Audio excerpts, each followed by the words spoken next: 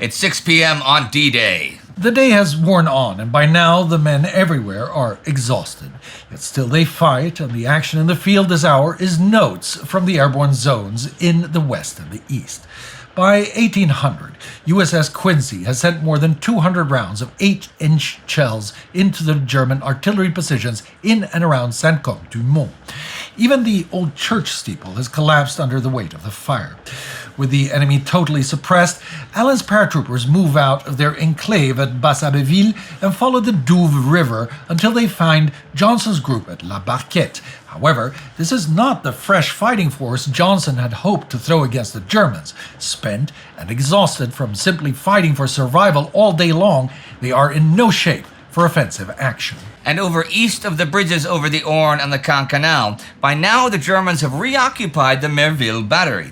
Yep, remember, the 9th Battalion left. Steiner is back, but what state are the guns in? The British did try to destroy them as best they could without sappers and engineers, but they did not in fact succeed. The Germans managed to get the guns in casemates 1 and 2 in sort of working order. They are no longer able to fire at the regular rate of fire though. That is 6 shots per minute. They are now able to fire about 1 shot every 10 minutes. So 2 shots every 10 minutes total, but still, there is a lot of myth about the Merville battery that the guns found are only 75 millimeters and couldn't reach the beaches. That's not true. They are 100 millimeter Czech guns and that they have been destroyed. Also not true. And all 4 guns will eventually be brought back to firing condition by Steiner and his men. Looking at the dispositions at D-Day, it seems like German artillery could have played a key role in defeating or even preventing an invasion attempt in Normandy. Long-range naval guns would have intercepted the Allied warships, and those that made it to the shoreline would have been destroyed by pre-sighted killing zones of mortars and howitzers. But how come that didn't happen? How come the heavy gun batteries were mostly silent or ineffective this day? The fact that German high command could not predict the when and where of the invasion made formulating a coherent defensive concept quite difficult. There were plausible possibilities all over the coastline of northern and western Europe, from Norway to Spain, and even if they could have narrowed it down to northern France, just that area would still greatly overextend their defensive forces. The Wehrmacht's reserves are bound to arrive late in every scenario. A dilemma. In charge of the defenses, Rommel predicted that there was only one logical solution to that problem. The war will be won or lost there on the beach. We have only one possibility: to bring the enemy to a stop. We must get him as long as he is in the water and is fighting to get to land. Reinforcement troops will never be able to get to the battle. It is foolish to even count on this. The German war games in spring 1944 predicted a possible alternative scenario. On D-Day, the Allied Armada would disembark their troops amidst a hail of shell fire from the coastal artillery. Shrapnel and high-explosive shells would tear up the beaches as howitzers and anti-invasion guns engaged the landing enemy. Those who made it ashore would then be greeted by screeching Nebelwerfer rockets, all while German grenadiers would lob mortar rounds into clustered attackers. Many of the Wehrmacht's commanders were indeed pleased by these optimistic assessments. It was an affirmation that the Atlantic Wall concept would work if it was given enough artillery support. After all, despite Allied superiority in, well, almost everything, strategic scenarios like this usually favor the defender. But the seeds for failure were sown long ago. One major reason why the German artillery concept has failed is the fact that there wasn't much of a concept to begin with, no coherent strategy or tactical doctrine. The Kriegsmarine does not field a unified autonomous coastal defense force, nor is there an overall commander in charge. In Normandy, the coastal defense technically falls under the responsibility of Admiral Kreinke of Naval Command West, as we've seen. However, his personal vision of fighting off amphibious invasions is still very Great War-ish. Like the Germans did before at the coast of Flanders, he wants defense centered around ports and not focused on fighting over large open beaches. It is, of course, sensible enough to predict that the Allies have to capture a major port to support the landing sooner or later. But this is 1944 and not 1916, and no longer the main prerogative. Still, the Kriegsmarine main setup has been to concentrate its efforts on engaging enemy ships offshore from static coastal batteries. Their giant bunkers are set up directly at the shoreline in visual range of the enemy and supported by sophisticated fire control stations. Traditionally mimicking combat on the high seas, these are equipped with large caliber naval guns, usually between 105 to 152 millimeters. That's similar to those of destroyers and can hurl shells of equal destructive power above and across the waves. The coastal battery at Longues-sur-Mer, which I talked about this morning, is state-of-the-art. Its sophisticated fire control bunker is built right into the forward edges of the cliffs. It has a tracking center that is electrically powered and directly feeds data from the rangefinders to the 4 casemates over landlines. Inside the casemates are 150mm C-36 Skoda cannons, strong enough to go toe-to-toe with enemy warships. Protected by 2-meter-thick roofs and an array of 20mm flat guns, it should not be easily taken out by enemy bombardment either. A Soviet 122mm is there to fire illumination rounds during night engagements, but is used today to fire on Omaha and Gold Beaches. But you can go larger. The battery Blainville-la-Corvée houses a gigantic 380mm gun taken off the French cruiser Jean Bart. Plans called for a trio of those, but only the one was ready in time for today. Sadly for the Germans, it's no use at all today, as the fighting happens beyond the range of that gun's firing solution. Same thing with the battery at Clos de Rance, where 3 170mm K-18 guns are just out of range of the invasion beaches. But the poster children of the Atlantic Wall are the 406mm guns of Battery Lindemann at Sangatte and the 380mm of Battery Tot at Cap Grinet. But these are light years away from the actual invasion. Only a couple of such weapons, like the Krisbeck battery at Saint-Marcouf, are actually in any position to engage the invasion. Its 4 powerful and casemated Skoda 210mm K-39-40 guns duke it out with Allied destroyers off Utah Beach all morning long. Of course, these coastal gun installations are prime targets for Allied bombers. The batteries, their adjoining radar stations, and railways have been hit hard all throughout spring 1944, and especially during the run-up to today. Many of the smaller sites at Saint-Marcouf, Descoville, Morsalines, or Gatteville were struck several times by British and American bombing squadrons just before the invasion. At midnight, Bomber Command singles out the batteries on the Cotentin Peninsula close to the drop zones of the paratroopers. Then, throughout the night, the bombing fleet pounds the big batteries at Pointe-du-Hoc, Longues-sur-Mer, Montfleury, and La Pernelle. More than 1,000 RAF bombers drop 5,000 tons, an average of 500 tons of bombs per battery. The effectiveness of these bombardments is tough to assess, often depending on which historian you ask. Generally, those casemates which the Germans have actually finished in time most often withstand the attacks without taking much damage, but many half-finished or open-air batteries are just plain wrecked. The 4 122mm guns at Martin de Vareville are so damaged they do not get to fire a single shell today. Others, though, like the Merville battery, survive the airstrikes without so much as a scratch. We've seen a lot about Merville, and the battery is the target of nearly 1,000 bombs, of which maybe 50 land inside the battery's perimeter, and only 2 actually hit the casemates without doing damage. This also shows how Allied intelligence can be prone to misjudgment as well, since the powerful modern artillery they expect to find there does not exist, just old Czech field guns, which could still reach Sword Beach, but anyhow. It isn't just attacks from the air that give the German artillery batteries such a hard time. Allied Naval Command assigns at least 1 battleship or cruiser for every German battery for naval bombardment. Most smaller gun batteries are, in fact, successfully suppressed, and especially those in open pits remain inactive when their crews stay inside their shelters. Even Longues-sur-Mer or the Azeville battery with its French 105mm guns come under continuous Allied naval attacks on D-Day. As I said, many of the battery sites are still open and especially vulnerable to air and sea attacks. Although Organisation Todt increased its efforts to build bunkers and casemates in order to house the artillery under concrete roofs, there was neither enough time nor resources to finish it all. Near Gatteville, there are 6 155mm gun emplacements under construction that could threaten Utah Beach. 4 of them are still under construction today.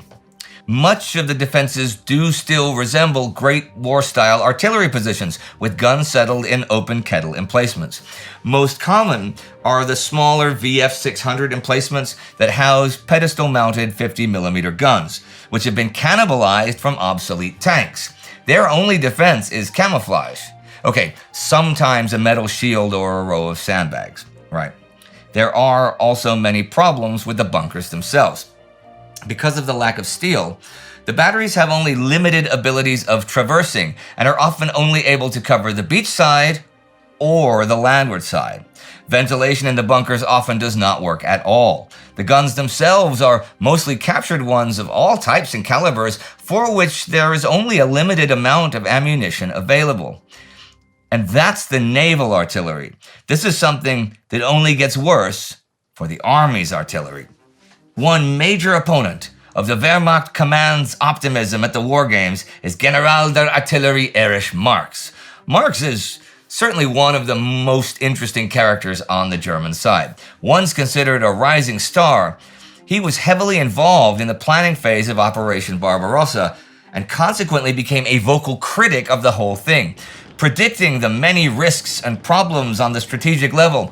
He also lost a leg and 2 sons to the invasion. So now, crippled, disgraced, and basically exiled, he is one of those backseat generals in the West, commanding 84th Corps in Normandy. As General of Artillery, Marx is also said to have a certain feeling about things, a vibe, right? Not unlike Rommel.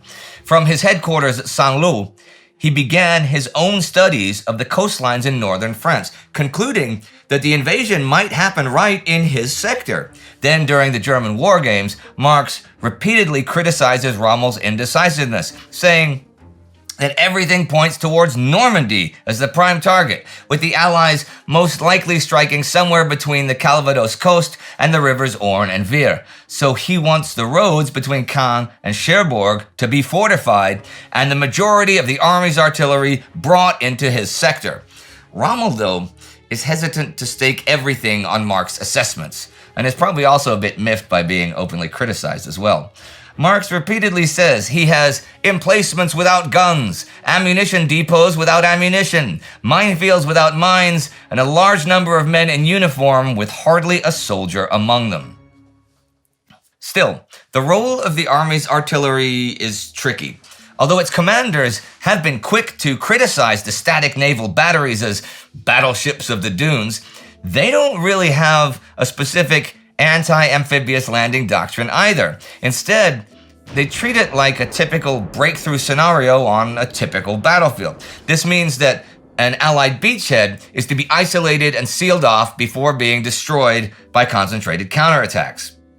At places like Salerno in September 1943 and Anzio in January this year, this tactic had initially achieved success, although ultimately they were beaten back at those places, partly by overwhelming Allied aerial and naval support. Those landings could have been opposed, and neither of those places had significant coastal defenses prepared.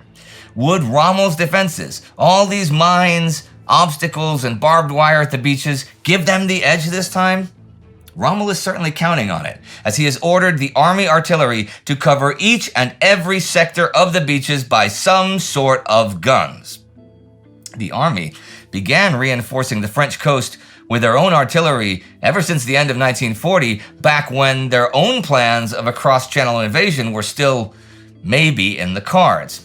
But the demands of the Eastern Front hollowed out those positions and depots until only a skeleton force remained. Only near the end of 1943 do resources start to come back.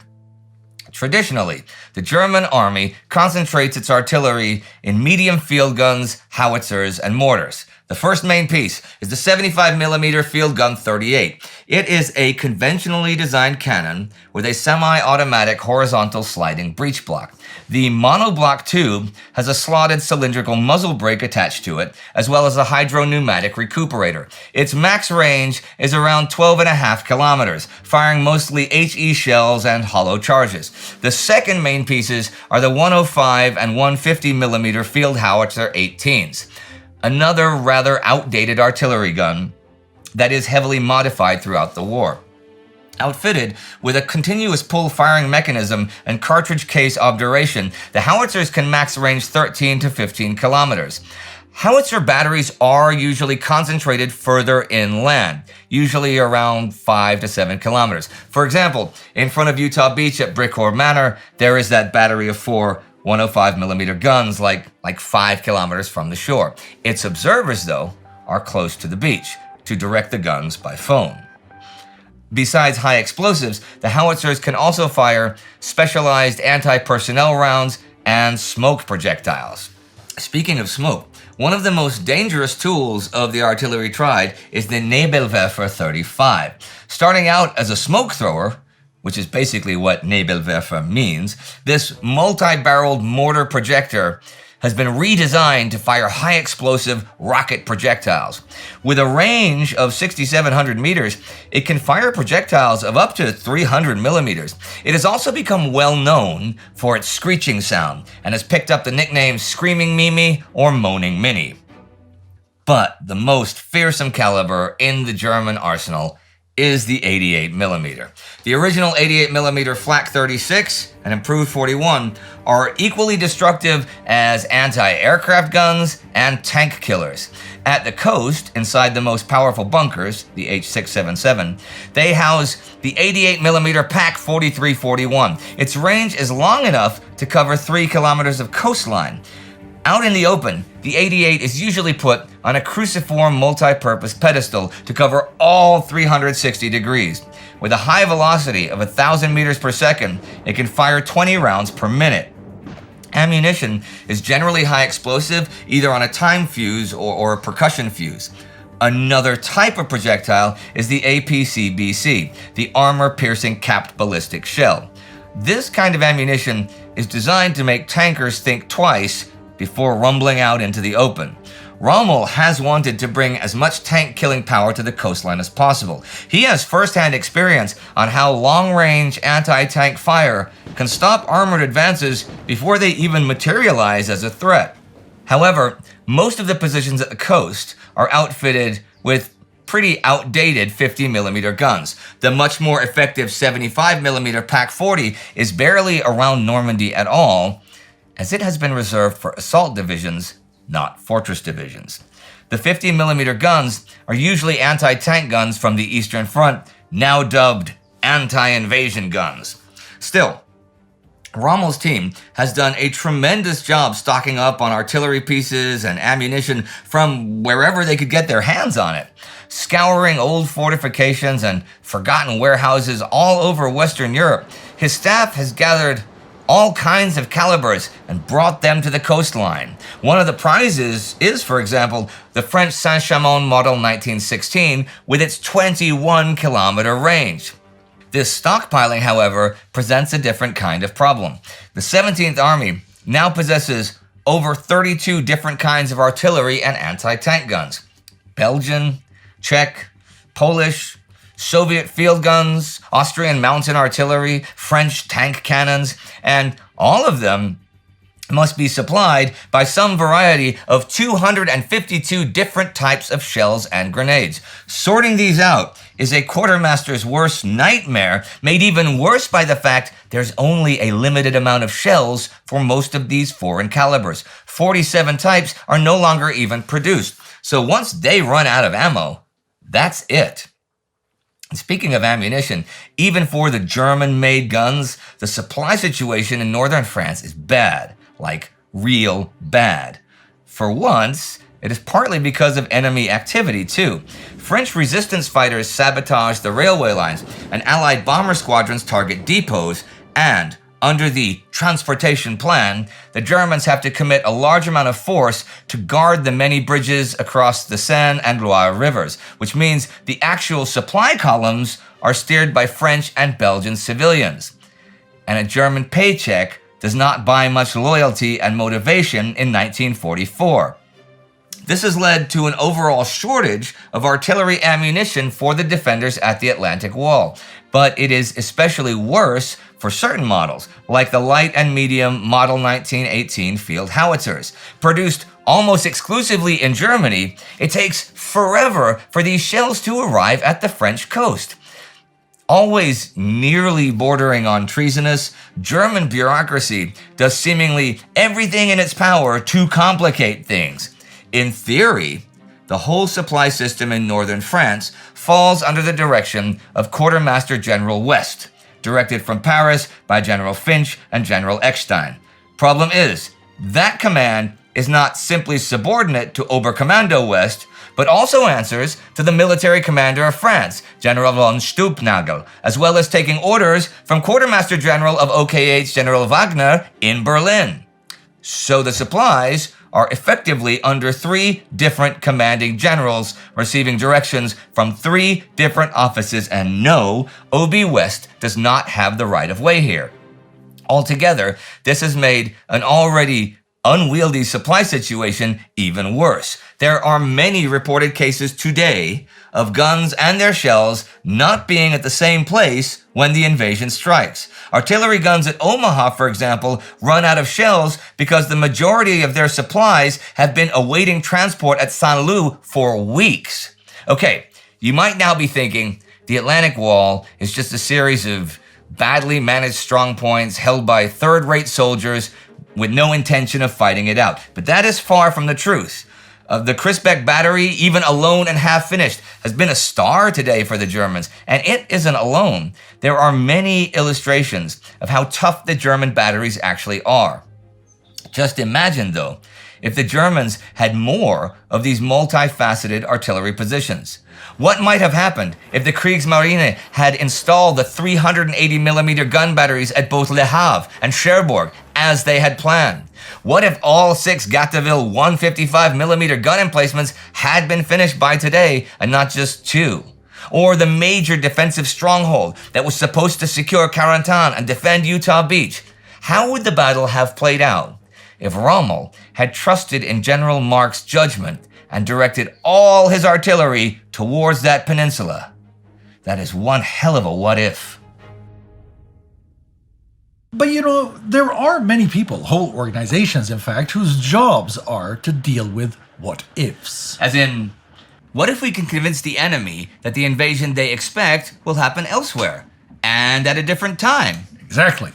The German response to the Allied landings today is a mess. But why is that? I mean, the dysfunction in the German high command is one thing, but very importantly, the Allies have been running the largest and most ambitious military deception plan in history. They've built ghost armies of inflatable tanks and imaginary men. They've hoodwinked the Germans with a network of double agents. They've sent heavy bombers on diversionary raids. This is Operation Fortitude. So, the German response to the Allied landings is a bit of a mess. But why is that? I mean, the dysfunction in the German high command is one thing, but on top of that, the Allies have been running the largest and most ambitious military deception plan in history. They've built ghost armies of inflatable tanks and imaginary men. They've hoodwinked the Germans with a network of double agents. They've sent heavy bombers on diversionary raids. This is Operation Fortitude. Its scale is truly remarkable, even more so since it is just one part of the wider deception mission for D-Day, codenamed Operation Bodyguard. Bodyguard comes under the authority of a secret planning committee called the London Controlling Section, LCS, headed by Lieutenant Colonel John Bevan. Bevan started drawing up the draft for Bodyguard strategy in December 1943 after returning to London from the Tehran Conference. The aim is to enable the success of the invasion of Europe by deceiving the German High Command as to the timing, weight, and direction of it. Bevan was inspired by a comment that British Prime Minister Winston Churchill made to Soviet leader Joseph Stalin that, in wartime, the truth must always be protected by a bodyguard of lies. Fortitude is a joint operation between the LCS and the Deception Department of SHAEF, a department called Ops B, which is commanded by Noel Wild. Wild draws up the first draft of Fortitude on January 30th, 1944, but then there is a bit of a power struggle. Colonel David Strangeways, who had run deception operations for Monty in the North African campaign, rewrites the entire plan at the end of February.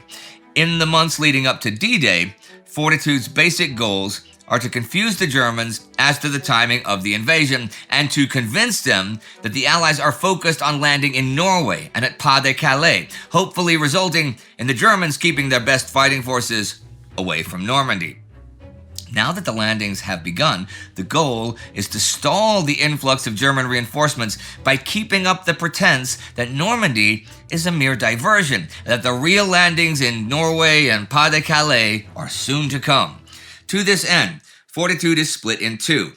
Fortitude North deals with Norway, and Fortitude South with Pas de Calais. Both exploit pre-existing German fears. The British invasion of Norway back in 1940 may have been a failure, but the Germans, and Hitler especially, have long thought the Allies would try again.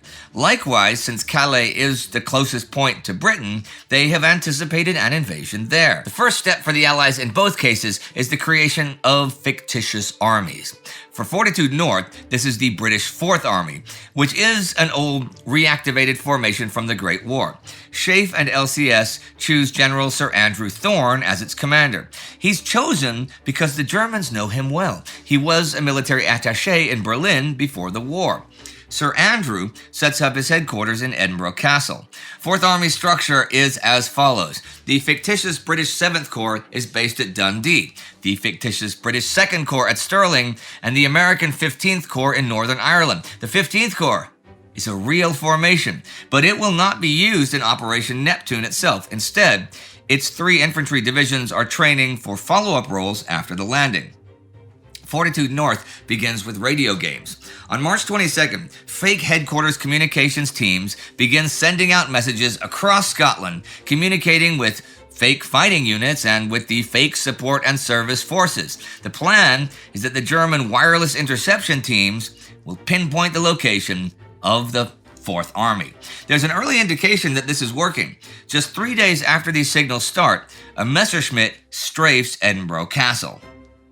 In April, the Royal Navy begins sending out its own scripted radio traffic. A signaller named John Emery describes some of this. I remember taking part in the land-based deception in Scotland, driving up and down the coast in company with other vehicles, sending dummy messages purporting to be a fleet of destroyers exercising off the coast near Inverness. Spare shipping is assembled at various docks along the Firth of Forth, and the RAF combat air patrols allow a few high-flying Luftwaffe photo reconnaissance planes to catch a glimpse. There's also a diplomatic effort.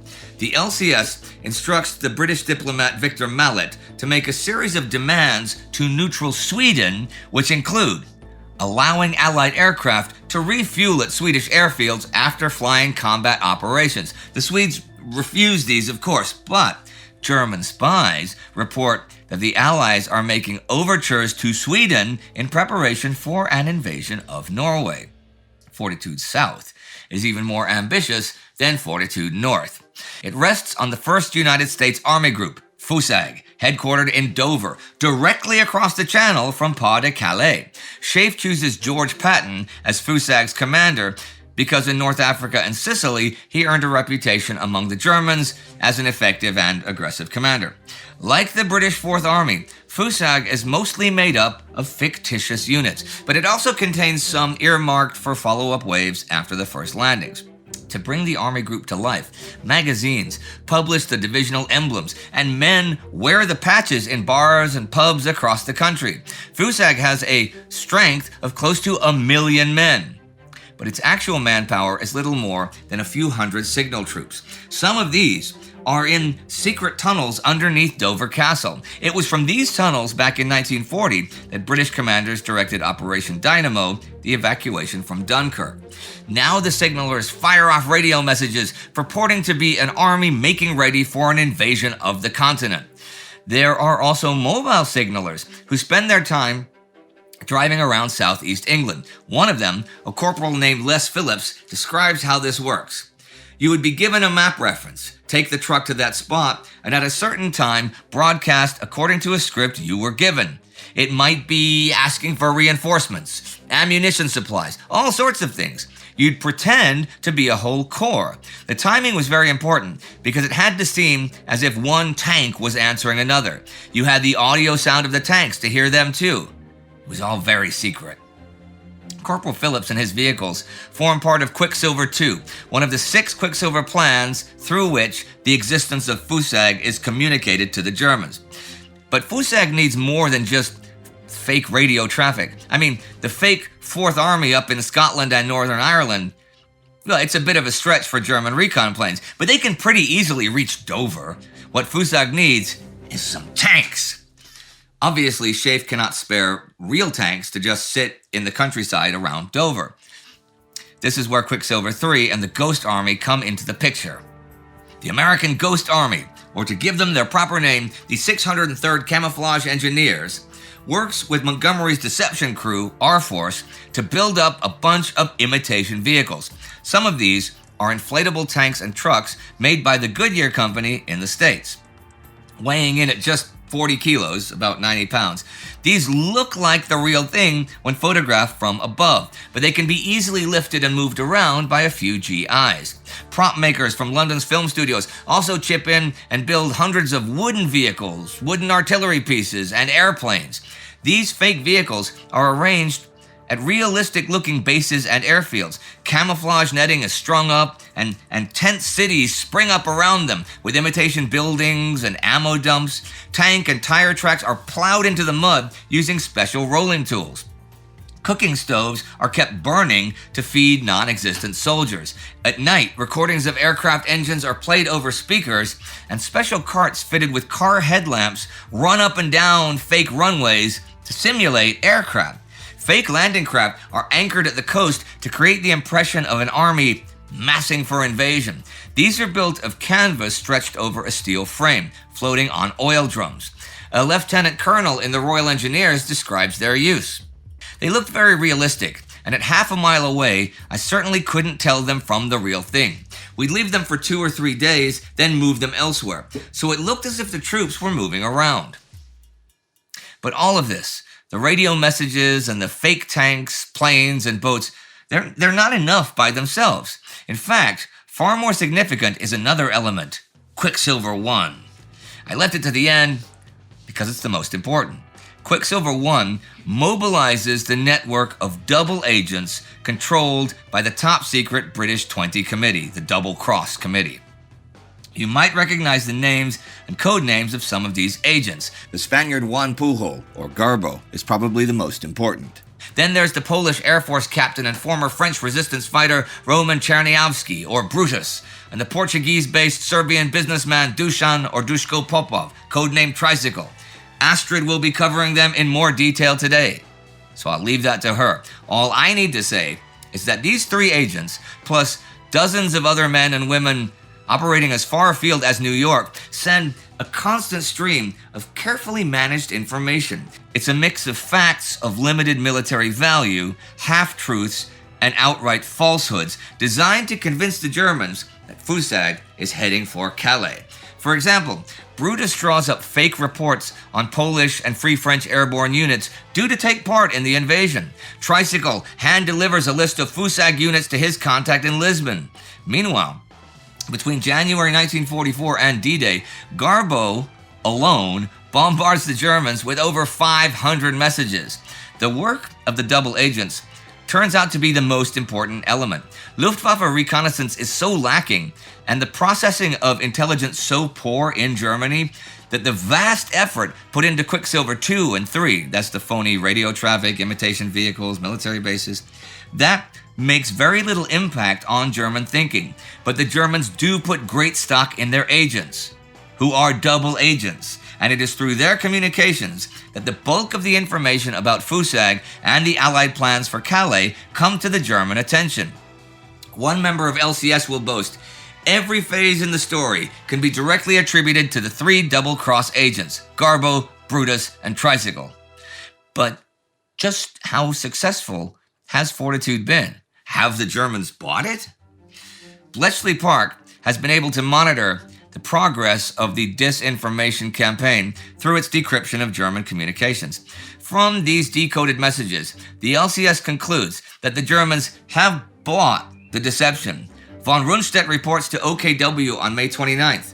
The main Allied effort will be against Pas-de-Calais. In addition, the Americans have long ago broken the Japanese diplomatic codes, and they decipher reports of a meeting between Hitler and the Japanese ambassador in which the Führer himself says a landing at Pas-de-Calais is the main Allied goal and that any other landings are diversions. In May, Ultra Decrypts revealed that the Germans have carried out a landing exercise on the assumption that the landings will occur somewhere between Ostend in Belgium and Boulogne in France. Calais is right in the middle of that. This is borne out in the positioning of German forces today. The German 15th Army, probably their strongest force on the northern coast of France, is deployed in Pas-de-Calais. That does not mean that Fortitude fools everyone completely. In late May, Rommel wrote, "From the Allied point of view, the number one objective is to get firmly ashore.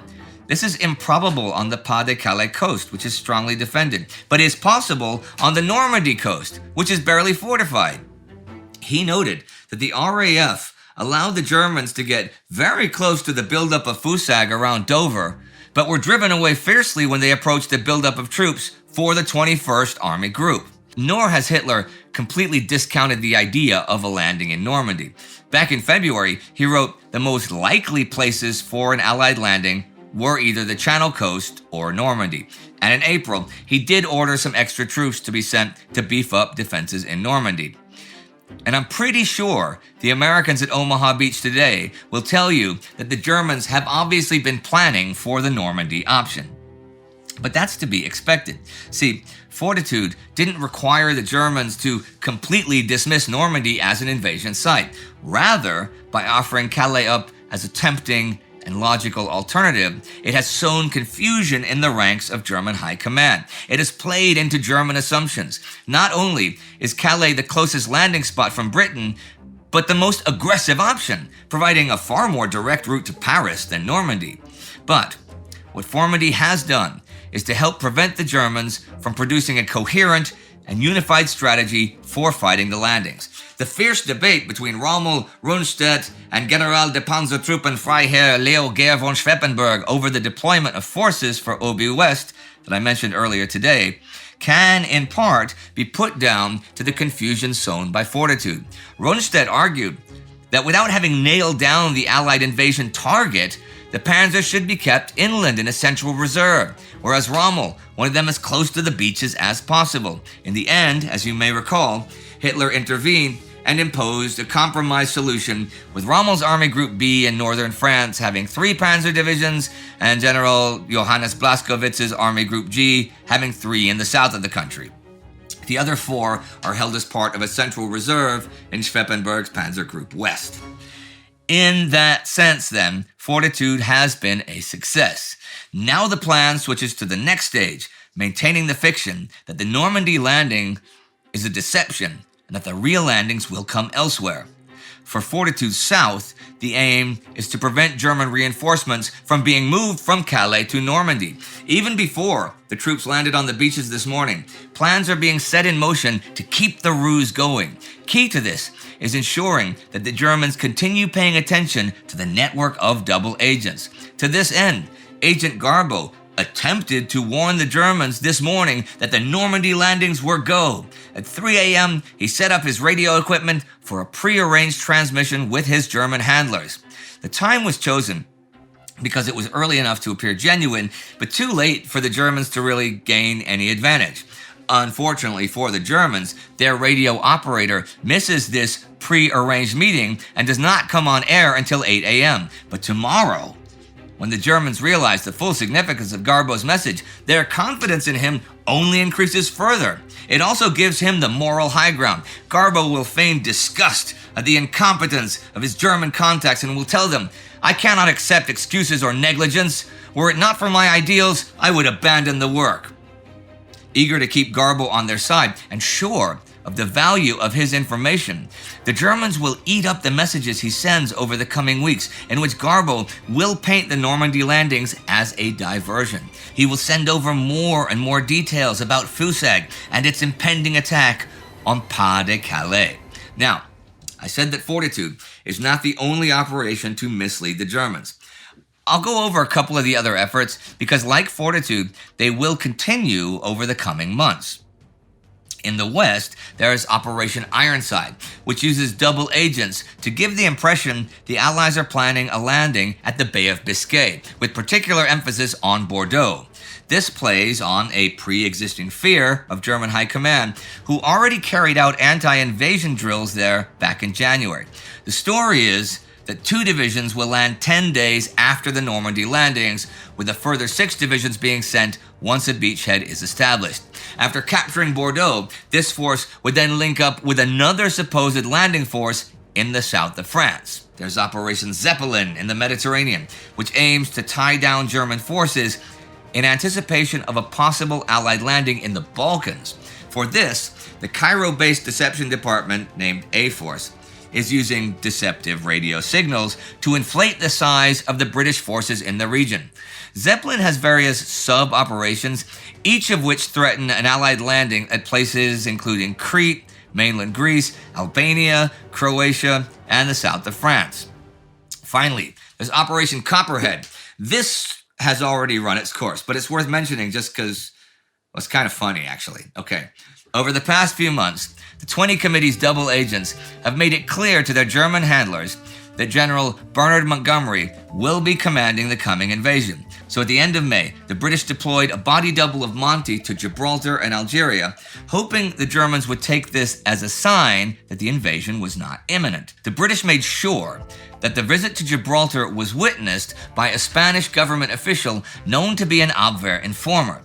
Unfortunately, the plot had to be cut short because the body double, a soldier named M.E. Clifton James, got hammered and staggered around Algiers, and this is not in keeping with the teetotal Monty. So unlike Fortitude, the Germans are never really taken in by Copperhead. And even with Fortitude, there's only so much that deception work can do. At the end of the day, it's the men who stormed the beaches earlier today who will decide the outcome of the day's fighting. The whole deception program, of course, was helped by a lot of double agents, or fake agents, or Nazi agents in Britain. Boom. Both real and false have been captured and turned themselves in, and the British used them as a big counter-espionage program to send disinformation to their supposed controllers in Germany. That's what I was, sort of trying to say. The operations are run by the 20 Committee, which is XX in Roman numerals, or double cross. The basis for the double-cross system is well summarized by John Cecil Masterman. Here he is, chairman of the 20 Committee responsible for the double-cross system. If the words military intelligence are flung at me, I respond immediately with Valmy. Though only a cannonade and not a battle, Valmy was a turning point in the history of Europe. The Duke of Brunswick, invading revolutionary France, turned back. He did not know what was on the other side of the hill. There is the classic example of the failure of military intelligence, the failure to know. The function of an intelligence service is to know what are the intentions of an enemy, to know his plans and resources, the disposition of his troops and their morale. The double-cross system spans hundreds of agents, most of them not real in any way, and dozens of actual agents, very colorful agents. As we will see, it began in 1940 when MI5 captured one German spy after the other as they arrived in Britain and turned them.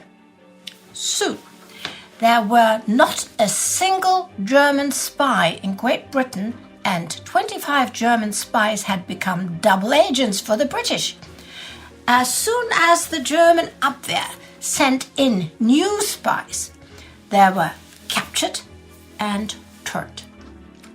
It's similar to the German Funkspiel, where the Germans hold MI6 and SOE agents captive, forcing them to transmit false information with one very big difference. Most of the double-cross agents are working enthusiastically for the Allies.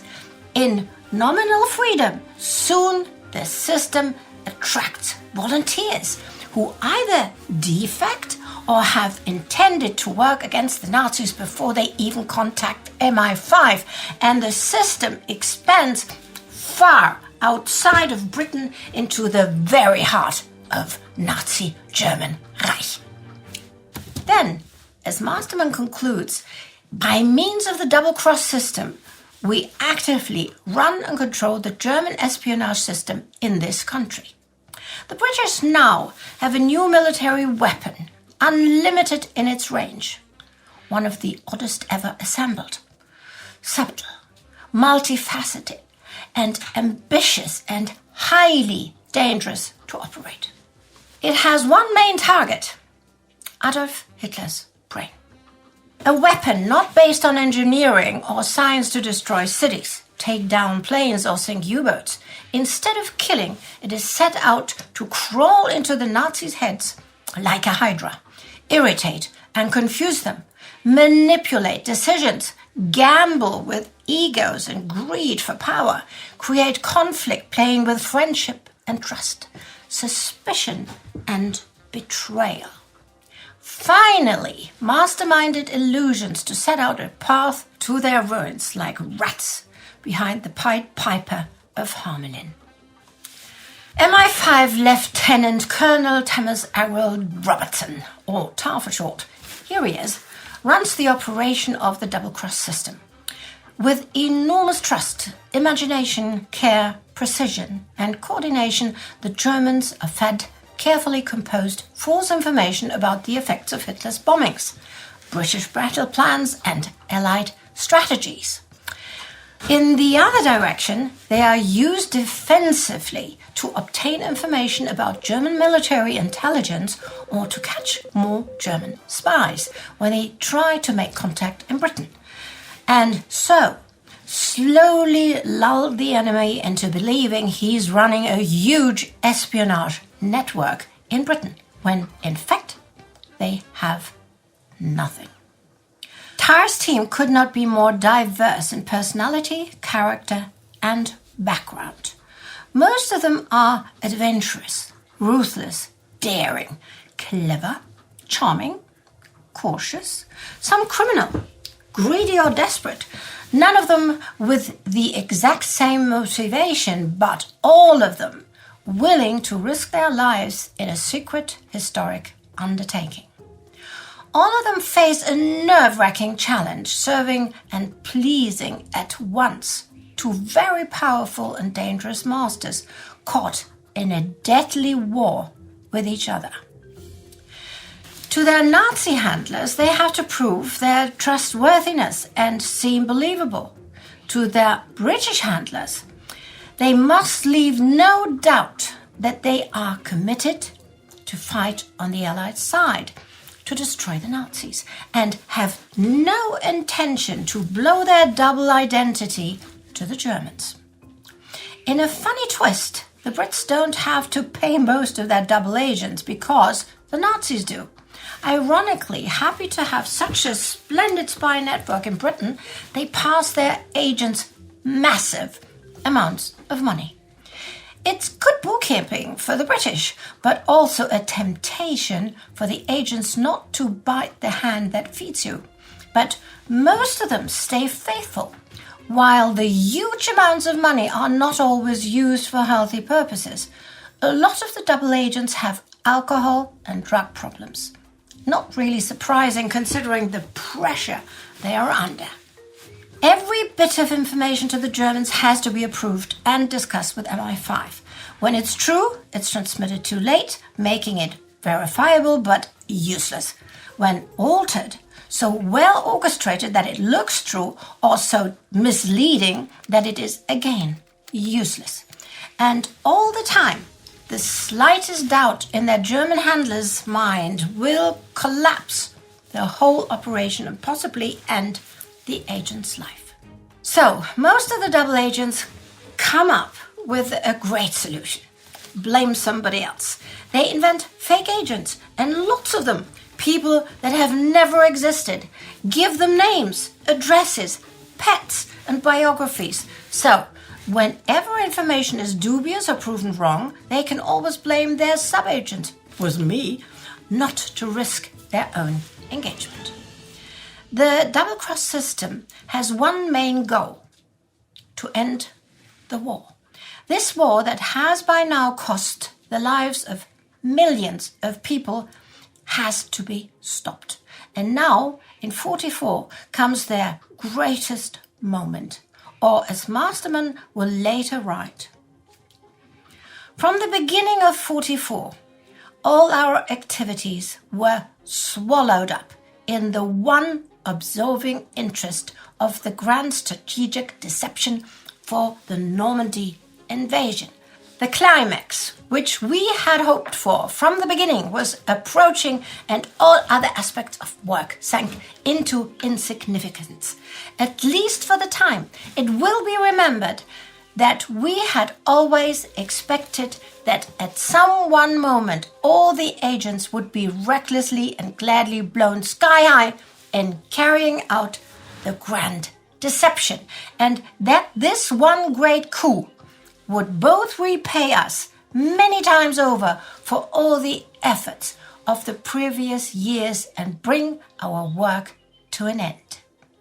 It all begins at the Tehran conference when Churchill sucks on his cigar, leans over to Stalin and mumbles, "You know, in wartime, the truth is so precious that she should always be attended by a bodyguard of lies."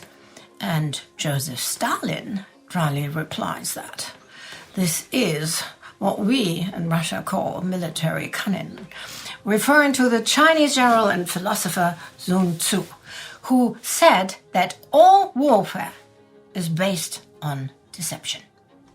That gives birth to Operation Fortitude. When briefed about the plan in 43, Tar meets with Churchill, pacing the room, dressed in his usual tartan trousers, puffing on his pipe.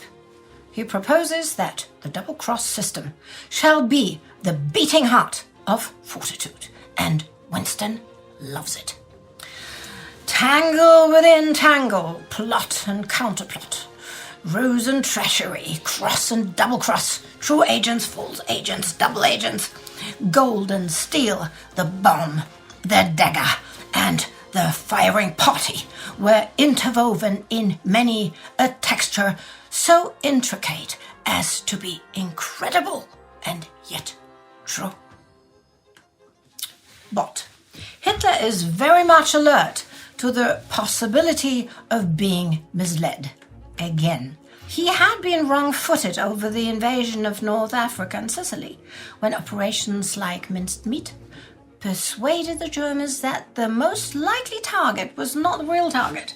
So this time, the bodyguard of lies cloaking the invasion has to be even more intricate, bolder, and daring. While the physical manifestation of that deception is the spectacular, mesmerizing creation of false armies, dummy tanks, airplanes, and ships, it is double-cross that will be its Trojan horse, a gift of intelligence so attractive that the Germans can't resist it, which carries in its belly a destructive onslaught of misinformation. So, as the autumn of 1943 goes into the winter of 44, Double Cross releases a literal barrage of absolutely insanely confusing, contradictory, impossible to reconcile half-truth and lies.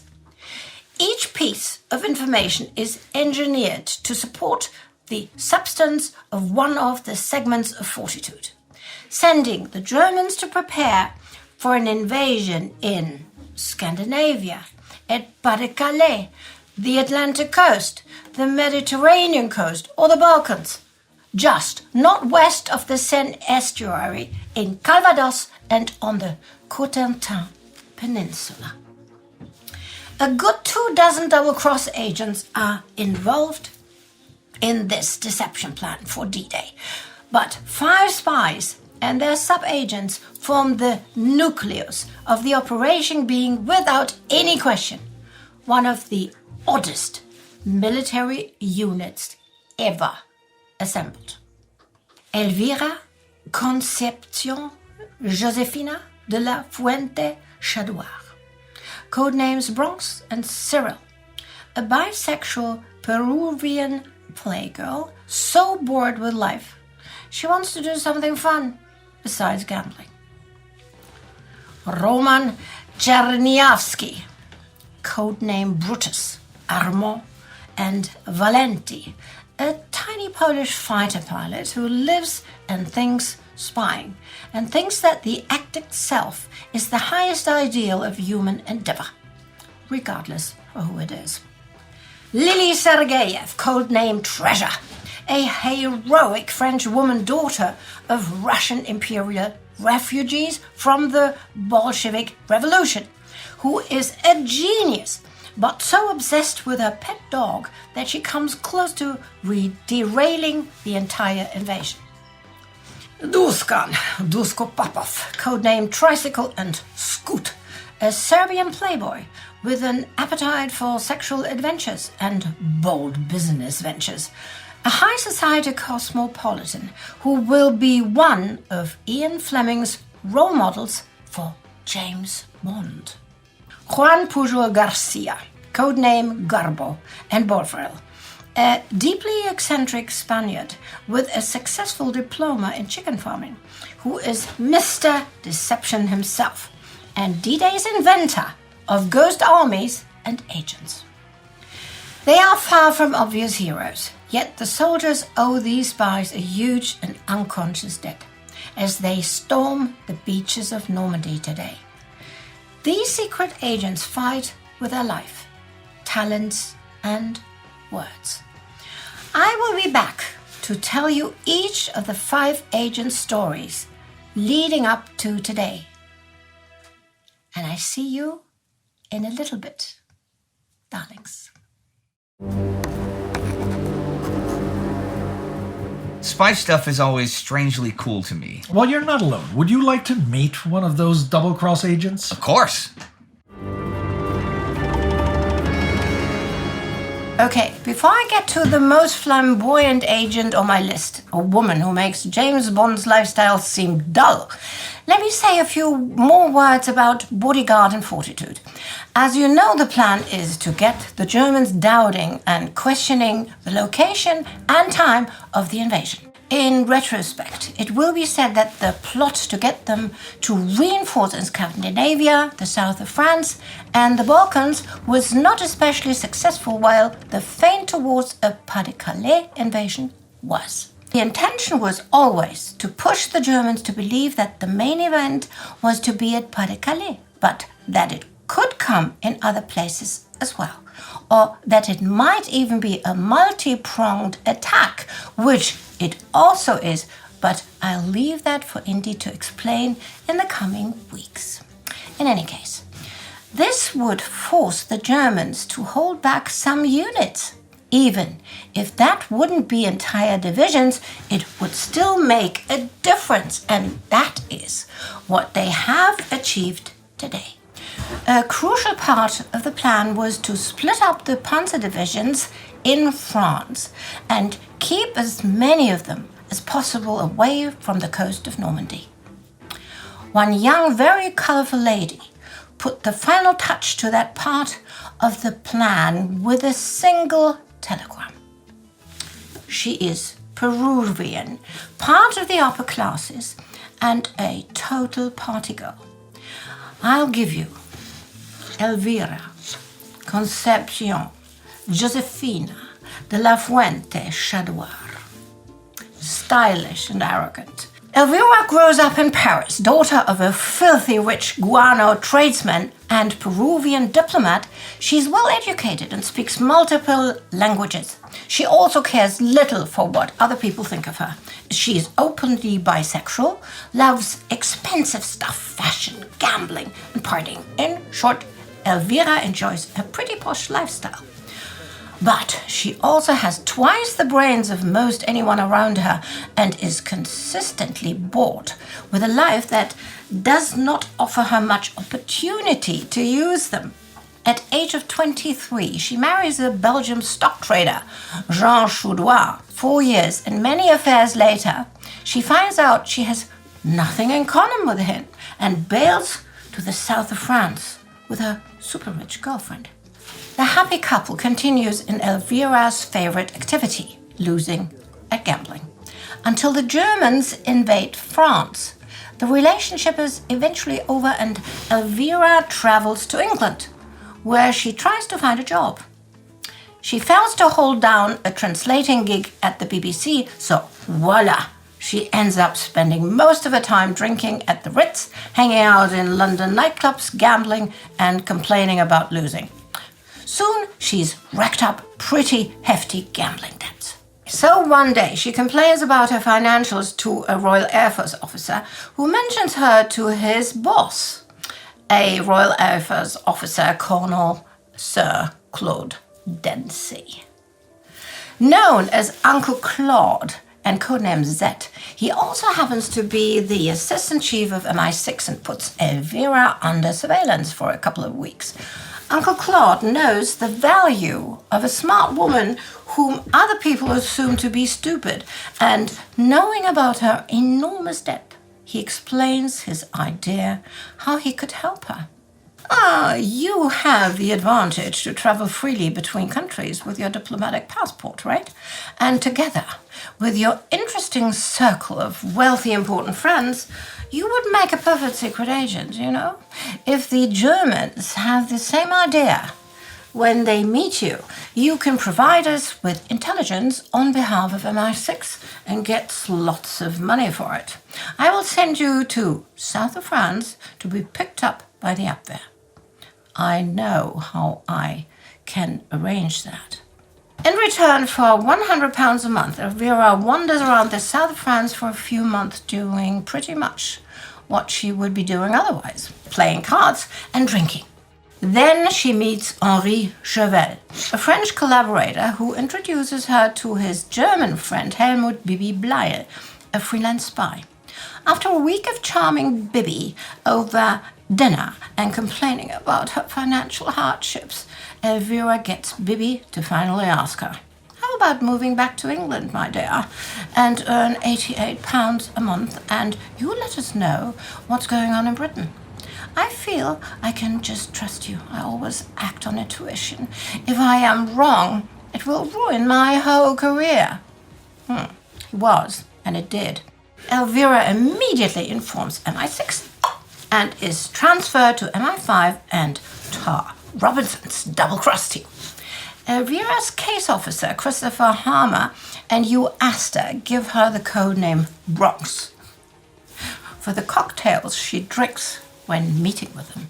Her new girlfriend, Monica Sheriff, is an English upper-class racehorse owner, never knows a thing about what Elvira is actually doing when they're not together. Bronx is extremely competent in sending letters to Bibi via Banco Santo Espirito in Lisbon. They're full of girly stuff. I need this, that, and the other. You know, silk stockings and makeup and underwear and blah, blah, blah. Between the lines, in invisible ink, she gives just enough information to be interesting, thwarting gas attacks, political rumors, and press information, mixed up with kind of stupid stuff like shortage of pots and pans and kitchen utensils. Okay, since the mail is notoriously slow and time is of an essence, the Germans soon come up with faster ways if she finds out where the invasion is coming by telegram. Okay, send £80, which I need for my dentist, would mean the attack would be on the Atlantic in a week's time. £30 would mean Denmark, 10 the Balkans. You get the idea, right? So, last week, Elvira transferred a telegram asking for £50, indicating the Bay of Biscay off the Atlantic coast, along with a letter how she has wheeled this information out of a non-existent, drunken Royal Air Force captain on a party.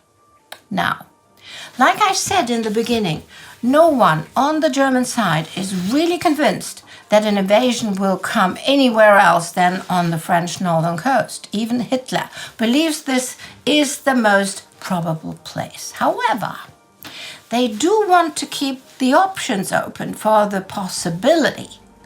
Hitler is especially afraid of being fooled again as he was about Torch and Husky. So, they need options, and despite repeated warnings by Rommel and others, Hitler insists to keep his precious panzer divisions ready for any such eventuality. Ty Robertson will credit Elvira's telegram as the nail in the coffin to keep the 11th Panzer Division and the 2nd SS Panzer Division in the south of France, east and north of Toulouse, respectively. From here, Hitler feels they can reach both the Atlantic and the Mediterranean coast in time to fight off an invasion. What they most certainly cannot reach from there is the coast of Calvados and Manche today.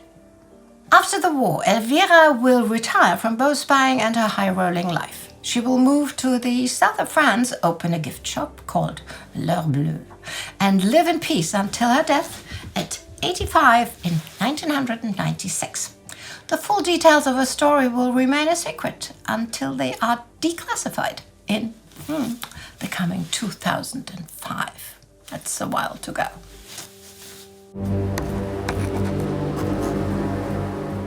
Sparty, we've been waiting for news of the armored German counterattack, right? Oh yes, very much. Well, that is what we're gonna see when we return with Hour 20 of D-Day. It's 7 p.m. on D-Day. And the Germans are counterattacking! Well, okay, they have been for a while, actually. The German armor, that which is available, has had a heck of an odyssey all day long before it could get into position and attack. But I digress. Here's today's twisted tale of the 21st Panzers. Where are the tanks? Where are the Engländer? Wondered Private Hammes. He and 3 other German soldiers barely slowed their motorcycles as they weaved through the turns and light traffic on the road to where they had been told the Allies had finally launched the D-Day invasion of Adolf Hitler's Festung Europa. Not far behind them stretched a long stream of half-tracks carrying 192nd Panzer Grenadier Regiment's 1st Battalion, a company of sappers from 220th Panzer Engineer Battalion, and a battery of self-propelled anti-tank guns. All belonged to the 21st Panzer Division, which had reformed around a cadre of 2,000 veterans of the battles of North Africa. The 21st Panzers were actually destroyed in Tunisia in May 1943 and were reformed in July in Rennes under the 7th Army. In personnel, it's a bit of a mix. Veterans who'd escaped Tunisia, Eastern Front veterans, the 931st Mobile Brigade, miscellaneous panzer companies. Panzergeneral Leo von Schweppenberg will say this of the division. The division was reorganized with undesirable personnel from a large number of divisions. Even very thorough and experienced training could never overcome this basic fault. What it actually consists of are the 192nd Panzer Grenadier Regiment, the 125th Panzer Grenadier Regiment, and the 100th Panzer Regiment. But each of these only has 2 battalions and not 3 like normal. They do also have 3 battalions of the 155th Panzer Artillery Regiment, the 220th Panzer Engineer Battalion, and the 305th Anti-Aircraft Artillery Battalion. I should point out that much of their equipment is obsolete, and of the 10 Panzer or Panzer Grenadier divisions in the West, this is the only one rated unfit for service on the Eastern Front. It spent some time this spring in Hungary, and then when they came back to France in late April, it was split up in several assembly areas on both sides of the Orne and with the artillery at the coast. Feuchtinger, as we've seen, is the division commander, and Hans von Luck and Josef Rauch command the grenadier regiments. But back to Private Hermes and his comrades of the 192nd Grenadiers. They really are wondering where the Mark IV Panzers are. Those are pretty slow, and they should have passed Kampfgruppe Oppen by now, but they haven't. And soon enough, Hermes' little group actually reaches the coast between Juno and Sword Beaches, west of Lyon-sur-Mer. And there they see the awesome spectacle of the gigantic Allied fleet, and all of the many dozens of landing craft going back and forth to the beaches and dumping men and machines. Beautiful, just like a parade, said Private Hermes to Private Schad. And at that, the grenadiers laid back in the tall grass to watch the show, smoke some Turkish cigarettes, and wait for someone to tell them what to do. But thanks to the Allies jamming the German radio frequencies, the men would receive no orders at all until their division commander made his way to the coast nearly 2 hours later with a small detachment of tanks to personally organize an assault. Now, we've talked several times about the convoluted German command structure and the confusing and cumbersome process for getting armor released. But the only armor really available early on today that could have hit the invasion forces while they were still coming in from the water is roughly the Panzers of 21st Division. They were in their staging area just south of Caen this morning. They were ready to move out already at 2 a.m. They spent a few hours early on just waiting around for orders before the ones came to drive the British off the Orne River and Caen Canal bridges and out of Bénouville. We saw just how few the Allies had there by dawn, and while they managed to hold the local German forces, it's kind of a stretch to imagine that they could fight off an entire panzer division. Well, the 21st got their marching orders eventually, and soon were gathering east of the Orne River and readying to head up to take out the paratroopers. It was Hans von Luck's 125th Panzer Grenadier Regiment that had started to clash with elements of the 6th Airborne Division during the morning of D-Day. They were stationed on the eastern side of the Orne River and knew the terrain well. Luck's units were committed piecemeal as they arrived, enabling the airborne troops to fight them off, though with dwindling numbers and ammunition. Now, we saw that the British commandos with a company of tanks arrived at the bridges at 1 p.m. By this time, the bulk of 21st Panzer have been in contact with 711th and 716th Infantry attacking near the bridges and have been concentrating behind Luck's men, sort of wasting time securing the eastern bank of the Orne. But they do by then have a good-sized force in place and are massing for the 15-minute drive up the east side of the river. But then they get orders to not hit the bridges and to attack the British beachheads on the other side of the river canal system instead. Thing is, the change in targets was made at 10:30 a.m., but the 21st Panzer Division does not get the order until noon. So they spend the next hour making a new plan. But this causes a bunch of chaos as the Panzers are ordered to go back towards Caen and then around towards Sword Beach instead of just ramming through the enemy at the bridges, which could be the quickest and most direct route to the beach and would take out 2 birds with 1 stone. Hans von Luck is far from happy with this. The regrouping of the division took hours. Most of the units from the east side of Caen and the Orne had to squeeze through the eye of a needle at Caen and over the only bridges available in this sector while under virtual constant bombardment from the Allied Navy and fighter bombers. In fact, the delay in regrouping, going back to Caen, going through the rubble of Caen, and getting set west of the river takes 3.5 hours. Then, Commander Feuchtinger splits up the division, leaving Luck's regiment behind to assault the bridges as originally planned, by which time the defenders of the bridges can call in naval gunfire from the high guns offshore. The Panzer Grenadiers will not take either of the bridges today, and even if they had, they wouldn't have the backup to exploit such a victory. So, the assault towards the beaches finally gets going around 4:30 p.m., by which time General Max has arrived at Caen and tells his armormen, if we don't throw the British back in the sea, we shall have lost the war. They head out, and then they turn into the British armor of the Staffordshire Yeomanry north of Caen. They lose some machines right there and some more to attacks from the air, but disengage and head up towards Perrier Ridge, right? If they keep heading that same direction, they'll reach the coast between Juno and Sword, but here they run into a bunch of Sherman M4 Firefly tanks. Now, Yeomanry Commander Jim Eadie planned well before today to have just these machines at just this ridge before this time. They will form up their squadrons, give out their orders, then drive straight for their objective. What they do not know is that I have 3 troops of Fireflies, which I will station on the ridge and leave as a backstop. See, he anticipated that this would be a route for enemy armor to counterattack through, and these Fireflies are equipped with 17-pounder high-velocity cannons and not the smaller 75mm guns that normal Shermans have.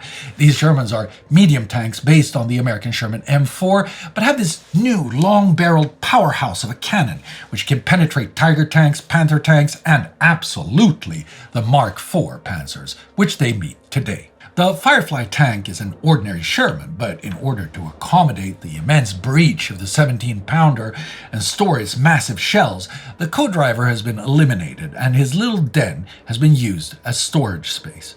The flash is so brilliant that both gunner and commander need to blink at the moment of firing. Otherwise, they will be blinded for so long they will not see the shot hit the target. The muzzle flash spurts out so much flame that after a shot or two, the hedge or undergrowth in front of the tank is likely to start burning. 6 Panzers are knocked out straight off the bat, and a German flanking movement around to the left cost them 3 more. This is within a matter of minutes. The British have taken 0 tanks knocked out. The fight continues, but it is to the Germans' disadvantage. After the long drive and bright daylight against Allied air power and then the Shermans, they only have 40 or so tanks left as the evening draws on. And it is debatable whether any German tanks actually do manage to reach the coast. Now, Private Hammer's Panzer Grenadier Battalion at the coast between Juno and Sword does get their orders finally to support the Germans holding out at Lyon-sur-Mer, which they do around 7 p.m. And Feuchtinger wants to send his 40 tanks around the ridge here to support them, and then they'll be in position for tomorrow too. But at 9 p.m., when it's getting dark, Operation Mallard goes off, and hundreds of gliders, transports, and fighters thunder past overhead, and the men of the 21st Panzer Division fear that they're in imminent danger of being cut off, and Feuchtinger issues orders for the division to withdraw from the gap. It might be tempting to see this botched offensive as a failed attempt by the Germans to exploit the gap between the Canadian 3rd Infantry and the British 3rd Infantry divisions at Juno and Sword. But in reality, it might very well be a failed opportunity by the Allies to destroy much of Rommel's armor when they withdraw. Now, think about it. From the afternoon, naval guns, fighters, anti-tank guns, and Sherman Fireflies have taken out 54 of 120 or so vehicles of the 21st Panzer Division. So that leaves 70 or so machines that, if they don't pull back, could maybe be in the gap in the morning, ready to assault Sword, right? And by then, the 12th SS Panzer Hitlerjugend Regiment will have arrived and be a mobile battle group facing Juno, right? So that would be trouble for the Allies and could roll up Sword and Juno beaches, right? I don't think so. See, 21st Panzer Division doesn't have much open in way of tactical options.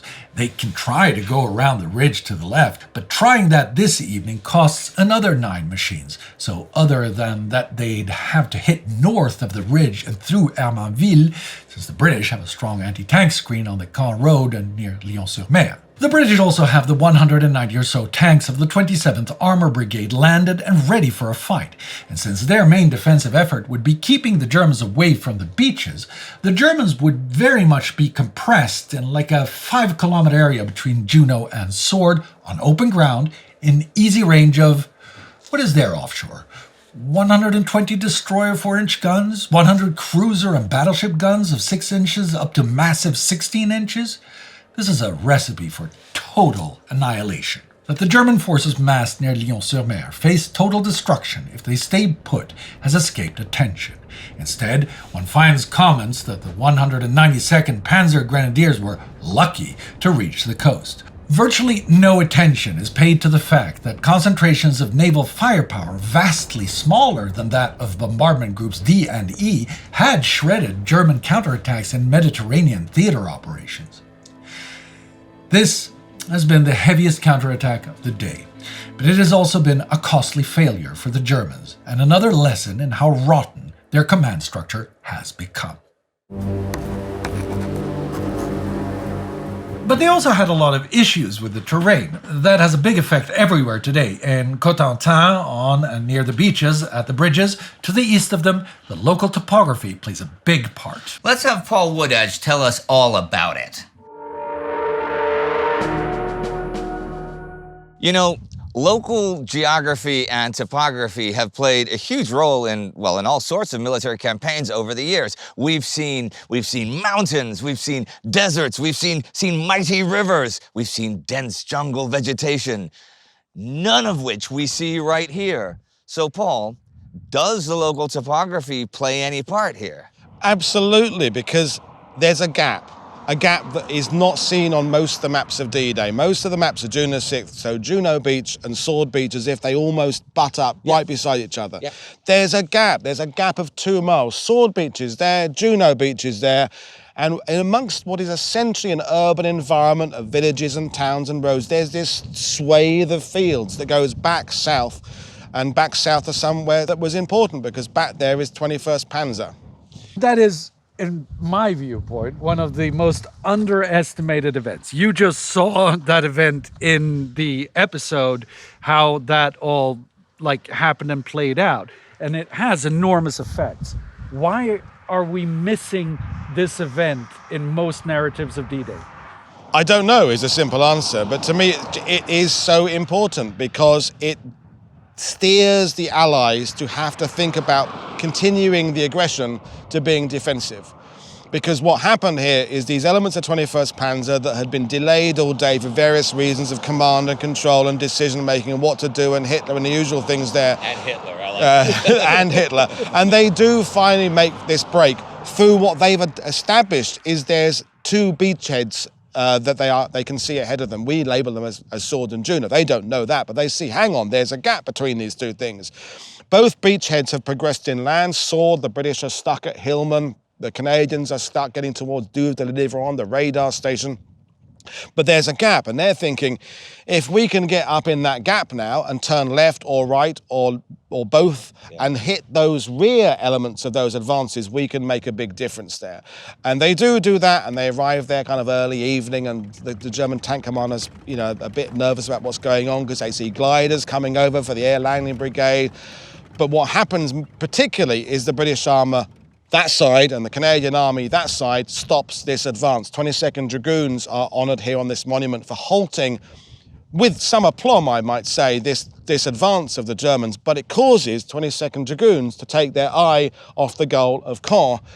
And the 13th, 18th Hussars and the Canadian anti-tank units all then start focusing on this immediate reaction to what's happening with a German counterattack coming towards them that, yes, we can now say it wasn't much of a counterattack. They didn't have other elements coming up behind it to exploit it. They didn't know that, though. And this is what leads us to everybody deciding, we now need to think about maintaining what we've kept and abandoning the idea of getting to Caen. And this does, to my eye, look like pretty good tank country, Yeah, I mean, that's the thing. We often think of Normandy in terms of the blockage. We think about it in terms of the restricted nature of the towns and villages with their roads butting up with little stone bridges and things. But actually, there are these areas of open wheat fields as you get towards Caen. And that's what the Germans had. The Germans don't want to get caught in little villages where one panzer gets stuck behind another panzer. They want to be able to move their tanks with speed because 13,500 approximately Allied aircraft roving, looking for targets. You don't want to get stuck at a junction. You want to move fast. Now, as I said, they didn't move as fast as they wanted to, but they are using these very fields. And you don't have to be a genius to stand here and realise this is tank country. That gap there is tank country. Yeah. Nothing to get in your way, no meaningful hedgerows, no stone walls. Get down there and hit those 2 beachheads when they are at their most vulnerable. Okay, we don't do alternate history, of course, but we can conclude one thing here, and that is that possibly, if this would have happened earlier in the day, if the 21st wouldn't have been delayed, if the Hitlerjugend weren't held back and everything that was going on because Hitler wouldn't allow them to use them, this could have made a difference, right? Yeah, you'd have to get a lot of things in alignment there. But if they get this at beachhead at the right time, perhaps they get the communications, the signals units, the fuel bowsers, things like that. Maybe they take out a brigade commander or someone like that that's in control of things. They could just make enough difference to just start things falling apart, because there are these other places on D-Day. Omaha, we know things were a little bit dicey in the morning there. The paratroopers haven't always met their objectives immediately. So there's this sort of potential domino effect that if this does work better for the Germans, maybe if the British are pushed back from Sword a little bit, or they have to focus on more of a counterattack here, they can't resupply the British 6th Airborne Division over there, so perhaps their position becomes a little bit more vulnerable. So you do have a situation where a little bit there, can start making a difference. And we also have to consider that coming in not that far behind, a 12th SS, Hitlerjugend Division, they're on their way. They had been going kind of the wrong direction. They'd heard about some Canadian paratroopers landing near Le Havre, or one of their recce units was going off that way, the wrong way. Then someone back here said, no, it's all over here. And they turned their way to come back here. And their first elements start arriving very late on June the 6th. But if they'd arrived a few hours early, if 21st Panzer had arrived a few hours early, you just start nudging things to a point where it's not going to make D-Day fail, but it's going to put pressure on places, and that pressure is just going to maybe make things, casualties are going to increase. Well, not only that, I mean, and that's why I'm bringing it up. I'm not bringing it up because we can speculate about that as much as we want, but there were people speculating about this. Schaeff were speculating about this, and they were very worried about specifically these things, but these are not unknown to the commanders, the Allied commanders. And this is specifically what they're worried about when they say, what if we get pushed back into the sea? Because they're looking at the map, they're looking at the units that they know are here, and they know that if they act promptly, if they act using these very topographical gaps, well, then the Allies are back in the water. That's basically what they know. So, foregone conclusion, in all honor, and a lot of people speak of a foregone conclusion, it was never a foregone conclusion in that respect. Yes, there was a great advantage. The chances of it failing were lower. But this, right here, this gap, is where it illustrates the risk that the Allies were taking. And I mean, there are a lot of unknowns. And I think, we've looked now at various things. We've looked at the bisecting of Normandy at Pegasus Bridge, and now that forces a binary solution. We've looked at the difficulties of Omaha because of the crescent moon shape, as you say. Yeah. I like yours better. We shall. Yeah, we shall. We've looked at all of those things.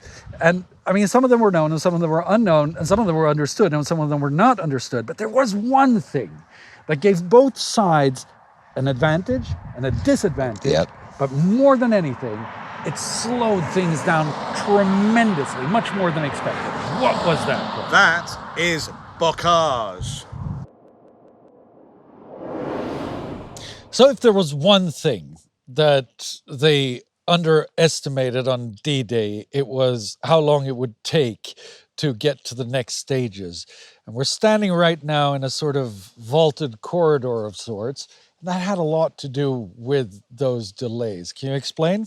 Well, yeah, this is the Bocage. This is your classic combination of sunken lanes, earthen banks, small fields in kind of an undulating environment that it has to be said the Allies were aware about it at a higher level. It's just that the fact that information hadn't filtered its way down to everybody who needed it because of the security of keeping the location of the landing secret. So if you're a GI in the 30th Division who's going to be coming ashore in mid-June, you've not attended a briefing in April saying, we're going to go to this place with this, and this. So the Allies were aware about it, but yeah, it's often been described as a defender's paradise, but I can see that. I can see the fact that the Germans, who know where the gateways are, they know where the bends are, the roads, the choke points, they can fall from one to another.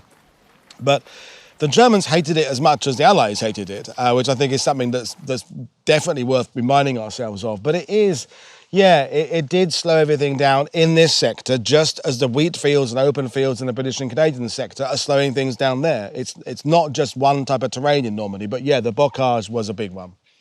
During the night on the 6th, the morning of the 6th, basically, we have the 82nd and the 101st fighting their way through this.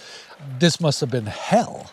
Well, this is it, and I'm kind of contradicting what we said earlier about the paratroopers in the fact they're not landing very far away from their drop zones, and they aren't landing very far away from their drop zones, but you're taking a stick of men who it was quite possible for one man to land in one field, the next man a stick to land in another field, and so on and so forth, down to the 19 men. So you're landing with in pitch blackness. And what's beyond here? Who knows? And what's beyond? That's the thing. What is beyond that hedgerow? Is there a 88mm gun dug in, or a Tiger tank, or is there nothing but cows for the next 5 miles? And you've at some point got to kind of either break cover, or look around a corner, or walk for a gateway, or use your passwords of flash, thunder, and welcome, which is universally used across D-Day, those changing each day as June the 6th moved on to D+1, D+2.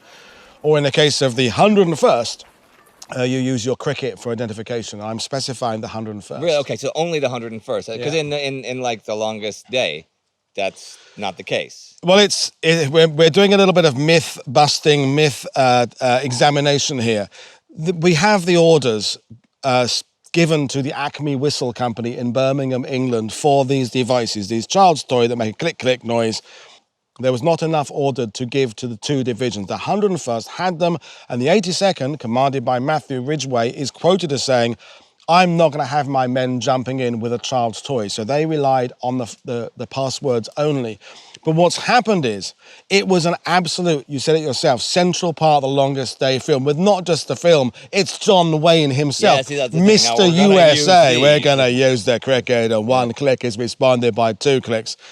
So that became embedded in the false memories of 82nd Airborne veterans after wars. Once they'd seen the movie, then a member of their family then buys them a cricket at the dime store, and it goes into their collection of war goodies, although it added to it 20 years later. So the 101st had them, the 82nd didn't have them. That's not to say that there wasn't the odd trade somewhere, or on the day someone lent one. So you can get the occasional story of an 82nd Airborne guy using it, but no, not as a rule, no. But what about the scene in the movie again, The Longest Day, great movie. The scene in the movie where the guy clicks and he hears double click, and it turns out to be the rifle. And he shoots him and he goes, I heard 2 clicks. And then he dies. Great scene, and well acted there. Thank you. It has no basis in reality whatsoever. Okay. We don't even know really the source for it. The K98, you can do whatever you want with that. You cannot make it sound like a cricket. In fact, when you watch the movie, they've dubbed on the sound of a cricket to the bolt sound. Okay. It's not the actual bolt of the rifle you're hearing. So I don't know where that one came from. I don't know who started it, but it endures, and it is absolute nonsense. There's no similarity to the sound of the two objects. Okay. So sorry about that, folks. Can I ask a question about this? You would also find like stone walls and stuff behind these as well. It's not just vegetation and stuff, is it? Stone walls, sometimes a strip of wire fencing, and particularly the ditches and gullies, because this particular one we're at is a single line of trees on the right and a single on the left. There can be up to 3 lines of trees. Oh, wow. The type with 2 is often called a doublier, which is a French word, and that would have a trough of water or ditch, and it would drop down maybe 4 or 5 feet below the road surface. So from where we are, you have maybe a 3 or 4 foot earth bank, and the other side of that, it goes down another 3 foot below the road. So you've got 8 foot of height difference there. Wow. And these are the problems. And when you start bringing the armour in here later on, and we're right in the area here where 70th Tank Battalion are fighting with Sherman tanks, the Germans had got into that sneaky habit of taking out the lead tank with the Panzerfaust, taking out the rear tank with the Panzerfaust, and trapping the other 2 of the unit in the middle there. And this is where the inability for the Sherman to get through that, they had to go over them. Right. And if you can imagine, even at this, which is a small hedgerow here, as that Sherman tank goes up over that bank, the coaxial machine gun and the main weapon are pointing up in the sky. Sure. And you're exposing your belly to the enemy before the tank crashes down the other side. And that is where your expert member of particularly the 6th Fallschirmjäger, 3rd Fallschirmjäger, who have this real small unit concept, 2 guys going out on their own with a Panzerfaust and a machine gun, in the underside of the tank, from underneath, you've knocked out a tank. Oh. And then as soon as the Germans got into a position where they feel like they're being overrun at one hedgerow, they just fall back to the next one and begin the setup again, with the Allies not knowing what's going on. And the point I always make is that as bad as it could get on Omaha Beach in the first wave, and it was pretty bad there in that first wave, you can see the threat that is there, because there's a bunker there somewhere to your left with flames coming out of it and shells coming out. That's your objective. Knock that out, we can move on. Most men killed in the hedgerows were killed by a weapon they never saw. Yeah. They're killed by indirect fire from mortars 500 yards that way, and they're killed by a machine gun that has been perfectly located in a corner, does its job, burst, kills a few guys. You then know where it is as an Allied soldier, but by the time you go up to attack it, it's moved back to the next hedgerow. So it's just an endless repetition of the same horror, frankly. And you said horror, which is, I mean, what literally happened here during the night or the morning of the 6th, which also gave rise to a lot of rumors, because there are other aspects of this that we haven't spoken about yet, but above us is a tree. And we got guys coming in attached to a big canopy, a lot of strings on them, and they get stuck in these trees. And then you have the Germans coming in, literally taking them out as they're there, and that gave rise to rumors of atrocities being committed, which inflated the fighting will of the men. And on both sides, I mean, they got into hand-to-hand combat, killing each other with knives and stuff in these hedgerows. And part of it, not just because they were being tactical, because they were just furious at somebody going after them. But in post-World War II historiography, we've largely ignored this part of the story. I mean, they had an order, do not take any prisoners. They were angry. And what went on here was, on both sides, I'm not casting any stone in any direction, but this was largely war crimes in many parts of what went on here. Well, yeah, it's the use of language gets, debatable now as the victors writing the history and what have you. But yeah, no, these things happen. And the problem with units taking a while to assemble together as a company, there's no one there with authority to quash rumours and sort things out and say, look, take a deep breath, everybody, let's just calm down. You may not be meeting your platoon commander for the first 3 or 4 days, so with another guy from another unit you don't know, and rumours are running rife, and there are cases, there aren't many of them, but there are cases of men landing directly in the middle of German positions, about 3 miles that way at Holdy. A stick of 506 land in the middle of the rear of a German gun battery, and one of the poor guys his feet are 6 foot off the ground. They take his phosphorus grenade off him, ignite it, put it back between his legs, and watch him burn to death as the phosphorus burns up through him, whilst they're stabbing at him with bayonets for good measure. And then, can you imagine? There you're another paratrooper who then walks past this 2 hours later. Yeah, you see the guy. And you see that guy there. Now, as I said, it's not being repeated across the battlefield in great numbers, but lots of people went past those individual guys, and those that didn't heard someone else say how they'd been it. And then 2 becomes 4, becomes 6. And then you get the stories of the reprisals taken out against German prisoners. And those first few hours were very, very difficult for these paratroopers. And yet we must keep on to the idea that within all this, they are getting their objectives. They are seizing the positions they have to do. And the Germans are, on the whole, more confused by this situation than the Allies are over those first vital hours of the hours before D-Day, which brings us this idea of this being connected to the landings on Utah Beach. This is chapter 1, the landings on the beach is chapter 2, and then pushing on together is chapter 3. In conclusion of everything that we've seen so far, which side do you think benefited most from the geography and topography of the day? Of the first day, probably the Germans.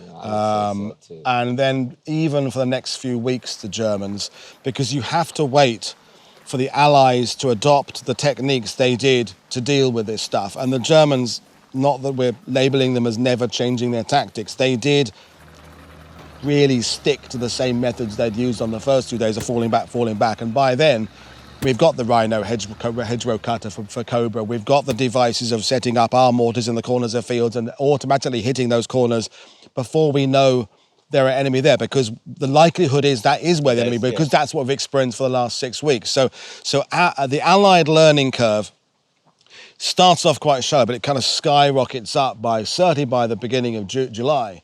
And the Germans just keep on doing the same thing. And this then connects, of course, with Adolf Hitler's "Don't retreat an inch" order. And over the course of the German divisions, to me, the one that really gives us a clue as to what the Germans could have done better using terrain is Panzerlehr, and Fritz Bayerlin, who probably get as a single armoured unit account for more Allied casualties on their front because of their brilliant use of terrain and falling back. And they are fighting in an area of a combination of hedgerows and open fields and choke points and hills. And yet they kind of get ignored by historians because everyone talks about the 12th SS. 3 books last year alone on the 12th SS. Panzer Lehr. I'll get to them eventually. You'll get to them eventually. But yes, so it does switch. The Germans have the upper hand early, and then the Allies start getting to grips with this stuff. But, you know, I'm standing here. I've stood in hedgerows just like this one with veterans who were here, who have automatically edged their ways into the side and kind of got out of the way there because of this fear of what they experienced there. And I want to remind people, not just a week. This is some of these units, like the 1st Division, Omaha, 4th Division. This is 2 months of this daily grind where you're measuring your progression in yards. Even at the end of the closing of the Falaise Gap in August, we're less than 60 miles from the sea. So we're talking about an average of about half a mile a day. 29th Division, Omaha Beach, recorded how many obstacles there were between the beach and their objective of Saint-Lô, part of 5th Corps. It was 33 obstacles every mile of progression, meaning 33 trenches, stone walls, farmhouses, hedgerows, every mile. So when people look at a map and go, well, from there to there doesn't seem very long, why are they taking 6 weeks? Go there and see this stuff, because the next hedgerow that way is 50 yards that way, and so on and so forth. This is a delay. The Allies are grinding the Germans down. The attritional war is going in the Allies' favour. The Germans cannot replace their vehicles that are knocked out. They haven't got enough people to replace their losses. The Allies, it has to be said, if they do lose 2 Shermans in this hedgerow, they can replace it with 4 more coming off the boat that afternoon. So the attritional aspect is going our way. But for the guys who were here, it was a grind that I'm not comparisons to Stalingrad, comparisons to Merrill's Marauders. They don't work. But this is a place where these guys just had day after day of relentless misery. History has a habit of repeating itself. All the way back in 1415, the advisors to King Charles VI of France wondered where King Henry V would disembark his English army. He had basically 2 options: choose Normandy and march through the countryside, or choose Calais, where his enemies mostly expected him to land. Here in 1944, however, just by looking at the map, the Allied Expeditionary Force seemed to have total freedom of choice, with landing options ranging from Norway to Spain, and they certainly want the Germans to believe this, but in reality, their choices are really limited. I was wondering where you were going with that. First off, the invasion zone has to be adequately protected and supported by the air forces. So everything beyond, say, 500 kilometers from the most southern airfields in Britain is out. Then the invasion site needs to be suitable for the naval operations of Operation Neptune, meaning it can't just be a landing zone for some infantry landing craft, but one large enough to ensure the invaders' supply chain with a constant stream of tanks, vehicles, and heavy equipment, and no bottlenecks. Third, because of that, it also needs the infrastructure to move all of these things. So they need a major road network nearby, and preferably a major port too. So what the Allies have been basically left with are those same 2 old options. Either the area at the Pas de Calais, between the estuary of the Somme and Dunkirk, or Normandy's coastline between Caen and the Cotentin Peninsula. While many of the Allied army and air chiefs on the combined planners actually favored an assault against the Pas de Calais because of its geographic location as an entry towards the Ruhr, the Navy vetoed that. Louis Mountbatten, chief of combined operations, had to remind everyone that attacking a well-fortified harbor head-on with a bunch of elite German divisions and Luftwaffe bases close by is a very bad idea. The Navy favored Normandy and the Calvados coast, and the military geography isn't that bad either. The port at Caen, although rather small, could be taken quickly if they played their cards right. Capturing Caen also has the benefit of the main railroad towards Paris, basically isolating the rest of the Cotentin Peninsula. The airfield of Carpiquet is also close by, so it doesn't look at all bad on paper, but there are other wildcards to a landing in Normandy, those not to be answered by generals looking over a map, but by geographic experts, geologists, and meteorologists. The first necessary step is beach reconnaissance.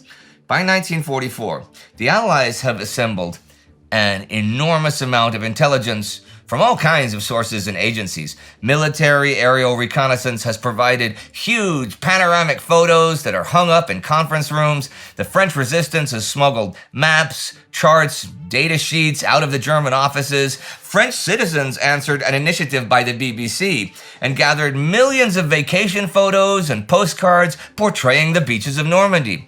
So photo intelligence is pretty much as good as it can get in the era before satellites, whatever they are.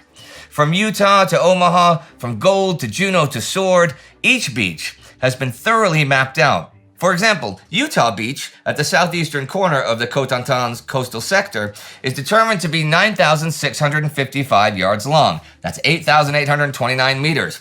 Its low-lying terrain is without distinctive features and mostly composed of compact gray sand between the high and low watermarks. The danger for the attackers lay with a masonry seawall, which stretches almost the entire length of the beach.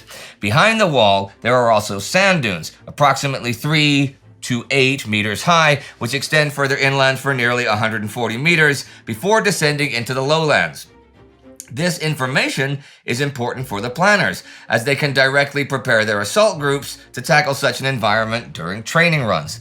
Everyone is well aware that the Germans are very good at manipulating and using topography for defensive purposes. Like, immediately behind the beach is a flat plain, more than 1.5 kilometers wide, which the Germans have flooded and basically turned into a giant lake. The only way for vehicles to break out of Utah Beach is to use 4 narrow, partially flooded causeways. And those exits are most certainly blocked. I mean, we saw all this, but, drama. Another example is Omaha Beach, which has always been a cause for concern among the planners.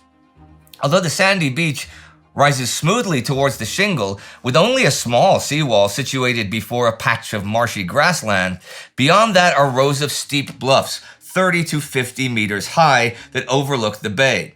Often covered in seaweed, these bluffs have a commanding view and present an obvious challenge to invading troops on the beaches. To take these heights, the Allied soldiers would need to overrun the steeply rising valleys in between them, which are also the only possible route for vehicles to drive off the beach. Naturally, these narrow openings are expected to be covered by German guns. And it isn't just the topography of the beaches. It's also the approach that might cause the problems. In the case of Juneau Beach, there are those underwater reefs and razor-sharp rocks that can tear a landing craft apart. And Normandy in general is known for its dangerous tides and the intensity with which they surge back and forth. Even the best navigators can't predict all the things that lie beneath the surface. Same goes for all the small hiding spaces and ambush sites in between the cliffs, from which the enemy has a clear field of fire. But there is a way to find those things out, to get a first-hand account about such things as ground-bearing capacity or the actual state of enemy alertness at the coast. There is a way. It's just extremely dangerous. Enter COPS, C-O-P-P-S, the Combined Operations Pilotage Parties, a top-secret program established by SHAEF to give the Allied planners a first-hand account of the beach's geology and topography. COPS are basically teams of naval and army officers, specially selected to exercise covert recon missions on the enemy shoreline. They are to answer the questions all the gathered photographs cannot, namely, is the geological composition of the beach itself actually suitable for the invasion? Would the ground west of the Orne River be solid enough to support the heavy weight of tanks, armored vehicles, and fully loaded trucks? Because if they land their tanks on ground made out of soft clay, wet marshes, or quicksand, then it will be a very short invasion. To provide answers to these questions, COPS agents are to obtain geological samples that can then be analyzed. Most COPS missions are undertaken in the winter of 1943 and the early spring of 1944, since the long dark nights provide good cover. The recon agents are sent in on midget submarines, tiny X-craft, or LCPs towed into position by trawlers. In the case of the latter, they stealthily approach the shore until a depth of 10 meters, then swim to shore and let the waves silently carry them to the beach.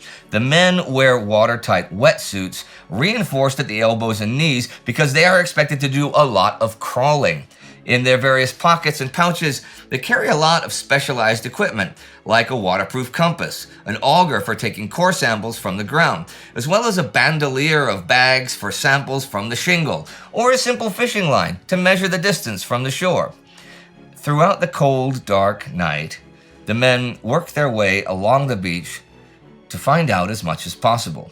COPS has even prepared a whole sheet of questions for them, like, what is the bearing capacity and the hardness of the surface? Do runnels exist that would cause vehicles to bog down? Is there shingle, which could become a natural anti-tank obstacle? And then there are questions about the enemy's activity.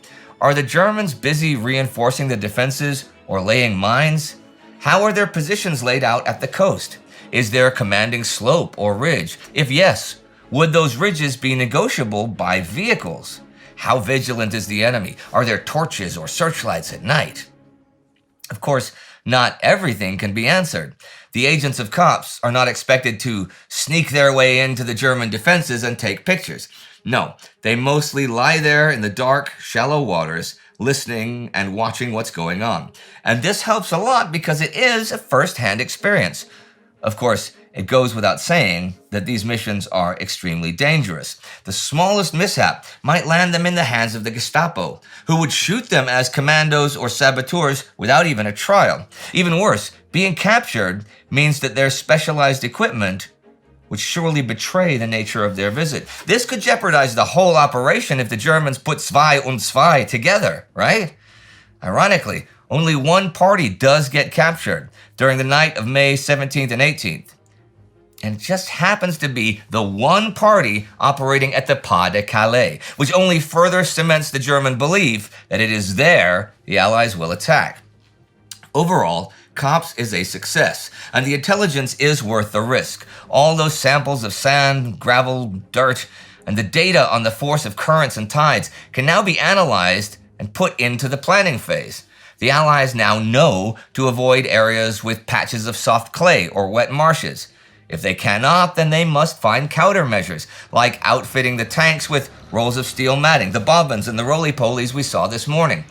Or in places where the COPS find a lot of mines, the Allies send in bombers to churn up the place, or bring in flail tanks to mash their way right through.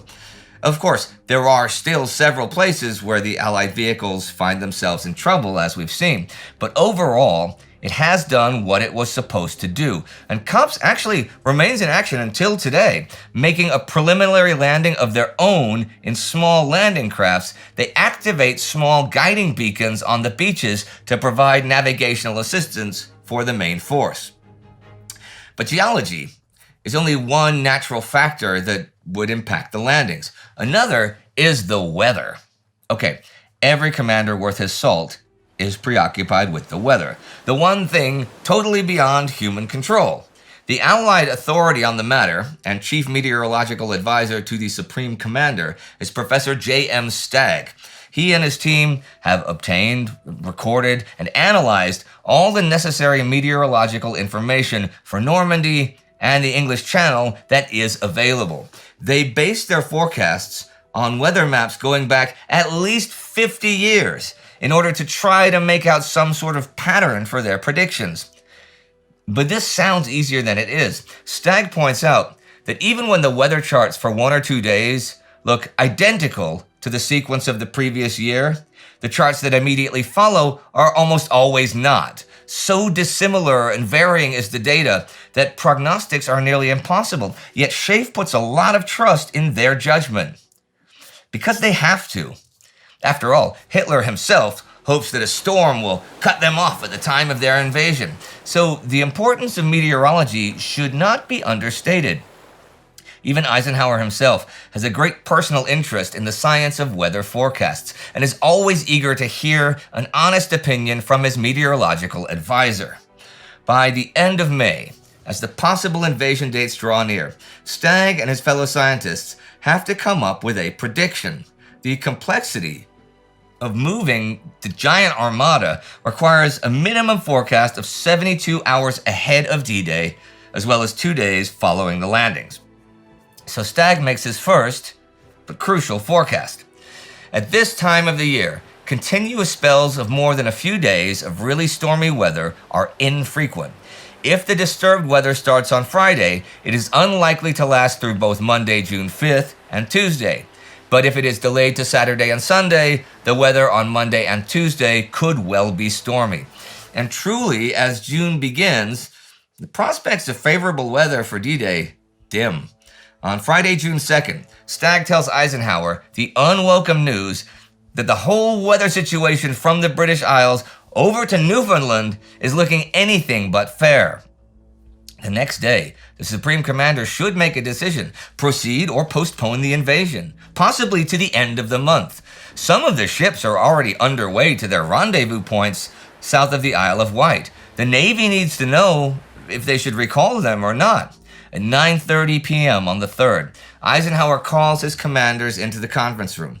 Once more, they ask Stagg his opinion on the matter, but the meteorologist can only reiterate his previous concerns.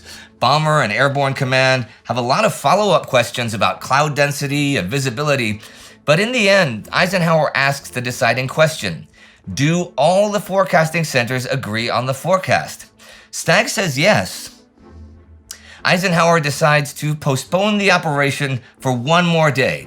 The final decision will take place on the 4th. But even such a short postponement is full of dangers in and of itself. Not every ship captain can easily be informed of the revised H hour, and some convoys have already sailed. For example, Group U-2A, a convoy of 138 headed for Utah Beach, do not receive the postponement signal, and they're only recalled at the last minute.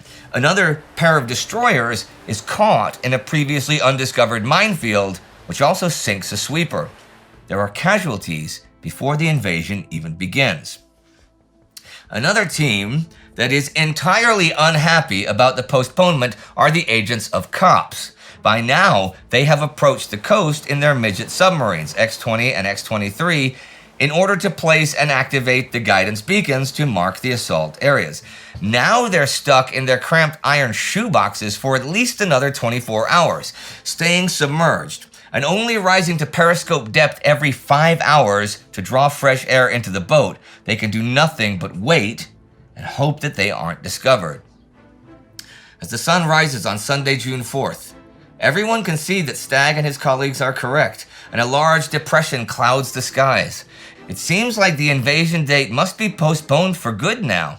As Stagg says, no one could have imagined weather charts less propitious for the greatest military operations in history as those we had before us.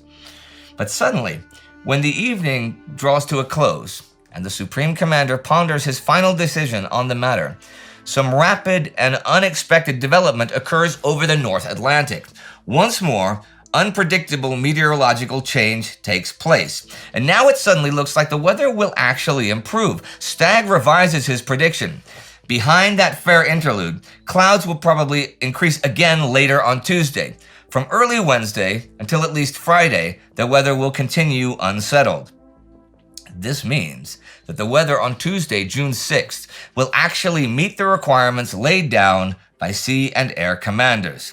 This sudden change puts the Supreme Commander on the spot. He has to decide if it's better to postpone the operation by weeks, in case that this is a temporary and partial break in bad weather, or to grab the opportunity by the throat and get going.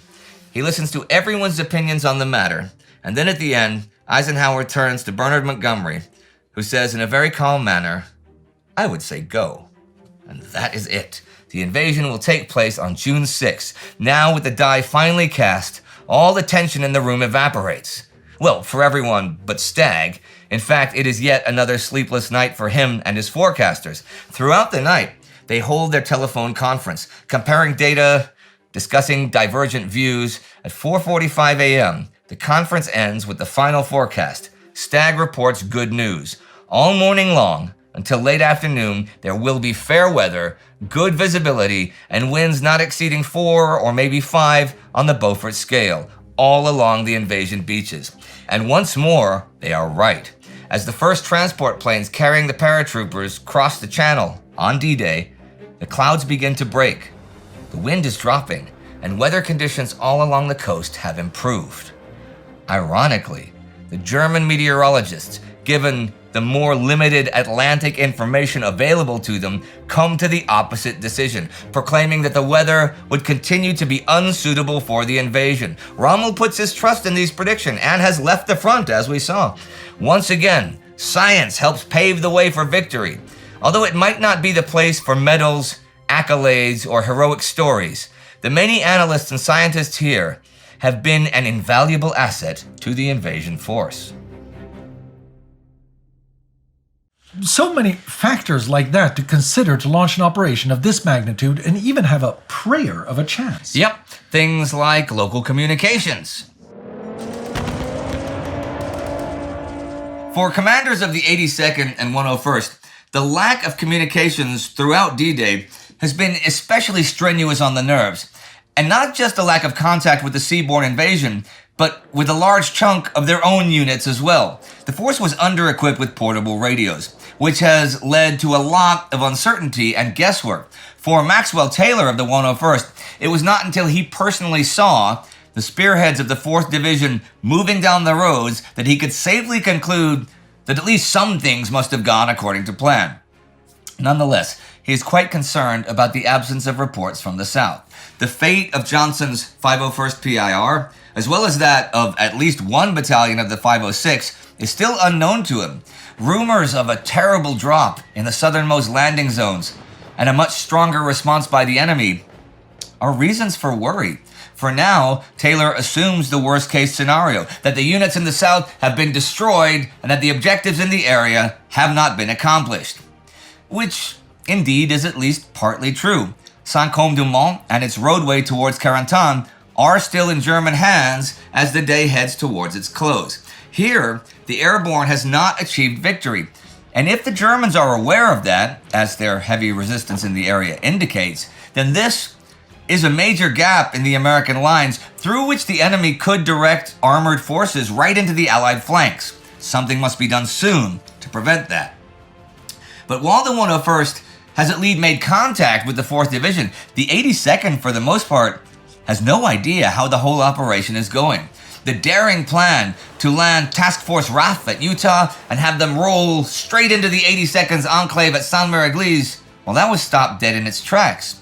The strong German presence on the ridges at Le Forge needs to be dealt with, hopefully sooner rather than later. This leaves the 82nd in a rather vulnerable state.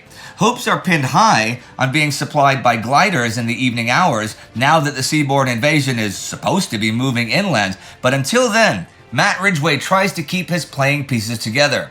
They are still surrounded, after all. We couldn't get in touch with anybody, neither the troops that were supposed to be coming in over the beaches by now, or with anybody back in England, nor with anybody afloat. In short, we were in the typical situation for which you must be prepared when an airborne division goes into battle. The men of 48 Royal Marine Commando are still stuck at Langrune. They've been there all day. The Germans inside WN-26 have just sat inside and let shells bounce off what seems to be impregnable concrete. The Marines have taken 50% casualties today and have not achieved much at all. Their advance team did go to the rendezvous point with 41 Commando coming from Sword, but the men of 41 are nowhere to be found. The 6th Field Company Royal Canadian Engineers, they've been unsung heroes at Juno Beach today. It is they that have spent the day clearing the beach obstructions, and they who began the day with 100 men, they will number 26 when the sun goes down. Regina Rifles Battalion Headquarters moved south from Rivière around 5 p.m. And by now, the Rifles have taken Fontaine-Henri and then advanced to Le Frein-Camélie, and this is where they will dig in for the night. The Canadian Scottish, with elements of the 1st Hussars nearby, dig in at Pierrepont. So the 7th Brigade is in a line from Saint-Gabriel east. As for the 8th, the Queen's own rifles will dig in at Angeny and Annecy. The North Shores are still at Tailleville, and the Chaudes at Tons. Sure, Keller's left flank is sort of constrained by digging in at Tailleville and just bypassing the radar station at Douvres, and he's frustrated that things like the bottleneck at Bernier really held his guys up from actually taking their objectives. But his men are in good position as night falls, well dug in and prepared for any counterattack that might come on the morrow.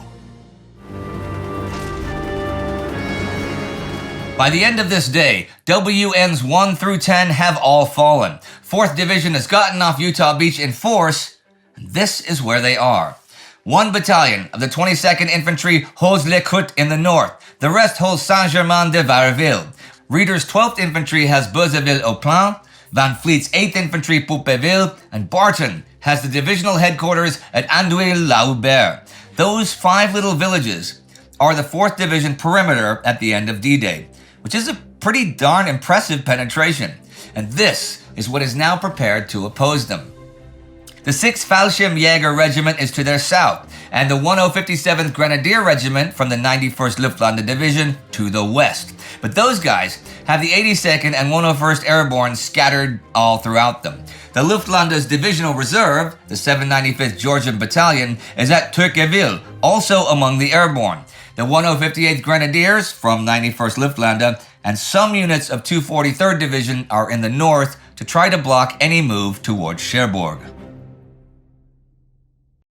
So we see that things are wrapping up for the day, at Utah and Juneau at least. Well, things semi-slow down as we inch towards sunset, less than 2 hours from now, though there will be scattered action all night. This hour, though, Marshall is the first reporter to return to the studio and give his eyewitness account of the battle.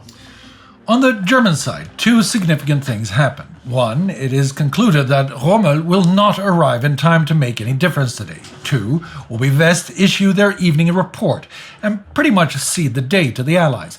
A couple of hours ago, Jodl called and ordered Rundtsedt to counterattack immediately and throw the Allies back into the sea before nightfall. Rundtsedt politely declined the offer. I would have loved to have a recording of that call, you know? Yeah. Indeed.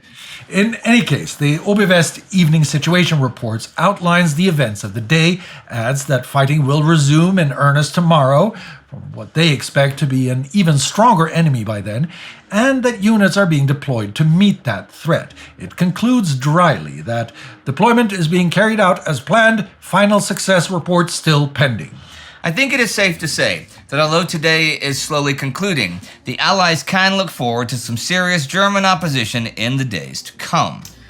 And what can we look forward to in the next hour? The next hour is going to have a couple of deep dives into 2 raids, one this morning and one a couple of years ago. Deep, huh? Yes, deep, or should I say, Dieppe, when we return in hour 21 of D-Day. It's 8 p.m. on D-Day, and in this hour, just west of Gold Beach, Arromanches is cleared of the enemy by the Hampshires, and this they manage without taking a single casualty. This is extremely important. It is at Arromanches that the Allies will locate their Mulberry harbors, huge sinkable concrete caissons that are already on their way across the channel. It is the Mulberry harbors that have allowed Eisenhower to choose this stretch of coast for the invasion. Normally, a deep water harbor would have been one of the first things to capture so that reinforcement of new equipment can follow for the rest of Operation Overlord.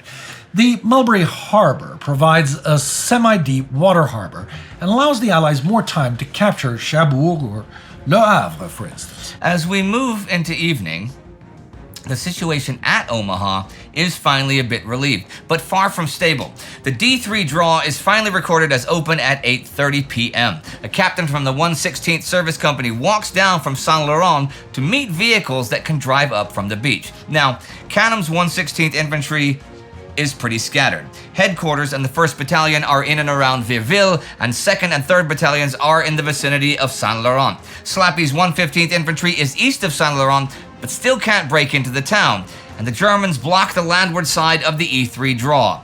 A lot of the reserve, the 175th, is still floating around out there, as is 5th Corps Reserve Armor, the 747th Tank Battalion.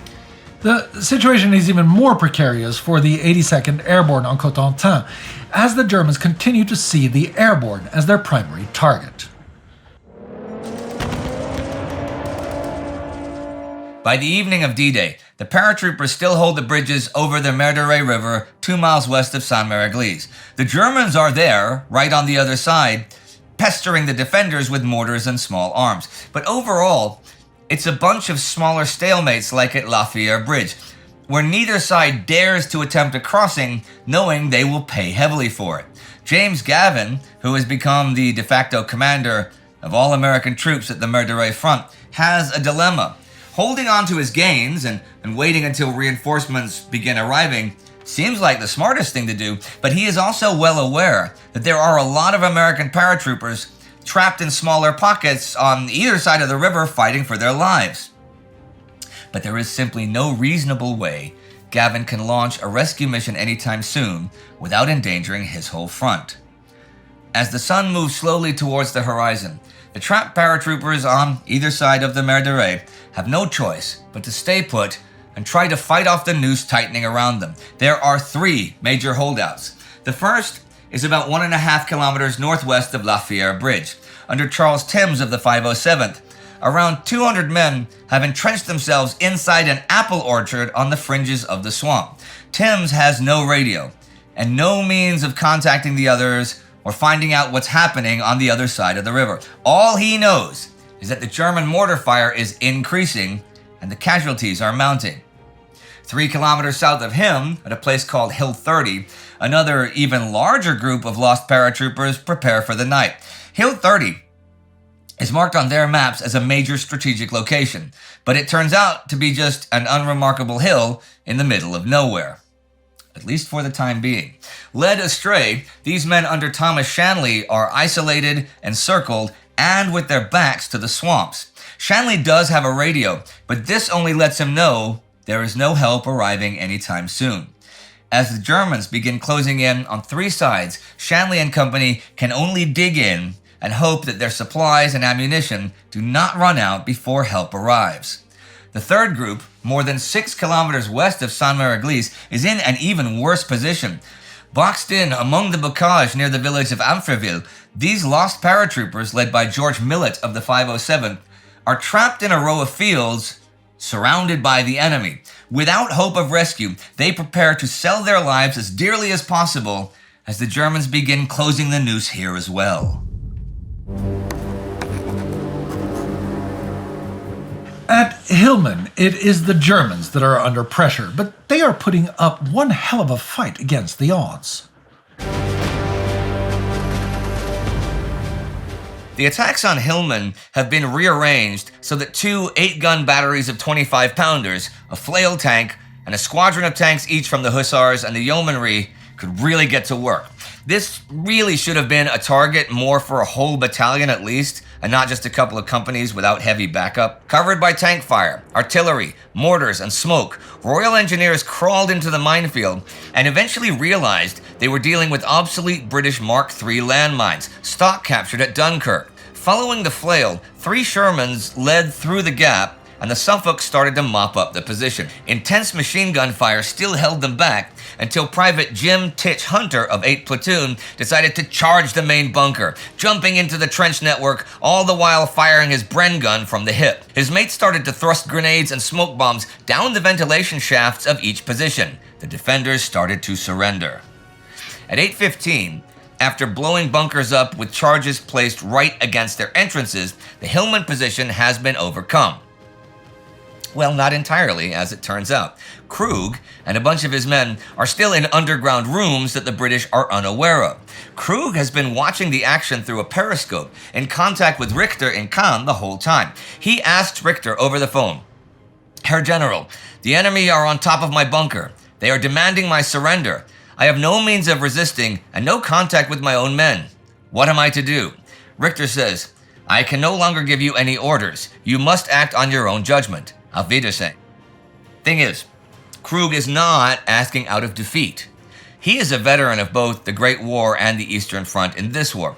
And oftentimes, in such a situation, what you do is just sit tight and wait for the cavalry to turn up. Well, maybe not the actual cavalry, but you know what I mean. Krug is asking Richter when there will be a counterattack. Richter just basically punts and says, "Nothing to do with me," peering into the future. Tomorrow morning at 6:45, Krug will surprise the Suffolks by suddenly appearing in pristine condition with 2 junior officers and 70 men and his manservant, and surrendering to Lieutenant Colonel Richard Goodwin, 1st Suffolk's commander. He was the first senior officer to fall into Allied hands on D-Day, and once it was assessed he was no Nazi, but simply an experienced officer doing his job, was treated with great respect for the sheer professionalism of his defense over nearly 24 hours.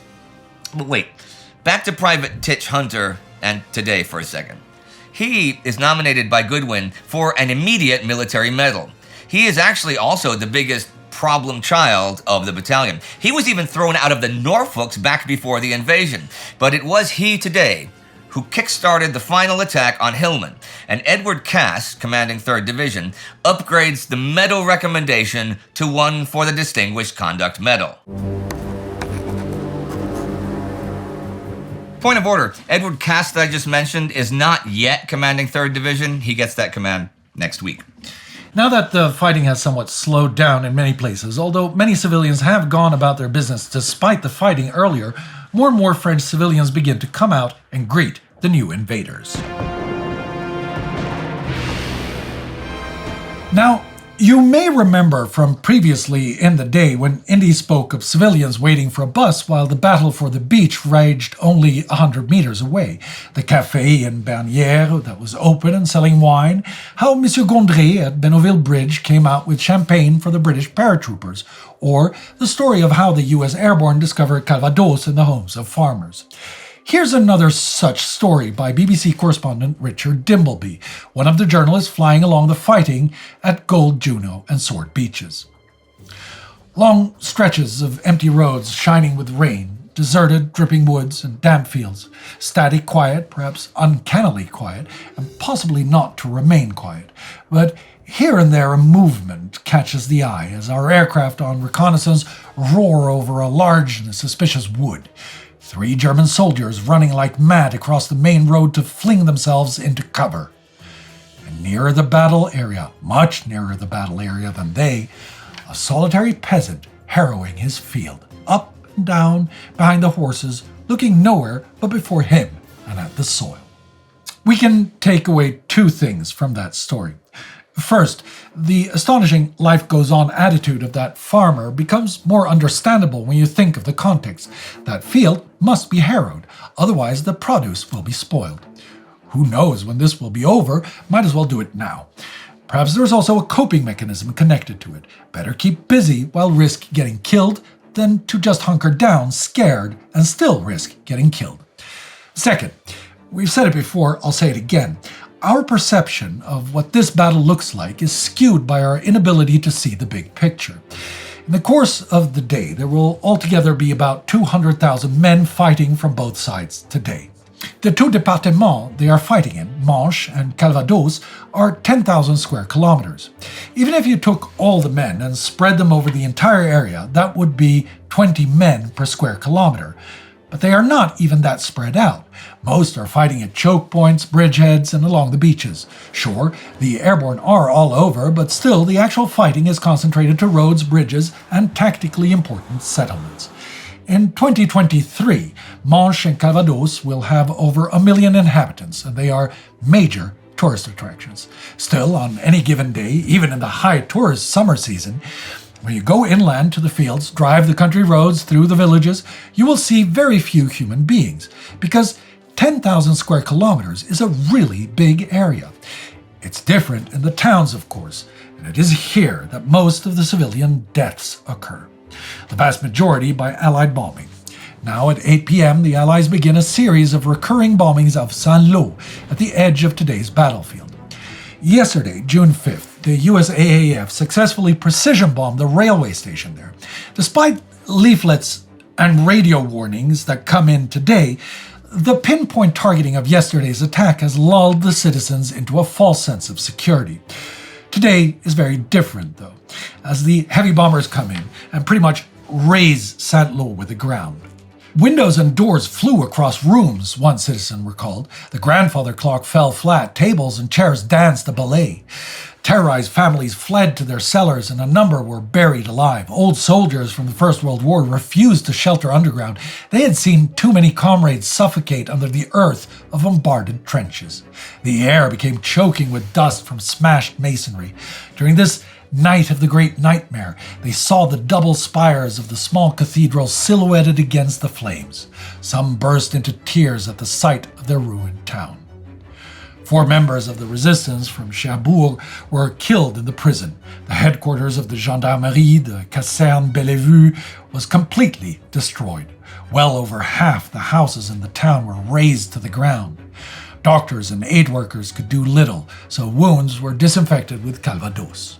Accelerated by the vibration from the bombing, one heavily pregnant woman went straight into labor, and a baby girl was born right in the apocalypse. As soon as the air raids started, many had instinctively run out into the countryside where they sought shelter in barns and farmyards.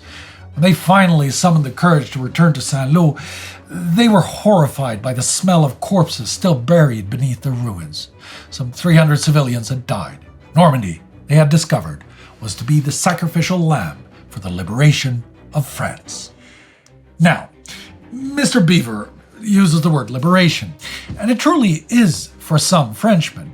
But after the war, the story will become that it's liberation for everyone. That is not quite how it looks on June 6, 1944.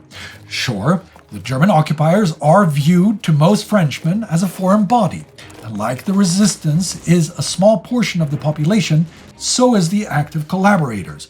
Both of these groups are, like in most of occupied Europe, in the lower single-digit percentages. The vast majority of people are simply getting on with their lives, trying to survive. Politically, France is very complicated. There are large groups that sympathize with Pétain and the Vichy government, people who, to some degree, feel that Germany is a closer ally than any of the Western allies. There is a historical animosity to the English. Like in all of Europe, there is a significant number of anti-Semites who agree with the same mythology of hatred that Nazism is founded on. There are large groups fundamentally opposed to Bolshevism and, by extension, fearful of the United Nations alliance. Conversely, there are groups sympathetic to Bolshevism who, until the summer of 1941, were either supportive or at least accepting of the Nazi-Soviet alliance, but are now opposed to Nazism and, by extension, supportive of the United Nations alliance. Finally, there are those who support de Gaulle and those who hate de Gaulle.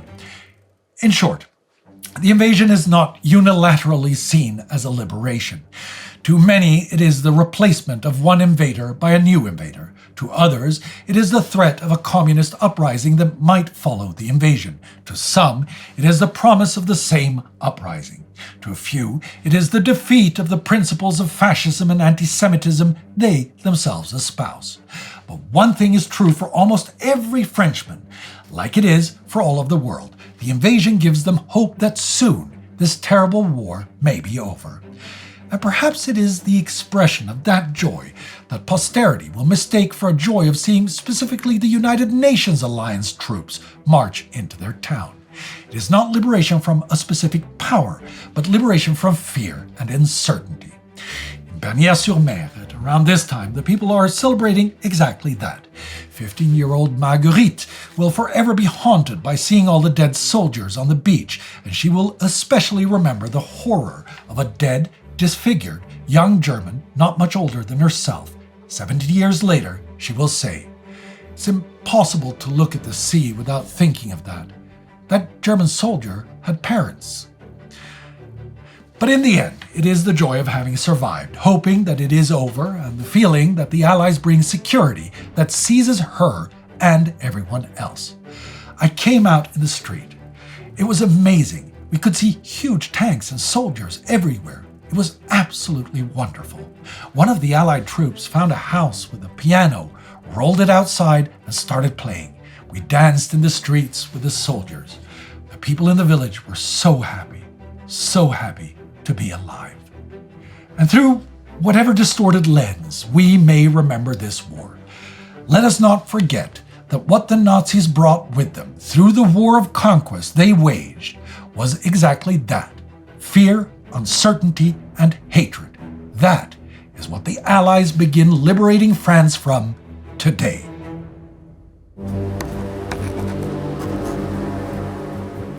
We've talked of the preparations for today, and we've talked of misconceptions about this day. And there is one place that comes together. The Dieppe raid in 1942. It's often mentioned as like a dry run for today. Many also consider it a folly of military hubris that cost unnecessary lives. It is, in fact, neither a dry run for D-Day, nor was it a folly. It was a tragic failure, and it did cost many lives, especially Canadian soldiers. But like Fortitude is for today, the Dieppe raid was for the Atlantic War, a huge, strategically significant deception. We asked Paul to clear up the fog around this event with one of the, if not the expert historian on Dieppe, David O'Keefe. Go, David.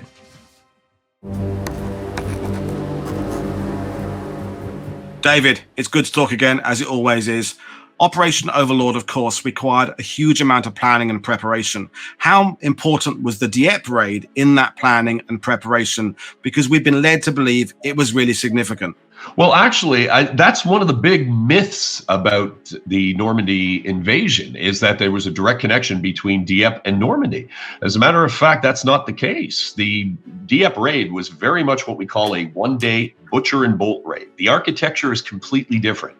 You're coming across the channel in 1942 to raid for a couple of hours. You're not there to establish a bridgehead, build up a bridgehead, and then break out and conquer Europe. That's what you're doing in 1944. Also, Dieppe itself is a tiny little port that would have been rather insignificant for building up an army. So immediately we have a different form or a different architecture for the raid. So in other words, this is very much a one-day butcher and bolt, and the other one is a full-blown invasion. They're completely separate beasts. So we've always looked at this, or Dieppe, as a precursor to learn lessons that were then applied in Normandy. But that's not necessarily the case, because lessons for amphibious operations had been known before the war, and of course were being perfected in the invasions of Sicily and Italy and in the Pacific. These were actual invasions where you build up and you break out. Not just a simple raid as Dieppe was, or at least was intended to be. But with that said, there's much more about Dieppe than meets the eye. Right. The Dieppe raid, obviously, we're looking at it. You made that point a second ago. It's part of this series of amphibious raids of various size, including eventually the Second Front in Overlord in June 44. There are other events happening at the same time that are very important in this whole process, one being the Battle of the Atlantic. So how does that tie in with Dieppe? Well, of course, this is one aspect of the Dieppe historiography that we've never thought about before. But when you step back and you think about it, there's no way you can plan an invasion of Europe unless you secure the vital Atlantic lifeline.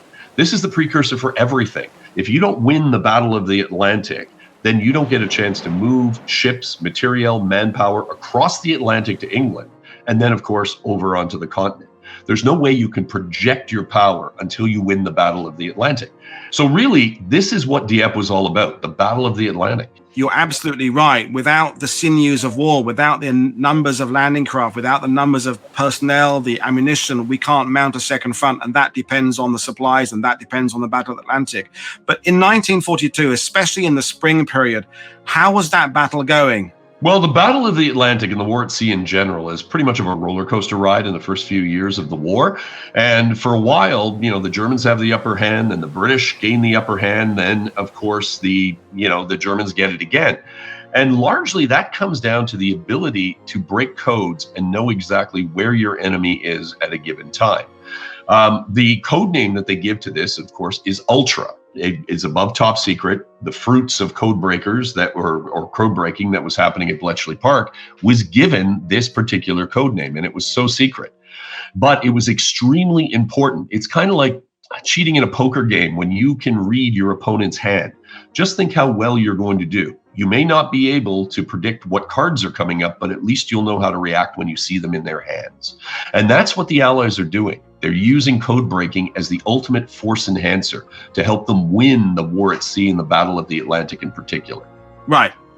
And this, of course, a favorite line with these productions is nothing happens in a vacuum. And that ability to predict makes some preparations in terms of what's going to be happening in the Atlantic. What might the Germans be doing? So therefore, how can we best manipulate that advantage by moving our convoys a particular way or using a particular route or something like that?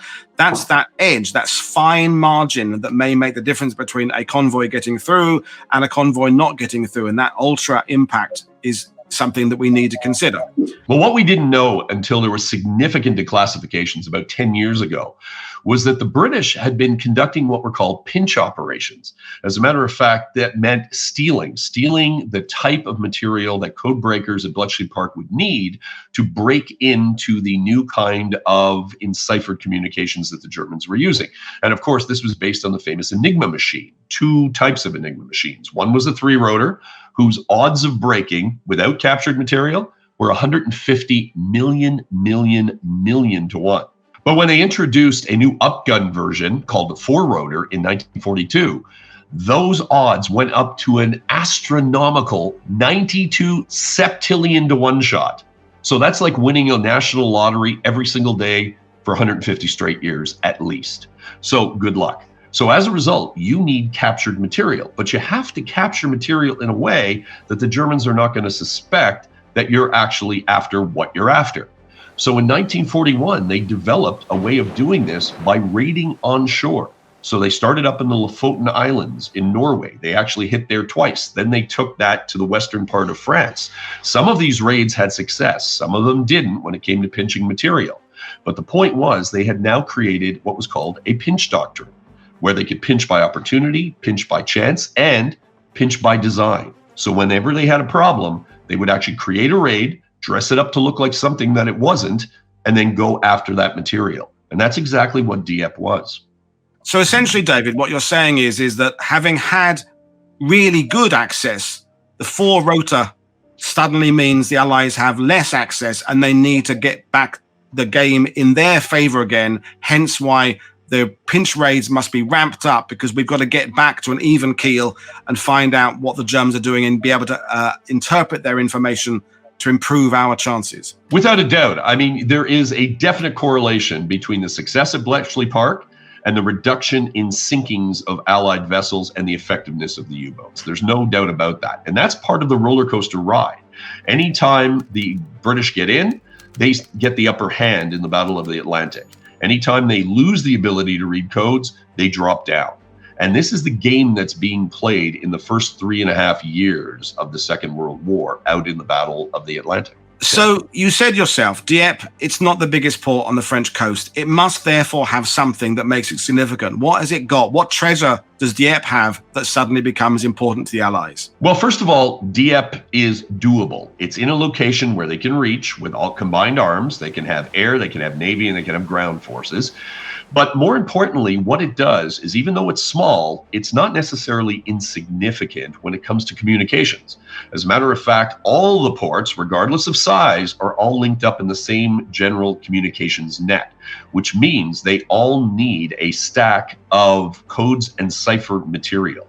Meaning that if you raid one of these ports, you have the possibility of getting your hands on what Bletchley needs. And of course, the added value with Dieppe was this was the supply facility for the English Channel in this area, particularly of communications equipment.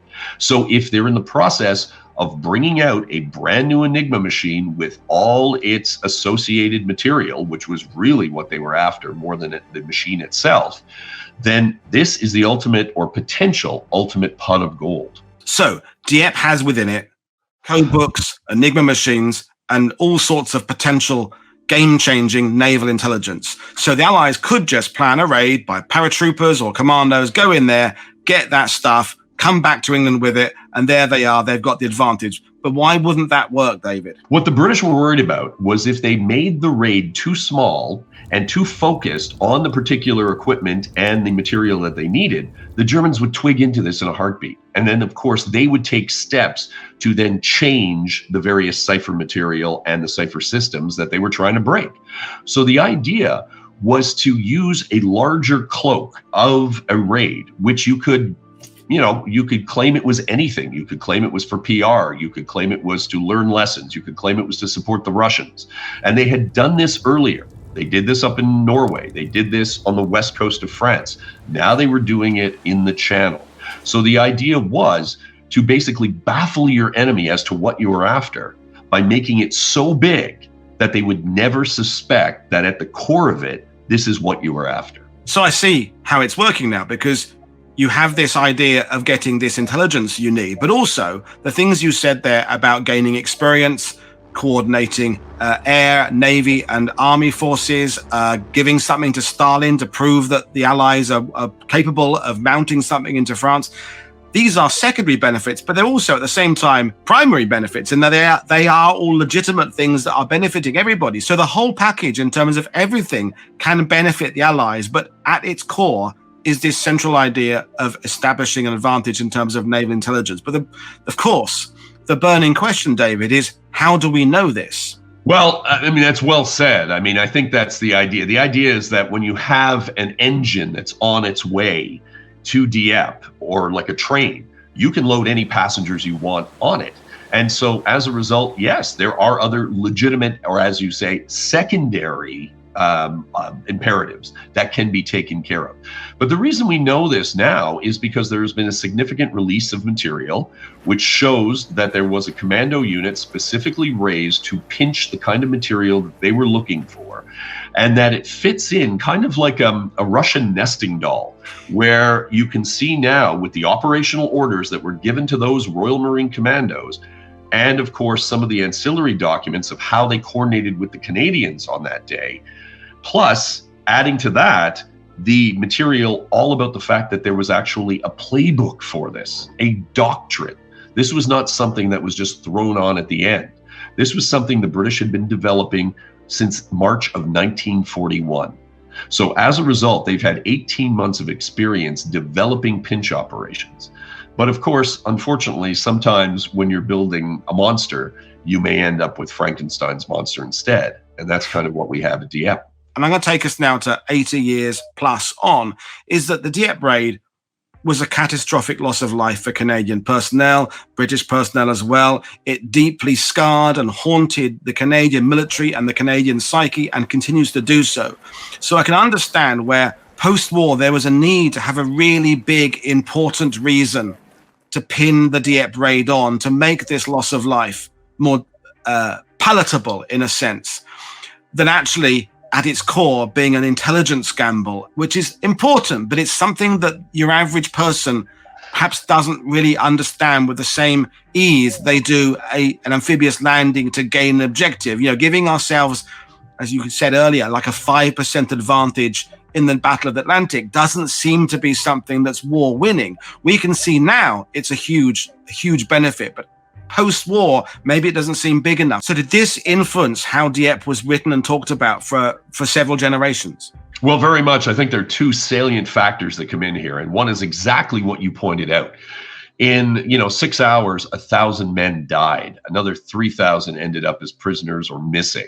I mean, it is a disaster, regardless of what the intent was. And of course, the people who were responsible for the planning, Lord Louis Mountbatten, his Combined Operations Headquarters, they wanted to distance themselves as much as possible and seek some sort of, buffer, if you will, for those losses. So they were the ones who developed the whole concept of lessons learned, and this was necessary to support the Russians, anything that they could. But more importantly was the fact that what we can talk about now, the idea of code breaking, was all classified until the early 1980s. And then at that point, it was only the tip of the iceberg. Now, finally, all these years later, 80 years later, we're now finally getting our hands on all the files from the code breakers. So we can sit back and actually assess, oh my God, this was incredibly important for the Allied war effort. Whereas in 1942, in the days following the raid, you couldn't use that at all. You couldn't even mention anything to do with intelligence because it was ultra secret at the time. So those two salient factors are the reasons why we have developed our understanding of Dieppe to where it is, or where it was, until today. That makes perfect sense, David, that the post-war narrative needed to be as it was.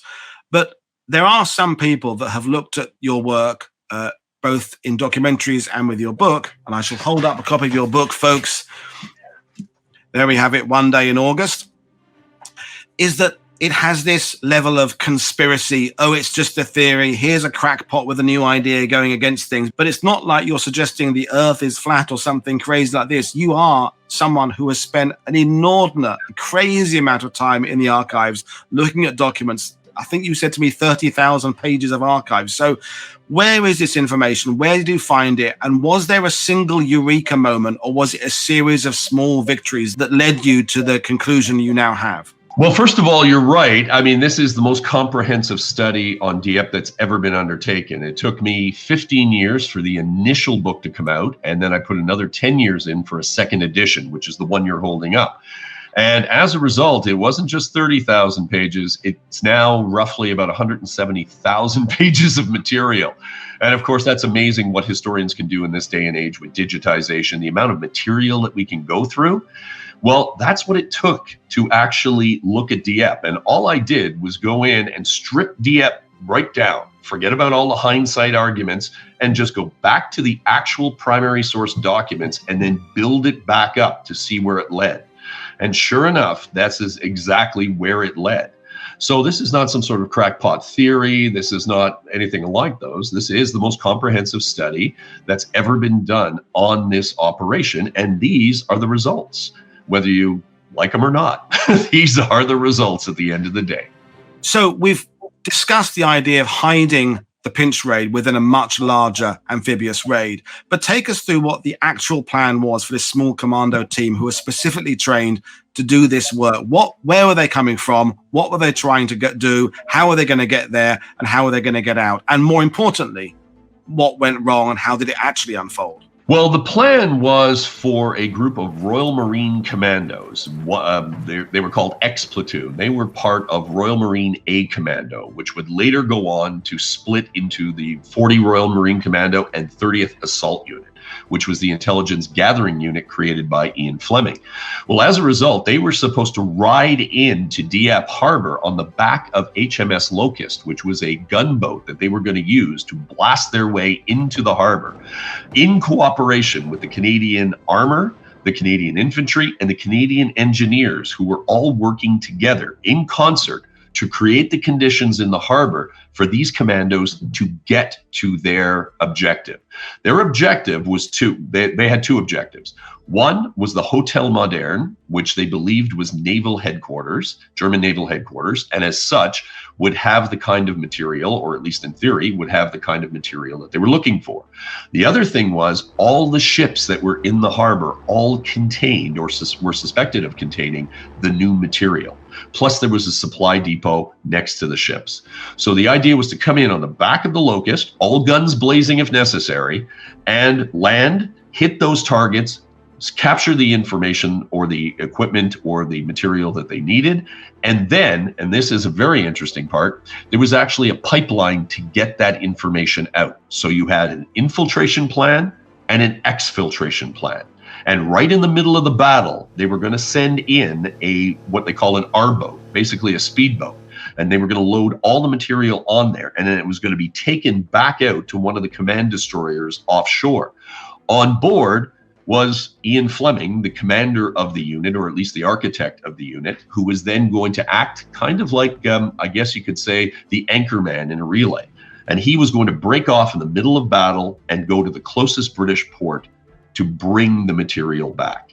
So you can see right from the start, and by the way, this was the first element that was in the Dieppe operation when it was conceived in late March, early April of 1942. Everything that came later in the operation was built up around these Royal Marines on the back of HMS Locust. So you know the pinch is in right from conception, and it goes right through, right to the end. Now, on the day, all hell was breaking loose. The plan, which wasn't the best plan, to say the least, started to collapse almost immediately. The Royal Marines, who were offshore, tried on 3 different times to get into the harbor, but the Germans still commanded the headlands on each side. So they were able to bring down heavy artillery onto the ship as it was trying to get in. They were worried about being sunk out in the channel. So a decision was made to take the Royal Marines off of Locust, put them into landing craft, just like the Canadian infantry had gone in, and they were going to follow the Canadian infantry in as sort of a third or a fourth wave of the attack. Well, sadly, just like what happened to the Canadians in the first couple of waves, the same thing happened to the Royal Marines. They paid a heavy price, and the commando unit never reached the shore. They got close, their landing craft was hit, and they ended up jumping into the English Channel and then having to make a decision. Do they swim to shore and be captured? Which was not something they wanted to do, given the fact of what they were there to do. So they all decided they were going to swim back out into the English Channel and risk death to be able to keep the secret. Most of them were indeed picked up, but there were a few of them that died, and they ended up getting back. And as far as we know, none of this ever leaked out until it was finally declassified back in 2012. I can't help noticing, David, you threw in the name there, Ian Fleming. This is the Ian Fleming from James Bond fame. He's the architect of this? Yes, without a doubt. It is the Ian Fleming of James Bond fame. And of course, that was kind of like the ultimate rabbit hole for me, because I had to figure out who Fleming was. We hear about Fleming in all different aspects. He was James Bond. He wasn't anything. He was just some backroom officer at Naval Intelligence. Well, that wasn't necessarily the case. He wasn't James Bond, but he was much more important than just a faceless bureaucrat. He was the personal assistant to the Director of Naval Intelligence, who took on the portfolio for liaisoning with everyone, from the Americans to all aspects of British intelligence and Bletchley Park. And more importantly, he was the one responsible for overseeing pinch operations. So as a result, he does have his finger in the pie when it comes to Dieppe, particularly the creation of the commando unit that was there specifically to pinch the material. So having been there myself, with staying, in fact, opposite the Hotel Moderne and looking at the harbour there and looking at the access, it's hard to assess whether or not this plan was going to work or not, because part of it seems ridiculously ambitious and part of it seems almost easy, in that the harbour and the building is right beside there. Once you get to that harbour, the buildings are right there. Maybe getting out again is a potential problem. But now, in the aftermath of all this, with tanks being stuck in the streets, with infantry being slain here and there, and you've got the other beaches a few miles east and west, it's hard to break it down and see where did this plan go wrong. And I think that's where it's difficult, with the benefit of hindsight, to kind of separate these events and go back to, as you said yourself, that right at its inception, the pinch raid was integral to this. In fact, everything else was built around it. So I can understand why people find it difficult to analyze it all these years later with so many moving parts. Well, I think the big failure of Dieppe really is not necessarily on the day. It would be in the concept. Because although the idea of Dieppe, of going in and pinching material that will help win the Battle of the Atlantic and make sure that you have the upper hand on the German Navy moving forward, is altruistic. It's incredible. It's wonderful. But the methodology adopted left a lot to be desired. And of course, now, sitting back and looking at the real lessons of Dieppe, this is something that needs to be taken into account. So as a result now, they spent an enormous amount of time trying to gain surprise so they'd be able to capture the material before it was destroyed. But by doing so, they threw the entire plan off kilter. And that was the key. More importantly, there were no lifeguards, if you will, watching the pool at Mountbatten's headquarters, meaning there were no contingencies, or very few. There were no, what ifs. What if this doesn't work? What if that doesn't work? There was no dissent by this time in Mountbatten's headquarters. They were suffering from what we call victory disease. In other words, all the earlier pinch raids, if they hadn't captured the material, they at least were not bloodbaths. As a matter of fact, very few of them took heavy casualties or casualties at all. So as a result, there was this attitude that, well, nothing's gone wrong before. Why would it now? And so as a result now, they were moving on this hubris, with this arrogance, if you will, that they were going to get away with it no matter what. And as such, they started to cut corners. They started to basically plan operations and plan various tactics that they were going to bring in without proper assessments. Nobody was there to stress test it. And so unfortunately on the day, despite the great intentions, the entire architecture of the raid was off to start with. And very quickly, the whole thing started to snowball downhill. So we have this disaster. The raid is not a success, massive loss of life due to a lack of thorough preparation, a bit of overconfidence. And yet somehow out of this, beyond this, bringing it back to the Battle of the Atlantic, the Allies find themselves with exactly what they need in a completely random situation later in 1942. So to conclude this, what was the lucky break they got that did turn things for the Allies? When you're thinking about the four-rotor and the enormous odds, you've got to think about it from the British perspective. They are looking at kind of like the pandemic and a spreading disease. The four-rotor is moving now out to U-boats in the Atlantic, but now in March of 1942, they find out that surface vessels, particularly in the Channel and operating out of Dieppe, are also carrying the four-rotor, the new four-rotor machine. So it's not just U-boats out in the Atlantic. The entire Kriegsmarine, the entire German Navy is now moving to this new machine. I guess the great irony in all this is what was the four-rotor enigma was actually solved by what we call a chance capture. That happened in the fall of 1942 when a U-boat was captured in the Mediterranean and it coughed up its four-rotor secrets. But at that point, that was kind of like winning the lottery. In other words, you can't survive by not having a job and hoping you're going to win the lottery every week. So basically, the Dieppe operation and in the earlier pinch operations were ensuring you had a paycheck every couple of weeks, as opposed to hoping somewhere down the line you were going to get lucky. But in this particular case, in the fall of 1942, fate intervened and they were able to get what they needed from that U-boat.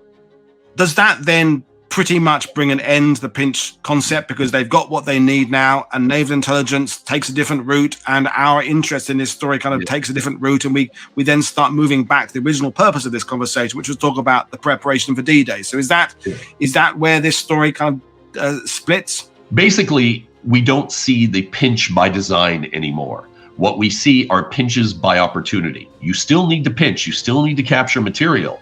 But after you break into the four-rotor in 1942, the need diminishes because you're already in and there doesn't appear to be anything new on the horizon with the Germans. So as a result now, you will continue to stock the shelf, but you will do it at the tail end of other operations, including the invasions of North Africa, Sicily, and of course, Normandy. The unit that was born at Dieppe, the 30th Assault Unit, also plays a role on D-Day and in the Normandy campaign. So, David, there's still always more to learn about this subject, but you've taken us through this step by step. The Dieppe raid remains an incredibly important part of Canadian history. It's just that perhaps the reasons for it need to be addressed again and looked at with a fresh lens. Well, without a doubt, I mean, this is the beauty of history. And we never know 100% about everything. So as a result, it is revisionary by nature. We're going to find new evidence. We're going to find new understandings as we go. And that is particularly the case when it comes to Dieppe and its connection to Normandy. Well, this has been absolutely fascinating, David. For those who are watching this and want to find out more, there is your book. There's more online. And Indy and Spartacus, I hope we've addressed some of the questions you had there. So yes, Dieppe does have a connection with the landings in Normandy, but it's not the one we think it is. And there's actually a much more important story that involves the Battle of the Atlantic and the need for the Allies to gain an upper hand in terms of intelligence and knowing what the Germans are doing. Speaking of spying, intelligence, deception, and fortitude, one of the most important spies in the double-cross game was Garbo. Take it away, Astrid. If you think that German command's doubts that today is the actual invasion will be over by tomorrow, you are mistaken. The doubts will go on, and one man will be at the heart of it. A man who will have to claim to fame to be the one of only two operatives in this war to be decorated for his service, the same service from both sides. The other is another favorite of mine, Agent Zigzag. But that is a story for another day. In any case, our man today will be awarded the Iron Cross by Hitler, and King George will make him a member of the Order of the British Empire, in both cases for his extraordinary service during the Normandy campaign. Now, that is clever. He is Juan Pujol Garcia, Here he is. He is from Spain, but lives in quiet suburban London with his wife and son. His neighbors think nothing of the polite little Spaniard who catches the tube into town every day to work at the BBC. Little do they know that Senor Pujol is hard at work to secure the success of D-Day and the freedom of Europe. Pujol hates fascism after his experience during the Spanish Civil War. When the World War begins, he thinks to himself, I must do something practical. I must make my contribution towards the good of humanity. He wants to spy for the British, but the Brits turn him down. 2 more tries with the same result lead to another idea. Why not simply start working for the Germans? Gain their trust, learn their secrets, and then hand it all over to the British. So Pujol contacts the Germans. He will later write, I began to use my gift of gab and rented away as befitted a stouch Nazi and Francoist. The Abwehr chief in Madrid, Karl Erich Kuenthal, is convinced. In July 1941, Pujol is sent to Lisbon to make his merry way to Britain to train and recruit a network of spies. In Lisbon, he tries the British again and again has no success. But if the Germans want him to spy, he'll spy for them. Maybe he can cause some chaos. He stays in Portugal pretending he is in Britain. Think of that. He uses guidebooks, dictionaries, newspapers, magazine articles to simply make stuff up. Reports that are also full of errors, really obvious ones. Pujol can't get to grip with the imperial measurements of inches, feet, and miles or British currency, with its 12 pence in a shilling and 20 shillings in a pound. In one report, he tells his handlers that there are men in Glasgow who will do anything for a litre of wine, while Scots drink in pints, and it is seldom wine, right? Fortunately, Kuenthal is as ignorant of British measurements and money as he is of Scottish drinking habits. Over the next 9 months, he heaps praise on the new star-spied code name Agent Arabelle. So, the British codebreakers at Bletchley Park are reading the back and forth between Pujol and the Abwehr as well. MI5's people are baffled by all the weirdness in the reports. This spy is either a moron or a fantasist, but the Germans are eating it all up. Then, in February 1942, Araceli, Pujol's wife, has had enough of the British denials. She explains the situation to an American naval attaché in Portugal, who tells MI6. After a typical British inter-service battle, Tar Robertson and MI5 emerge victorious, and Agent Arabelle is finally a double agent. They christen him Garbo, after Greta Garbo, because he's the best actor in the world. Over the next 2 years, Garbo and his handler Tommy Harris invent an intricate web of fictional sub-agents scattered across Britain at all levels of society. Okay, to name just a few. There is, for example, a Venezuelan in Glasgow, a violent anti-Soviet South African, and a Welsh nationalist who supposedly leads some sort of Aryan Brotherhood. Over the course of the war, they sent over 300 letters written in secret ink at over 1,200 wireless transmissions.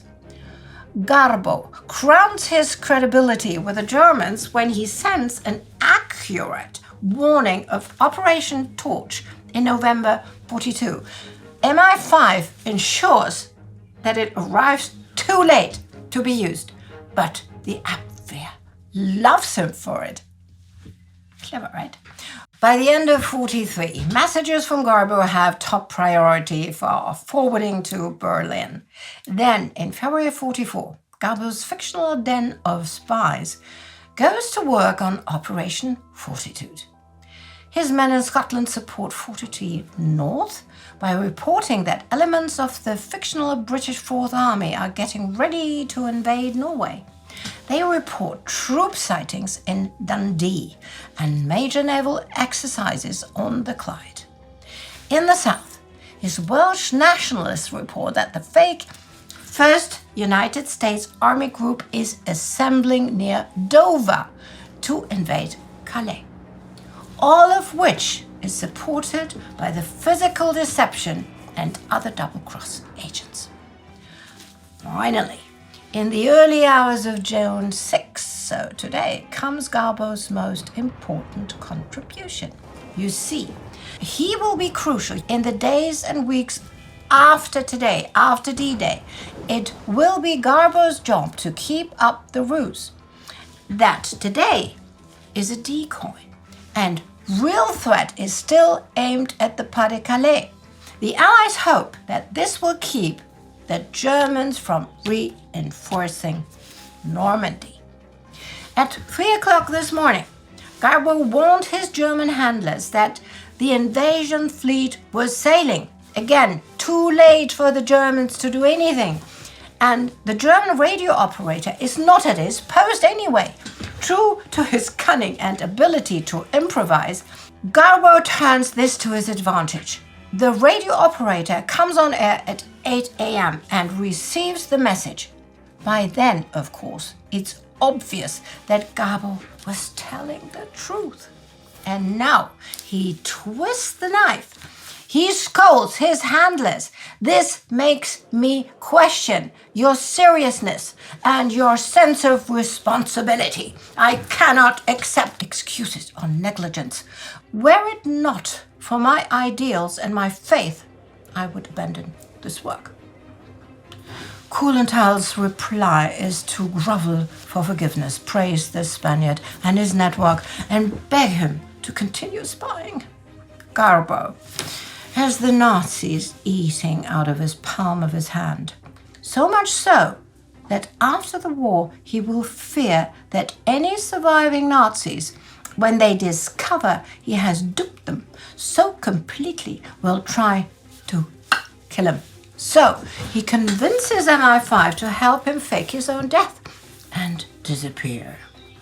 It will take almost 4 decades until his story becomes public. Then, finally, Garbo will follow the men he helped today to the coast of Normandy. At the 40th anniversary of D-Day in 1984, he gets to see the sights of the battle that he worked so hard to cloak in confusion.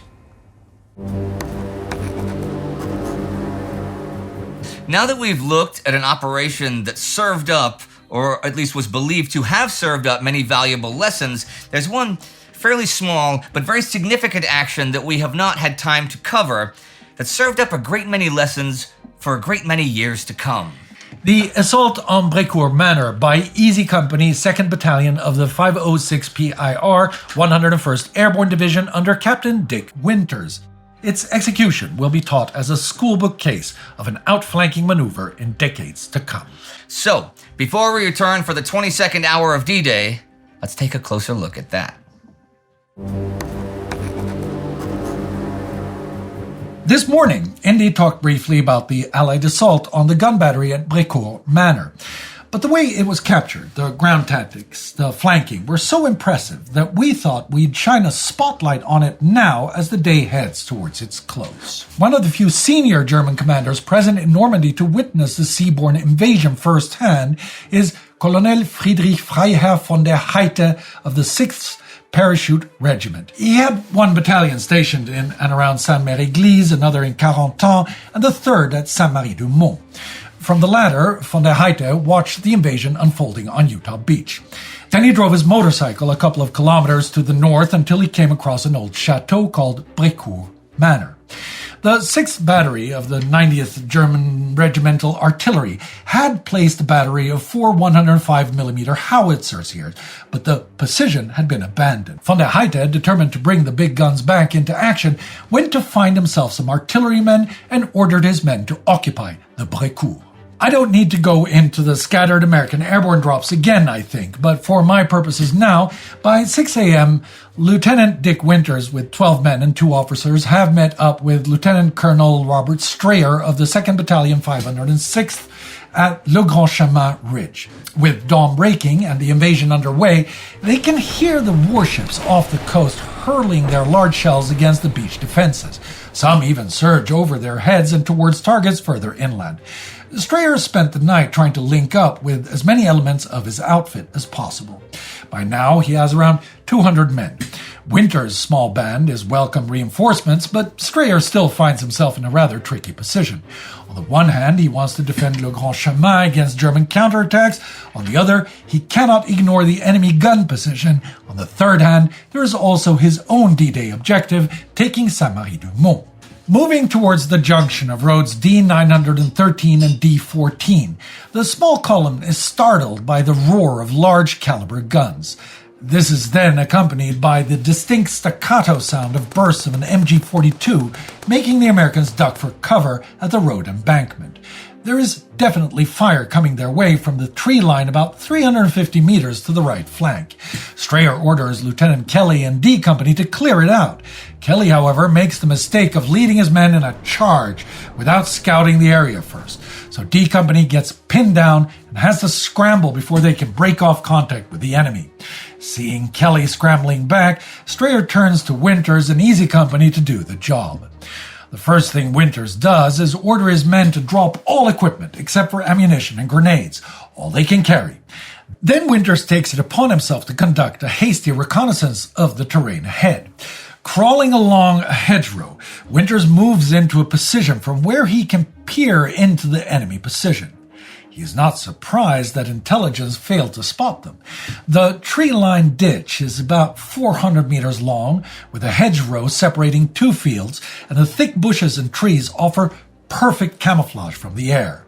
The L-shaped trench runs along 500 meters of hedgerow until intersected by another hedgerow perpendicularly from the left. The big guns have been rolled into the ditch until their giant wheels rest against the earthen walls. 3 face Utah Beach about 5 kilometers away, the 4th towards the causeway a couple hundred meters off. In between are several machine guns. The Germans are clearly aware of the presence of American paratroopers in the area. 12,000 men are hard to miss. The battery commander must have been informed about the approach of the 2nd Battalion, for he has moved his machine guns to face several directions. Yet they have neglected to send out men to spot the Americans approaching them. The risk now is definitely high, but taking out a whole battery of heavy German howitzers is an opportunity Winters cannot pass up. Making his way back to his company, Winters then quickly lays out his plan. A frontal attack is foolish, as the machine guns would make short work of their approach. But if they can hit the enemy in the flanks and infiltrate his trench lines, then they can take out 1 gun at a time without facing the brunt enemy force. This would also prevent them from being pinned down like Kelly's forces were. Speed is everything. We've got to hit them hard and fast and get into that trench before they can react. Then we'll concentrate on the first gun, take it, then attack the rest one by one. Winters' plan is a double envelopment. To achieve this, he divides his detachment into 2 assault groups, the first led by him, the other by Lieutenant Buck Compton. While one of their 2 machine guns moves into a position to cover their approach, Compton leads his group along the hedgerow towards the German flank. When they get close, he orders Sergeants Lipton and Rane to a concealed position from where they too can provide covering fire, while he and Sergeants Garnier and Malarkey get as close as possible to the first gun position. Meanwhile, Winters takes the direct approach and leads his group, Corporal Toy, PFC Wynn, and Private Lorraine, over the open field, pressed down to the dirt. They are spotted and fired upon, but make it to another hedgerow. Here, Winters positions the 2nd machine gun. While waiting for Compton to attack, he then works his way along the hedgerows, then suddenly spots a German helmet sticking out from the trench in front of him. The sound of his M1 signals Compton's group to hurry, and they throw grenades into the enemy position. Winter's group gives them covering fire as best they can before following them into the assault. The grenades knock out the machine gun crew, but heavy fire comes from the tree line on the other side. As Compton and his men jump into the trench, they surprise the Germans, loading their artillery piece. Compton surges forward, Tommy gun in hand, but when he pulls the trigger, nothing happens. The firing pin of the gun is broken. Luckily for him, Garnier is right behind him, pushes past and open fire. Compton drops his gun and throws a grenade. That was my first kill. I have no idea who he was, what he did outside the war, or if he had a wife or family. You just don't think. A man is trying to kill you, and you either kill him first or be killed waiting to assess the situation. The Germans not killed by Compton's grenade are too stunned to react effectively, so only PFC Win is wounded. Yet the fight for the gun positions has just begun. Winters and Compton lead their men in an aggressive push down the trenches. Firing their Tommy guns and M1 rifles, they spray the Germans, and the gunners quickly abandon their positions in terror. The whole first gun position engagement has taken less than a minute. Winter scans the connecting trenches that lead to the second gun position. Any time now, the Germans must surely react to their assault and try to stop them. Expecting a counterattack, I flopped down and gazed down the connecting trench to the second gun position, and sure enough, there were two Germans setting up a machine gun. I got the first shot and hit the gunner in the hip. My second shot caught the other soldier in the shoulder. By that time, the rest of the men were in position, so I directed Toy and Compton to provide supporting fire in the direction of the second gun. The enemy is clearly alerted to their presence now. While the American machine guns pour fire into the German positions, Winters takes the initiative and leads 5 men into the assault. I decided that if we moved quickly and laid a strong base of fire support, the assault team would only be exposed for a minimal amount of time. Leaving 3 men at the first gun to maintain support fire, we then charged the next position with grenades and lots of yelling and firing. The splintering shrapnel and explosive force of their hand grenades takes down most of the German defenders, and they take the second position and capture 6 prisoners. Scared German soldiers have their hands in the air yelling, "No make me dead! No make me dead!" The paratroopers are by now running low on ammunition and grenades. Without knowing how many Germans are still left, Winters feels that his small band is overstretched. The reinforcements he requested have still not arrived, so he sends a runner back. They wait about half an hour, bracing themselves for a possible German counterattack, until the battalion's machine gunners arrive with 2 soldiers from another company. By now, Winters has a plan to take out the third gun. He will once more lead from the front. Lipton will recall. With fire into their positions from both flanks, heavy machine gun fire into their front, and Lieutenant Winters leading an assault right into their defenses, the Germans apparently felt that they were being hit by a larger force. Those defending the first gun broke and withdrew in disorganization to a far tree line. And that gun was in our hands. We did it so quick, so fast, they thought an entire company was attacking. Taking 1 man killed, the 12 paratroopers now control 3 of the 4 howitzers. Going back to the second gun site, Winters finds a case full of documents and maps that show the German gun positions all over the Cotentin Peninsula. This is fantastic intelligence, and he immediately sends the papers back to battalion headquarters, along with the German prisoners they've taken, and a second request to send him some ammunition and reinforcements. As the men begin destroying the German radios, telephones, and rangefinders, Captain Hesters turns up with 3 blocks of TNT. Now they can destroy the howitzers and keep them out of German hands in case of a successful counterattack. They drop a block of TNT down each barrel, followed by a German hand grenade. Like half-peeled bananas, the howitzer barrels blow out. And as the third gun blows, their reinforcements arrive. Lieutenant Ronald Spears of D Company with 5 men. Spears' approach to the fourth gun is aggressive and straightforward, running through the trenches and firing into the German positions. This leaves 2 in his outfit wounded and 1 killed. With the last gun emplacement cleared out, the only thing left to do is direct an assault against Brécourt Manor itself, right? But a good leader knows when to call it quits. With their job done, the guns destroyed, and a piece of vital intel recovered, Winters decides to withdraw. The manor itself still has to be taken out sooner or later, but there is no point in trying it now with his small band of men.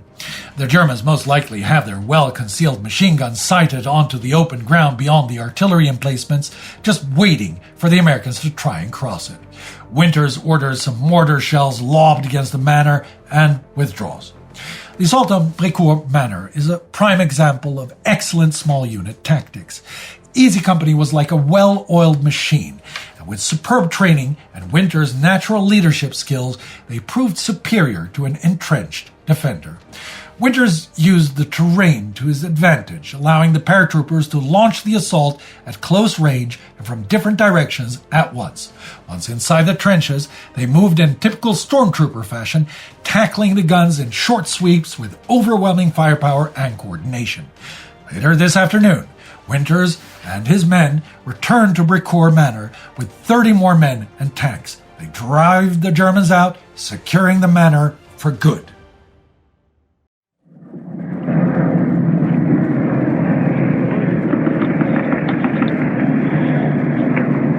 This is Alan Melville, Dispatch 13, 2100 hours, 6th of June, from the beach west of Ouistreham.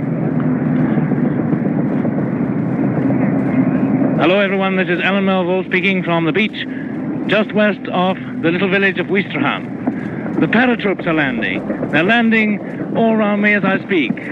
They've come in from the sea and they're fluttering down, red, white and blue parachutes fluttering down, and they're just about the best thing that we've seen for a good many hours. They're showering in, there's no other word for it, pouring in threes and fours, and they're fluttering down in perfect formation, just the way we've seen it on the newsreels, the way we've seen it done in exercises, and here they're doing it the real thing, and believe me, they haven't come any too late. There'll be a very unpleasant surprise to the enemy, who's fighting. I can still see the signs of a typical Panzer battle. You can hear the aircraft roaring over me, I expect, as I speak. I can still see the signs of a typical Panzer battle being raged on the slightly high ground just about 3 or 4 miles ahead of me. And these paratroops are coming down between where I'm speaking, which is just above the sand dunes. Down they come. They're being attacked pretty costly, as you'll hear, but they're landing in great force between the sand dunes, between the beach area and the battle, and they may have a very decisive effect on that battle. Jerry is putting up to try and stave this surprise eventuality off, but he isn't able to cope. The aircraft are sweeping inland, letting go their valuable cargo, sweeping round as if nothing mattered, and tearing again out to sea. And they're still coming in. I'm just turning around to look out to sea, and I can see away out to the very horizon. They're coming in flood after flood.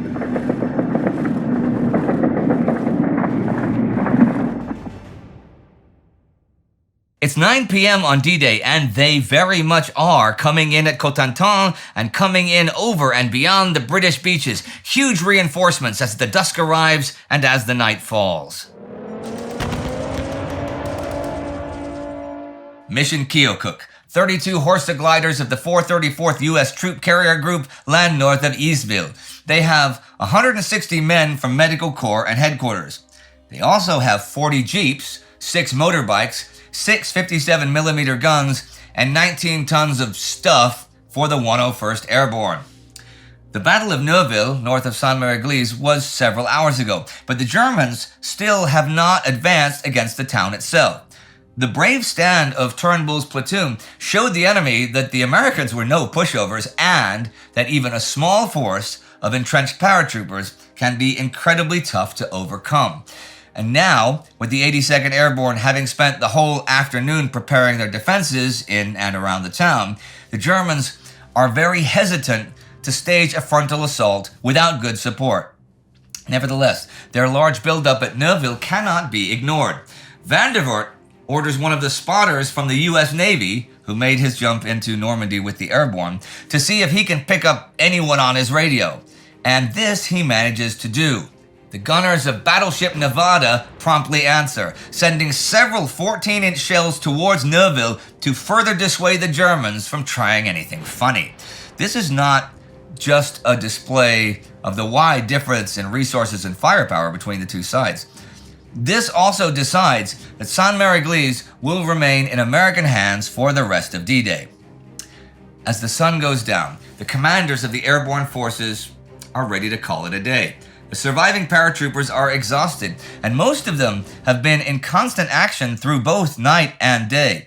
Yet everyone is well aware that D-Day is only a step up a long ladder leading to Hitler's downfall. They've kicked in the door, they've started the battle for Normandy, but the Germans are not beaten, not by a long shot, and there will be little chance to get much sleep this night. We were all dead tired. We got to Easeville, verified that we had the place well defended, and then Brigadier General Tony McAuliffe, the 101st Artillery Commander, and I decided to get some sleep. We got upstairs in this farmhouse where there were 2 lumpy beds. Tony undressed, and I said, "Tony, you better keep your pants on, because this thing isn't in the bag by any means." But against my advice, he undressed. We had just gotten to sleep when the Krauts came in and bombed the hell out of the place, and the question was, who could get down the stairs first? I had my pants on, and I had a definite advantage, so I got downstairs before Tony could, but it almost wrecked my feet. Overall, despite bad drops, the American airborne divisions have achieved what they were sent to do. The causeways were kept open for the advance of the 4th Division, and the elimination of many artillery batteries took a lot of pressure away from Utah Beach. There is also the successful conquest, or liberation, of many towns and villages at strategically important crossroads and bridges that has paved the way for the days to come. The gamble of the airborne drop has paid off. Isolated, scattered, left with meager resources, the paratroopers have shown the determination, courage, and resilience necessary to still follow through with the original plan. Of the 14,000 airborne troopers, glidermen, and crewmen sent into the Cotentin Peninsula, 2,500 of them will be declared dead or captured, a casualty rate that could have easily been much higher. And now, with both sides beginning to dig in for the night, it is still the Allies that hold the initiative. The Germans have been allowed to stage only a few localized counterattacks, nothing even remotely strong or concentrated enough to become an actual threat to the invasion force. All that is left to do is keep the momentum going. Matt Ridgway closes the Airborne's day at 9:51 p.m. with a single message. To all regiments, proud of you. Inform all ranks.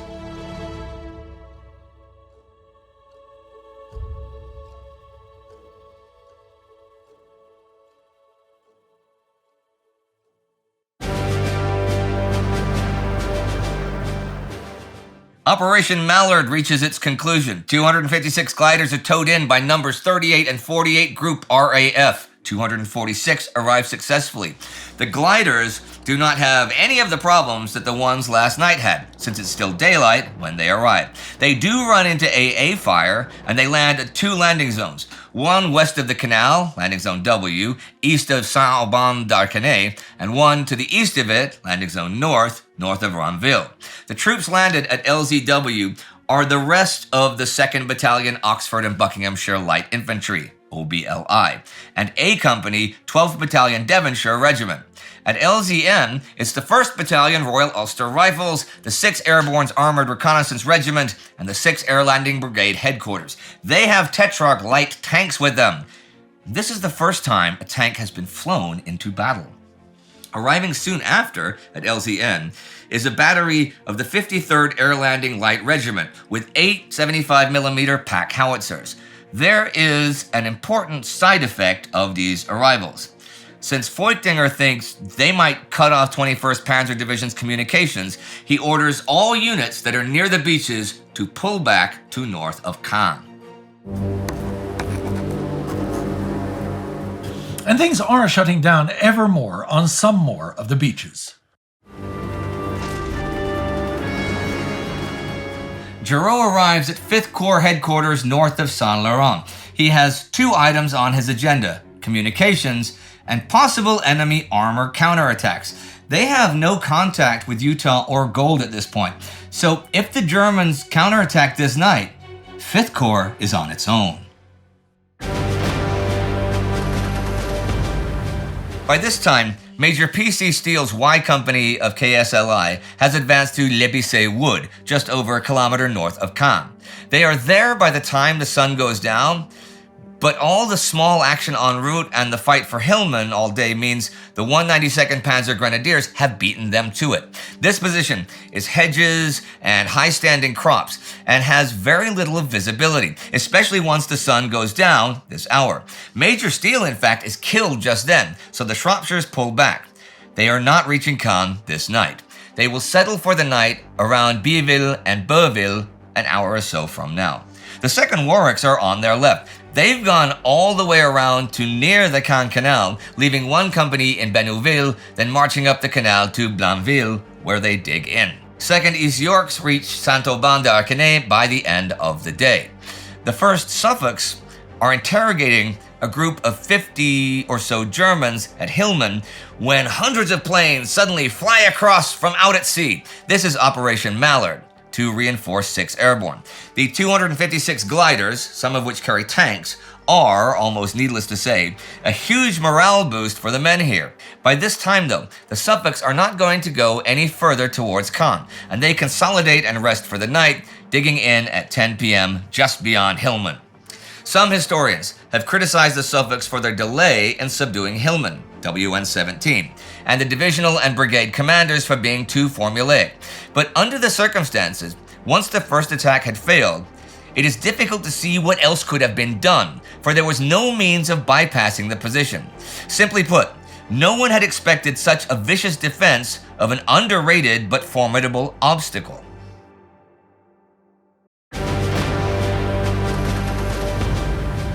2nd Battalion Essex Regiment reaches Saint-Sulpice under 2 kilometers from Bayeux to the northeast. The South Wales borderers will reach Vaux-sur-Aure just north of Bayeux around midnight, and the 2nd Battalion Gloucester Regiment reaches Magny between the two, also around midnight. These are the battalions of the 56th Infantry Brigade. Later on, at 10:30, 47 Commando finally reaches the high ground south of Port-en-Besson and digs in near WS-72. They will not attack it this day. At around 11 p.m., 69th Brigade digs in for the night, a bit more than a kilometer short of Route 13, the main road from Bayeux to Caen. But Bayeux was General Graham's goal for 50th Division for the day. So, is not actually reaching or taking it a failure? Some do not think so. It was nothing of the sort. Graham was being prudent, and his formation was already dominating, if not actually occupying, all the terrain he had been allocated. By nightfall, the 50th Division had not quite reached all their ambitious objectives, due to the delays imposed by the opposition and the weather. Yet they had delivered in style, with every significant German position in their sector overwhelmed, and a major city on the verge of capture. At Gold Beach, the Atlantic Wall had not merely been penetrated, it had been irreparably torn asunder. You may have noticed that we haven't said much about Utah Beach at all over the past few hours. Well, the battle action at that beach is over, but let's take a look back as night falls at the 3-act drama of Utah Beach.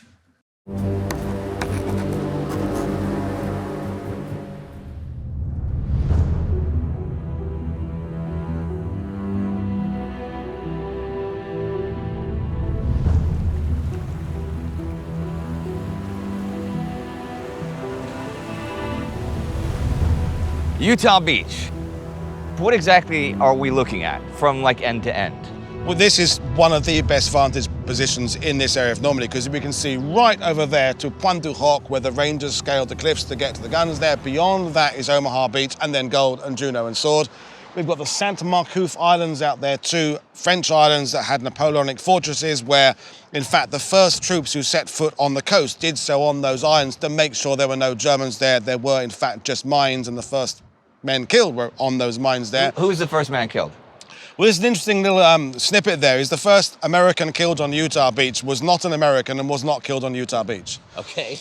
He was in the 4th Cavalry Reconnaissance Unit that landed there. He was a skiing instructor from Trondheim, Norway, who landed there, stepped on a mine, and along with other guys, got killed there. So he's in the American military, of course, but he's not an American national. And although this counts as the Utah sector, it's not actually the Utah Beach. So that's why is that weird phenomena there. Now, just looking at the lower bluffs here, on first glance, it seems like this might be an easier job to make landings in advance. Is that the case? Well, yes, but it's the middle of a 3-act play here, essentially, in that Utah Beach needs to be taken in consideration with the role of the 82nd and the 101st over there that had started 6-7 hours before all this starts here, and they have already done that job of landing there, securing the choke points, the crossroads, the towns, and particularly the causeways through the floods from Utah Beach, because Utah Beach is separated from the rest of Normandy by this massive great floodplain behind the beach that it's all part of the Germans' defense. So the paratroopers have begun the assault on Utah Beach already before these guys get here. So the middle act of landing here on the beach, in fact, about half a mile down the road from where we're standing, went really well, and the losses were comfortably under what they projected. The Germans didn't have much to stop the landing. The bombing by the 9th Air Force had been a bit more successful here than on Omaha Beach. The Germans didn't put up much of a fight, and they're off the beach pretty quickly. And then we are looking at probably the best preserved single Widerstandsnest in Normandy, which is the resistance nest the Germans have every half a mile of. And here we have everything showing the early 1942 bunkers up to the later 1944 one. There's an 88 up there, 250mm there, machine guns up there, mortars, and behind we have the ammunition areas. And the difference between how we're seeing it today and how we would have seen it 79 years ago is that the trenches between these bunkers have long since gone away, the barbed wire around them has long since gone, and the automatic flamethrowers and minefields around them has long since gone. Yeah. That makes a difference. It does, except they didn't work. University along behind Utah Beach, these are little, well, I say little, they're full of gasoline, about the yay big, and it works on a wire, and when it ignites and becomes something like electronic lighter thing, it sprays out flame for X number of minutes on a predetermined arc, but the system failed on D-Day where the landings took place, so it didn't come to be a problem for anybody. But yeah, this is the place to come to see the folly of the German Atlantic Wall and these impressive bunkers that look really cool, and yet as a broad concept behind the 5 beaches, they lasted only a few hours. All this money and effort and engineering and steel and concrete delays the Allies for a day. For a day. But the third act, and it's the third act that gets overlooked, is that the whole reason of landing on Utah Beach is to move up to Cherbourg and capture that deep water harbour. Because although there's the artificial harbour Mulberry technology, it would be really good if we could get our hands on a harbour. So after the landings, the 22nd Infantry of the 4th Division have to push their way up towards us, and they are now assaulting the positions that they had been coming at from the sea the day before, although the one's further to the north, but they're now going up the beach, so every half a mile is now a new defensive position that they have to take on. And the Germans who are here are now stuck in that they can't really go anywhere else, because they can't go that way because there's paratroopers over there holding over there, there's floods restricting their movement anyway, so they might as well hold on here. So the damage we're seeing on the bunkers behind us is from June the 7th and June the 8th.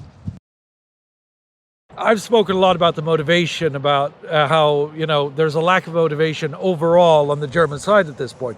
But that's not really the case here, is it?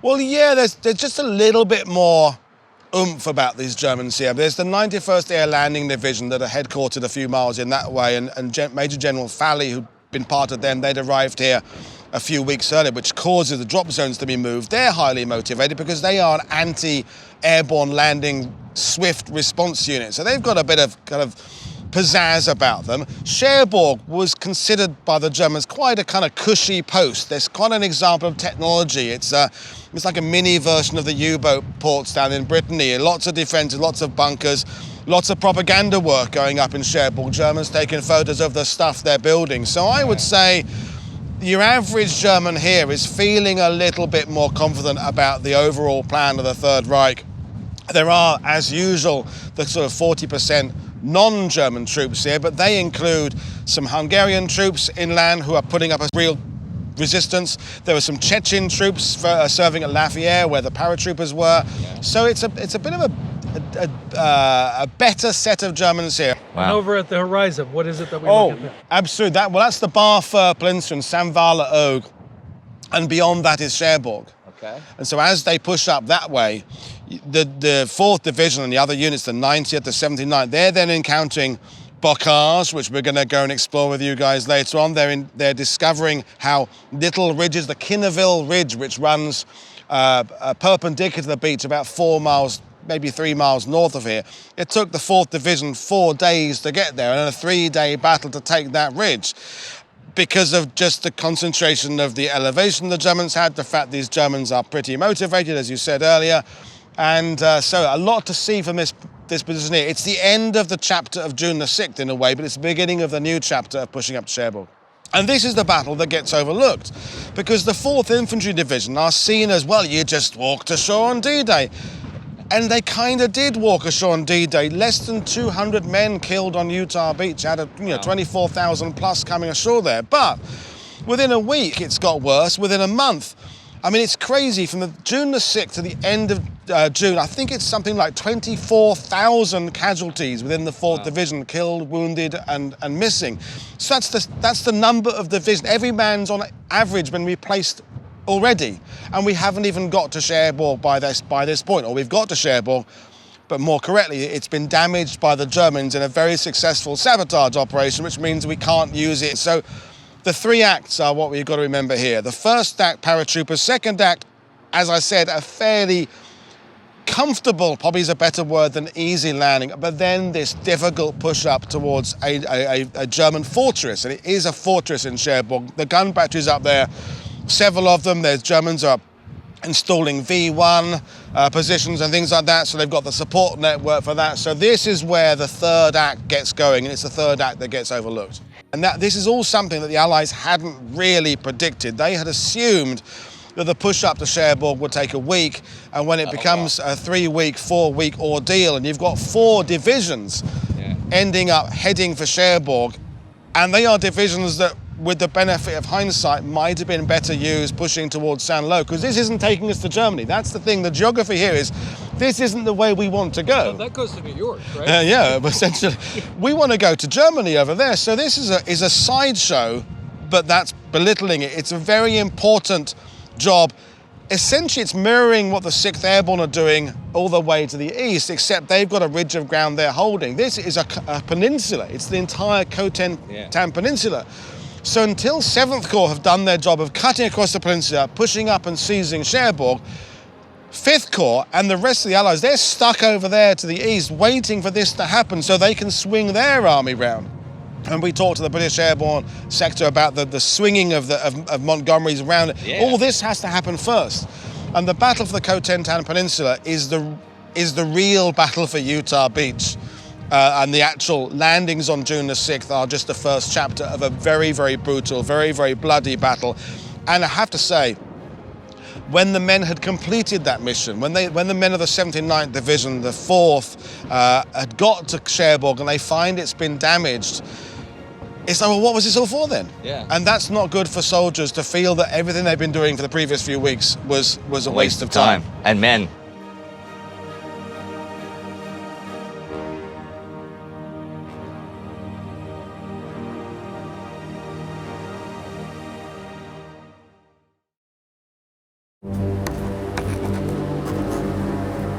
There takes a real dedication, I guess, to really deal with feelings like that, I think, with futility and all. But also, how about the dedication of operating knowing that you are likely to die? To paraphrase Thomas Hobbes, life for many of SOE's agents in occupied France is nasty, brutish, and short. Just ask Noor Inayat Khan. When she was arrested back in October 1943, the average life expectancy for a radio operator like her was just 6 weeks. Now she languishes in a German prison, shackled hand and foot. Even As the SOE have rebuilt their clandestine networks in towns and cities across France, the Germans have inflicted brutal losses and are capturing agents with alarming ease. The story is the same with the rural bands of resistance fighters known as the Maquis. As they grow ever larger, stronger, and more confident, the Germans begin a campaign of merciless reprisals. In the mountains and countryside of South and Central France, the situation approaches all-out war. As I mentioned earlier in the coverage of SOE activities, their losses and the near collapse of the French resistance in the run-up to D-Day is highly knit to the Gestapo rolling up the Prosper circuit in 1943. By mid-1943, Prosper and its sub-circuits had 10,000 fighters ready to be mobilized. But it is this size that spells its downfall. So many SOE networked agents clustered together in and around Paris poses a risk simply by the numbers and geographical concentration. It doesn't help that some of the officers have become complacent. They share flats and meet at cafes to play cards. A perfect storm forms when the Germans arrest two Canadian SOE agents, Frank Pickersgill and John Kenneth McAllister, on June 21st. They are not part of Prosper, but have arrived to set up a new network, Archdeacon.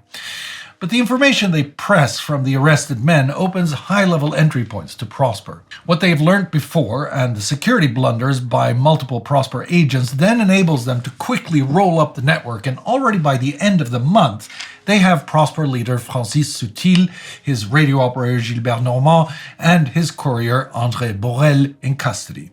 The man that leads the charge and now becomes the scourge of the SOE, doing the most to hinder the service's plans to build resistance around Paris and in northern France in the run-up to D-Day, is Hans-Josef Kiefer, SS Sturmbannführer and head of the Sicherheitsdienst, the SD, in Paris since 1940.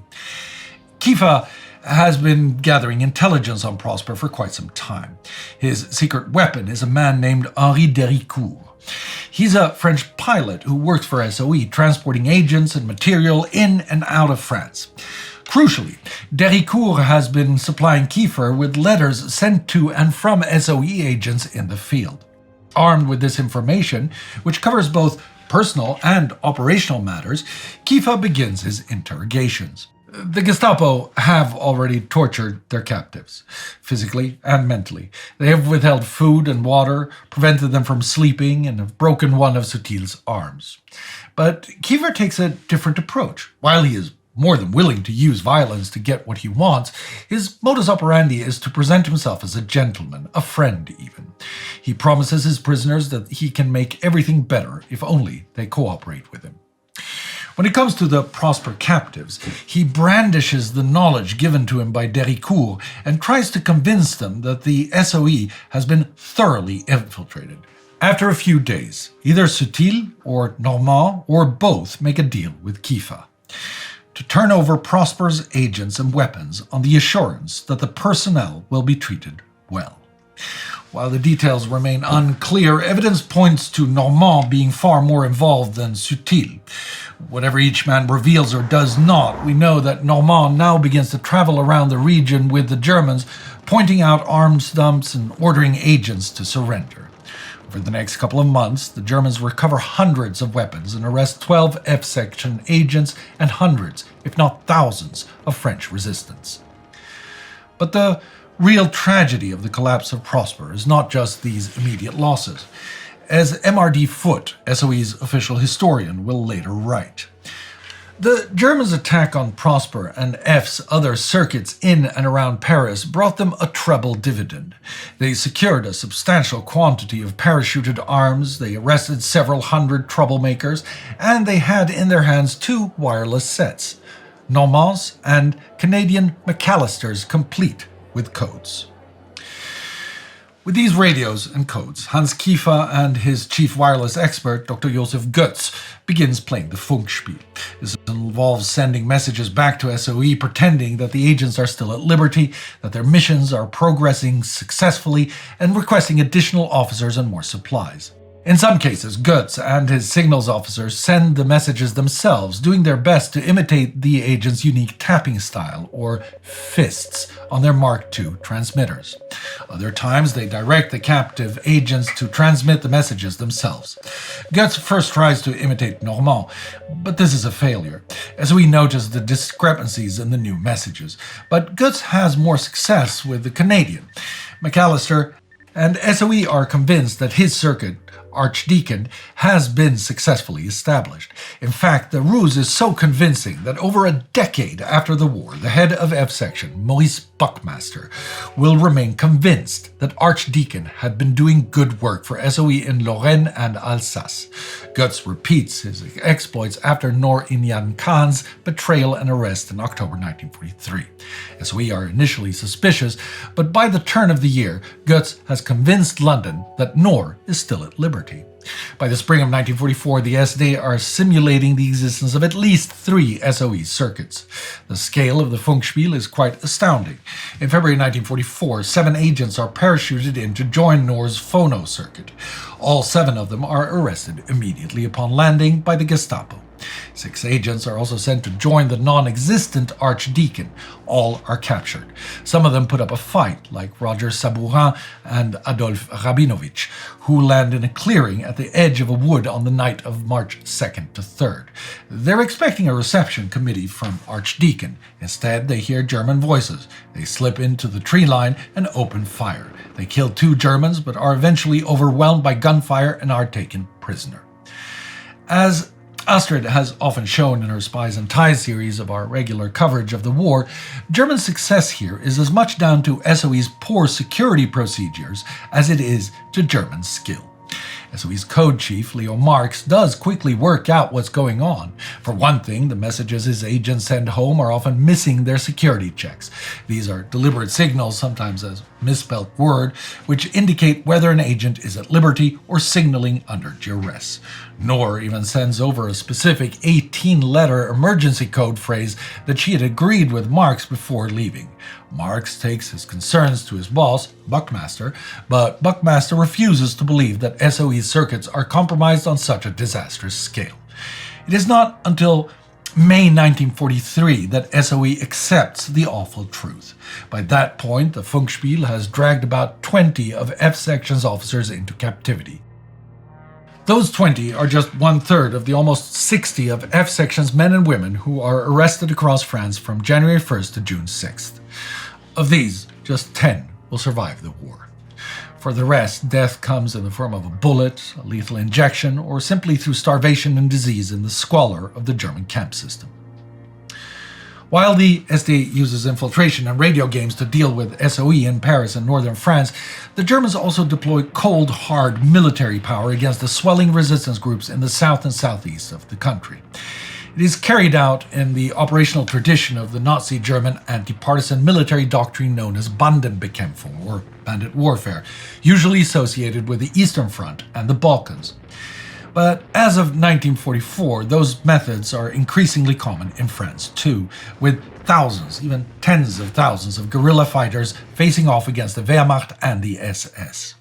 Until November 1942, German policy in the former unoccupied zone in the south had been relatively peaceful compared to the unrestrained brutality meted out in places like Poland, Belarus, and Yugoslavia.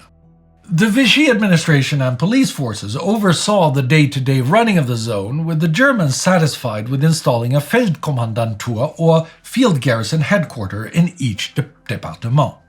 In 1941, after a surge in communist resistance following the German invasion of the Soviet Union, the Germans install a higher police and SS leader in France and expand the role of the Gestapo in Sicherheitsdienst. But there is no need to go much further than this, especially as the Vichy regime collaborates with the Germans in deporting Jews and communists to their mortal fates in the East. The situation changes dramatically after the Germans take direct control of the South following the successful Operation Torch landings by the Allies in French North Africa in November 1942. Shortly afterwards, in February 1943, Vichy implements a tightening of the Service du Travail Obligatoire, the obligatory labor service. This hugely unpopular measure, which funnels hundreds of thousands of young men to Germany for forced labor, leads to a surge in resistance activity, but also to tens of thousands of young men slipping away into the countryside to join the rural armed resistance, the Maquis. Throughout 1943, the Maquis grow in strength, supported by inter-allied training missions from SOE, the American Office of Strategic Services, and the French Bureau Central de Renseignement et d'Action. The Royal Air Force and the United States Army Air Forces also fly hundreds of sorties, dropping in weapons and supplies. Now, the Maquis launch raids, ambushes, and hit-and-run attacks on German forces. In response, the Germans deploy regular military units against the Resistance for the first time in the autumn and winter of 1943. The first of these are small, more like police operations. In December 1943, the German army raids the town of Nantua in retaliation for a brazen resistance parade through the town of Oyonnax to mark Armistice Day the previous month.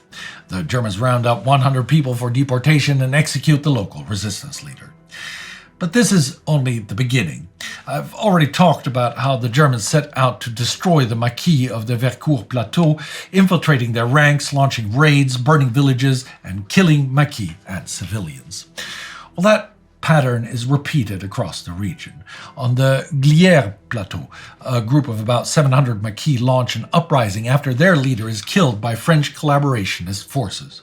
They resolve to turn their mountain home into a fortress. But although the Maquis are well versed in hit-and-run tactics, they do not have the experience or the heavy weapons necessary to triumph in an all-out defensive battle against the Wehrmacht. On March 26th, the German 157th Reserve Division, led by General Karl Pflaum, launches an assault on the plateau. By the end of the fighting, 210 Maquis are dead, including 50 Spaniards who fight to the last bullet. 169 Maquis are arrested. After the battle, the reprisals are equally violent. German forces tore the neighboring villages, burning homes, torturing and executing civilians. At Montmouchet, on the Massif Central in the Auvergne, on May 15th, the regional leader in the Auvergne agrees to another premature uprising. They are convinced that the liberation of France is coming soon and that if they turn their mountainous camps into a series of strongholds, the Allied forces will soon parachute in to assist them. Volunteers flock into the region for 2 weeks and are organized into fighting groups. Rifles, machine guns, grenades, and mortars are distributed. Transport vehicles are requisitioned from the local populations. By the beginning of June, there are 2,700 men at Montmouchet. At Clavières, one of the entrances to what the Maquis called the Réduit du Montmouchet, a sign is erected. Ici commence la France libre. Free France starts here. The Germans respond on June 2nd. Battle begins with a battalion of about 800 Osttruppen climbing Montmouchet. Outnumbered and outfought, the Osttruppen take heavy casualties during a 3-hour battle and are forced to retreat. By today, June 6th, German General von Brodowski is in the final stages of planning a mission to restore order and is assembling thousands of men equipped with armored cars, mortars, and air support. The Maquis of the Vercours, who this morning began fortifying their plateau into a high-altitude fortress, will also soon feel the force of the Bandenbekämpfung. Like the Maquis at the Massif Central, their strategy is contingent on the arrival of Allied paratroopers. And as I said earlier today, it's likely that those paratroopers will never arrive. But it isn't only German forces who are arrayed against the resistance. Frenchmen are also fighting Frenchmen. The security and policing forces of France can be divided into 2 camps. The regular French police are often ambivalent or even quietly supportive of the resistance. When the resistance marched through Oyonnax in November 1943, the French police observe the procession but do not interfere. Not only do the police have some sympathies with the resistance, but their willingness to provide wholehearted assistance to the Germans has been dampened by threats in the clandestine press.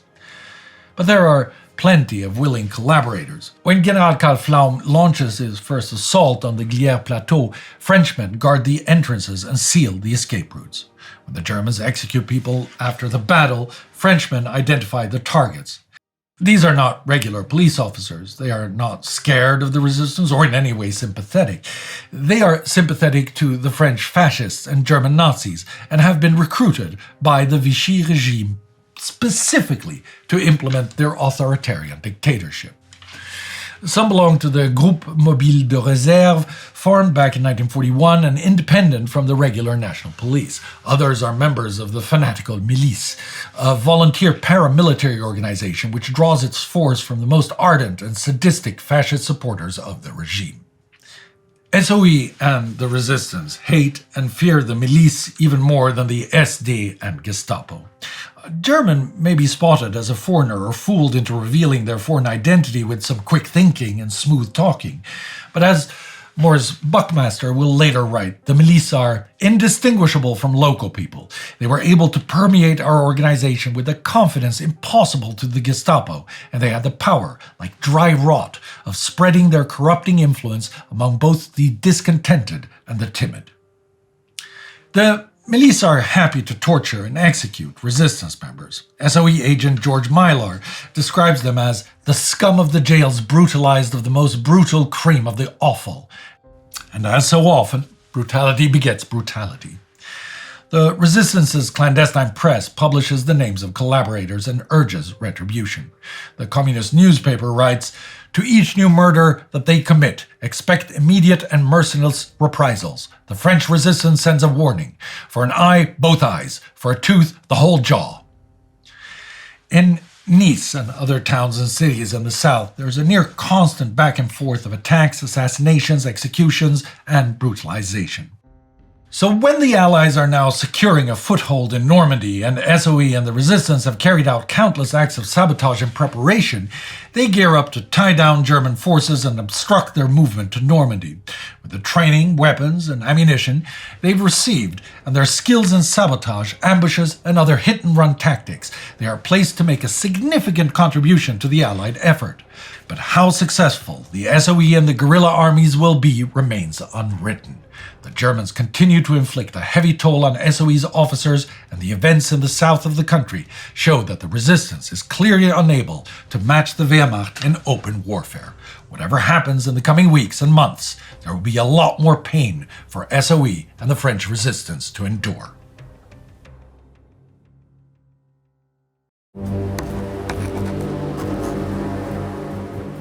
Here's a quote from Ada Gobetti that I think is apropos after that bit. "When I arrived in Miana this evening, I found Paolo very excited. He was at the radio all day long and was able to tell me the particulars. It is the very opening of that second front that we were awaiting for so long, and it appears that it was carried out with gigantic vessels and with an extraordinary technical efficiency. Yes, by now it is useless to try to deny its importance. It is a decisive event. It is certainly the beginning of the end, if not exactly the end. Yet it is strange how I do not feel profoundly and intimately touched. Perhaps it is because I am too occupied with innumerable little daily tasks that make it impossible for me to see the whole picture. Today, meeting with a new person prepared to work with us counts more for me than the movements of an immense army that is far away. Moreover, I cannot forget that inevitably every large-scale action of war is accompanied by destruction and massacre. We keep getting reminders that no one here is out of the woods yet. For the Allies, for the Axis, for the French at home, there is a great deal more suffering to be borne before anyone is out of the woods.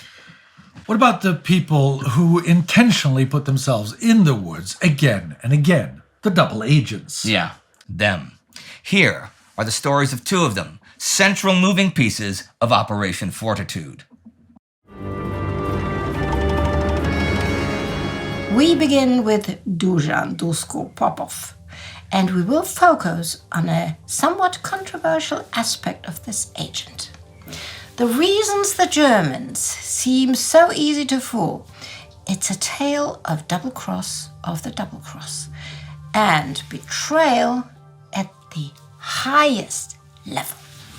At the center of the Germans' failure today is, of course, Hitler and his paralyzing control of strategy and tactical deployment of the German forces. Indy and Sparty have also shown many other problems with the German command structure and Nazi politics that get in the way of the German response. And then there is deception, and that works very well, right? So well that you'd almost think that the Abwehr is working for MI5. Are they? Duško Popov and his best friend and handler at the Abwehr, Johnny Jepsen, might provide the answer. Now Popov is a fascinating character. He is dashing, charming, promiscuous, rich, cosmopolitan, complex, daring, and brutally ruthless. Current MI6 agent and future author Ian Fleming is a personal friend of his and will use him as one of his inspirations for James Bond 007. We've done a biography specially on him in our regular coverage, so I won't tell his whole story today. Instead, I will focus on Duško's and Johnny's relationship. The two meet in the mid-30s while studying at University of Freiburg, Germany. Duško has come here from his native Serbia, where his father has built a very successful international trading business.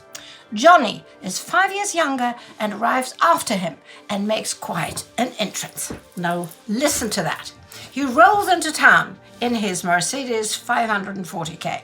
The first thing he does is pay a visit to the town's police commissioner. He lays down 2 envelopes filled with money on the commissioner's desk and tells him, it will save time if I pay my traffic tickets in advance. The two soon form a whirlwind romance. Johnny's well of cash is even deeper than Duško's. His parents died when he was a teenager, and he has inherited his father's stake in the family business, the conglomerate Jepsen and Jepsen Shipping Company, based out of Hamburg. He spent time in England growing up and returned to Germany as a committed Anglophile, adopting English manners, even preferring English over German. His role model is P.G. Woodhouse's spoiled, useless, snobbish, but charming character, Bertie Wooster. Duško and Johnny's relationship is based almost entirely on frivolity, fast cars, expensive sports, gambling, partying, endless rows of fawning girls, preferably a few at once. So, how do these two good-for-nothings end up at the heart of world geopolitical affairs, you could ask yourself, right? Well, under the surface, they are dedicated intellectuals and humanists and despise the Nazi regime that controls Germany. Duško's disdain is rather outspoken. Johnny can't afford that as a German. Duško thinks he can, but he can't. Shortly before graduation in 1937, Duško is arrested by the Gestapo. Johnny and Popov Sr. pull some strings and get him out. So, when Johnny suddenly starts working with the Nazis, Duško is taken aback, to say the least. The two drift apart. Johnny disappears into the labyrinth of Nazi Germany, and Duško goes to Dubrovnik, where he opens a law firm and gets into the family business. Fast forward to 1940. The war has broken out, and suddenly Popov gets a telegram from his old friend summoning him to Belgrade. Need to meet you urgently. The reunion is like in the good old days. When the initial parting is out of the way, Jepsen tells Popov that he's working for the Abwehr. He tells him it allows him to stay out of active military service with his varicose veins and all. That would be hell. So, he tells Popov that he too could benefit from working for the Abwehr. It would allow him to travel freely through occupied Europe, no questions asked. It would be a new adventure in espionage. Popov is attentive for some reason. Jepsen invites another Abwehr agent. He's called Ernst Munzinger. He tells Popov, "We have many agents in England, quite a number of them. Excellent. But your connections would open many doors. You could render us great service, and we could do the same for you." The Reich knows how to show its appreciation. Jepsen drinks his whiskey there and says nothing. Munzinger is somewhat vague about the kind of information Popov might gather. General, political, and then after a pause, military? Dusko agrees to do the work. He sets up in Lisbon, neutral Portugal, to better travel to the UK.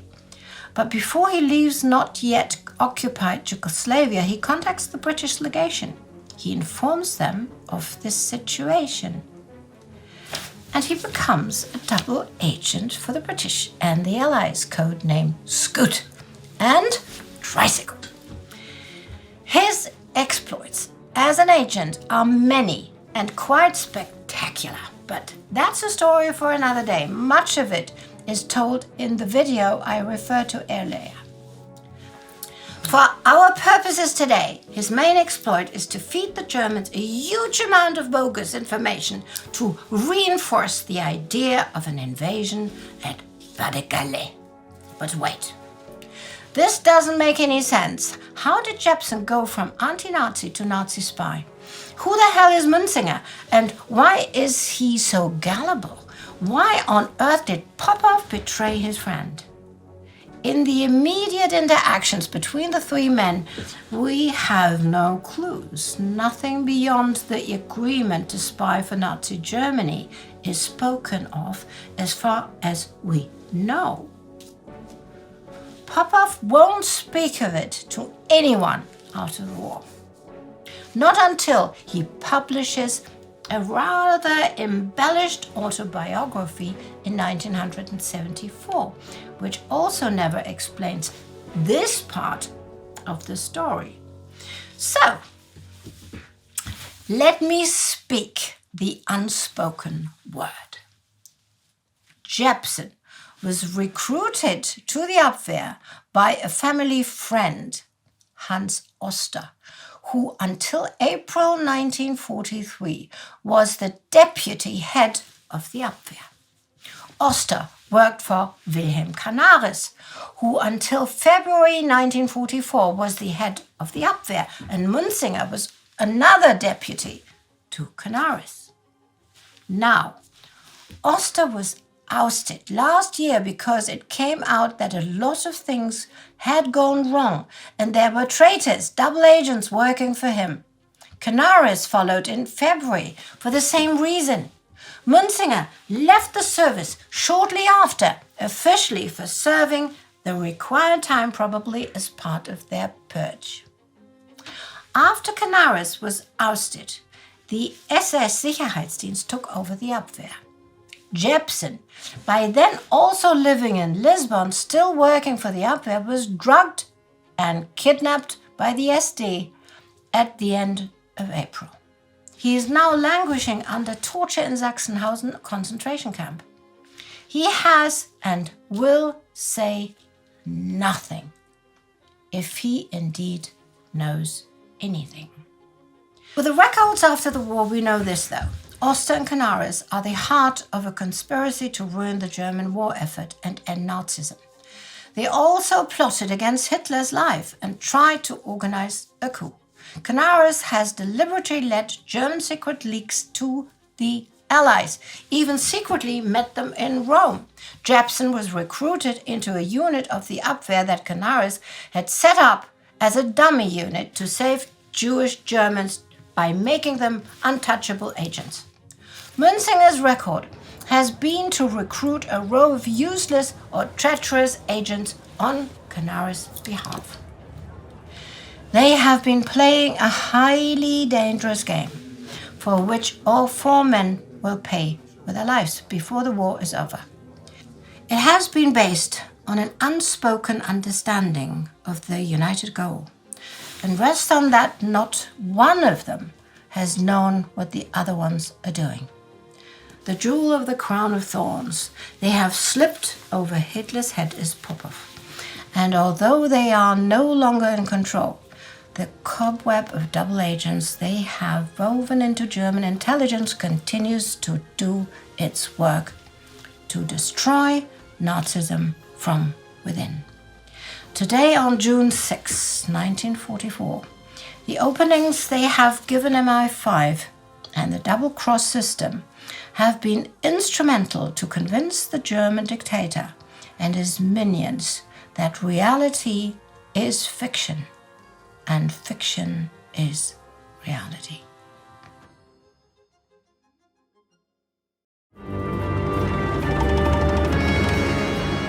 Our next double-cross agent is of a very special kind of importance.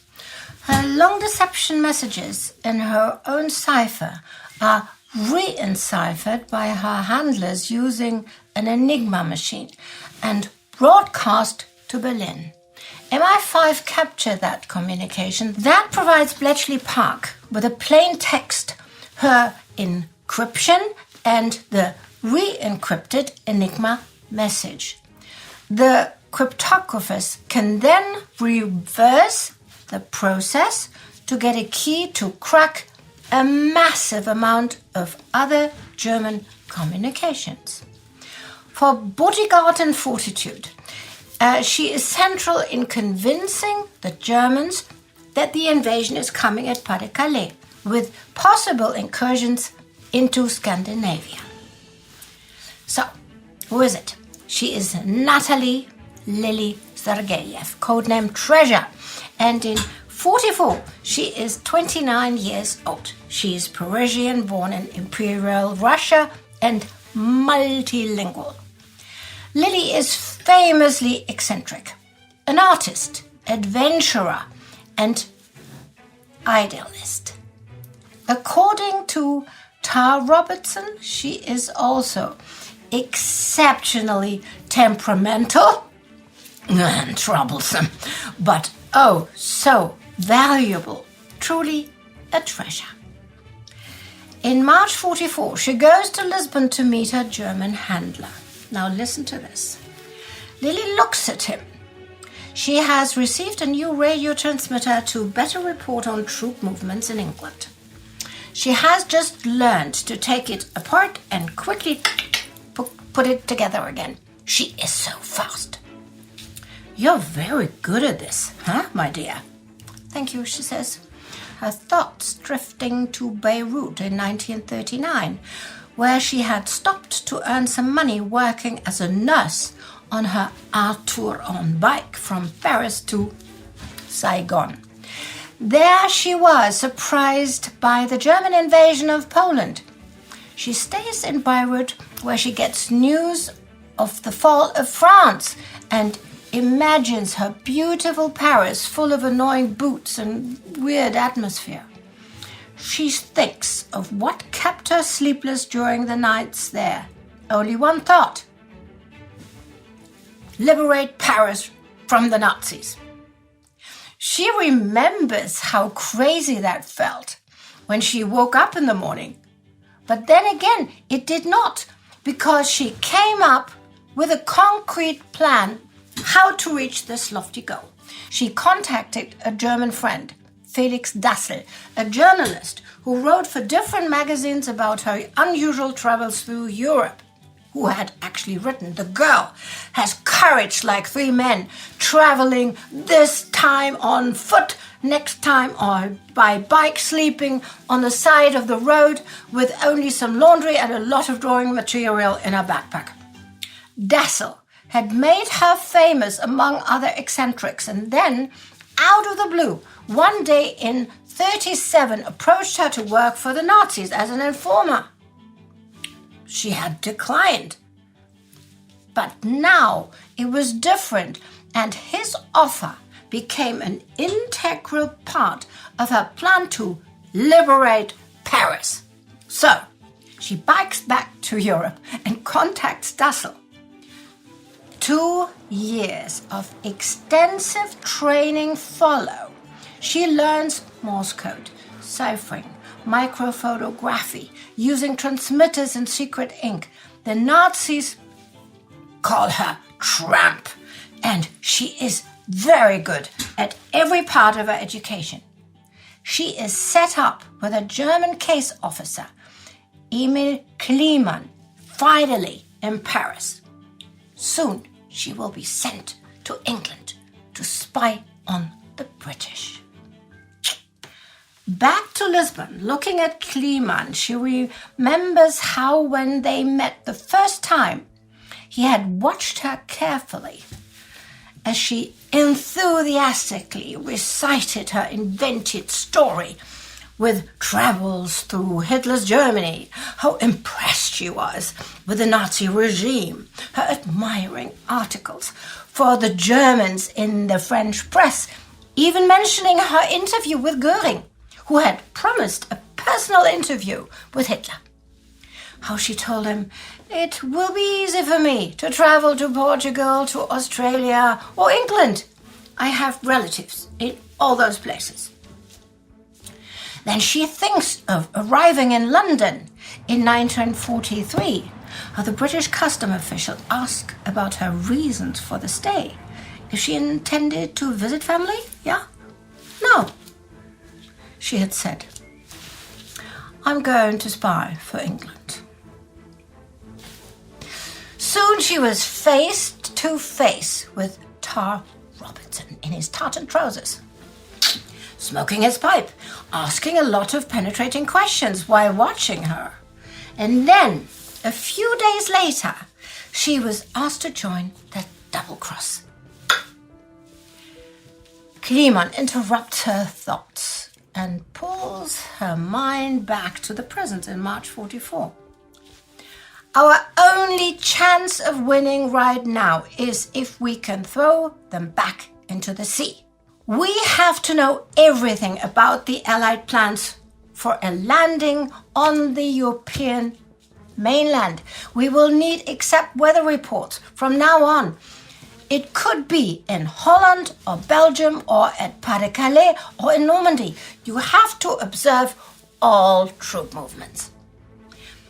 In 1 second, she is totally focused again and looks Kleemann in the eye and she says, "Listen, if the Brits should arrest me, they will force me to go on writing to you. I will use a double dash before I start writing, okay?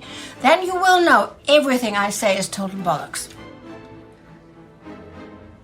Kleemann stares at her. How does it feel to be a young woman that has the opportunity to change the course of history? She pauses. "Good," she says, not smiling. She feels sorry for him. She likes him. He treats her very well, not like the British, who did not even manage to get her beloved terrier poodle Bubs to London when she started working for them. Now, Bubs is dead.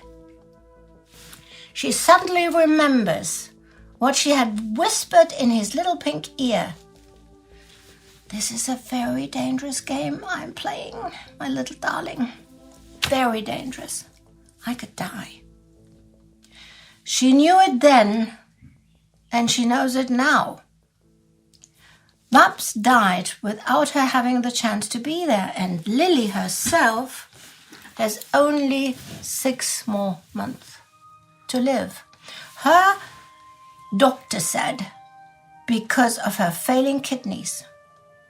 And despite all that misery, she is determined to lead the Nazis to Pas-de-Calais, away from the Calvados coast, so that finally Paris can be freed from the Nazis. What a plan. A few weeks after D-Day, her goal to free Paris fulfilled. Lily will be done were spying. She won't die quite as fast as predicted. She'll marry an American officer, move to the US, where in 6 years her kidneys will finally give in, and she will pass away only 38 years old. The vast majority of the thousands of soldiers whose lives she helped save today will never know that she even existed.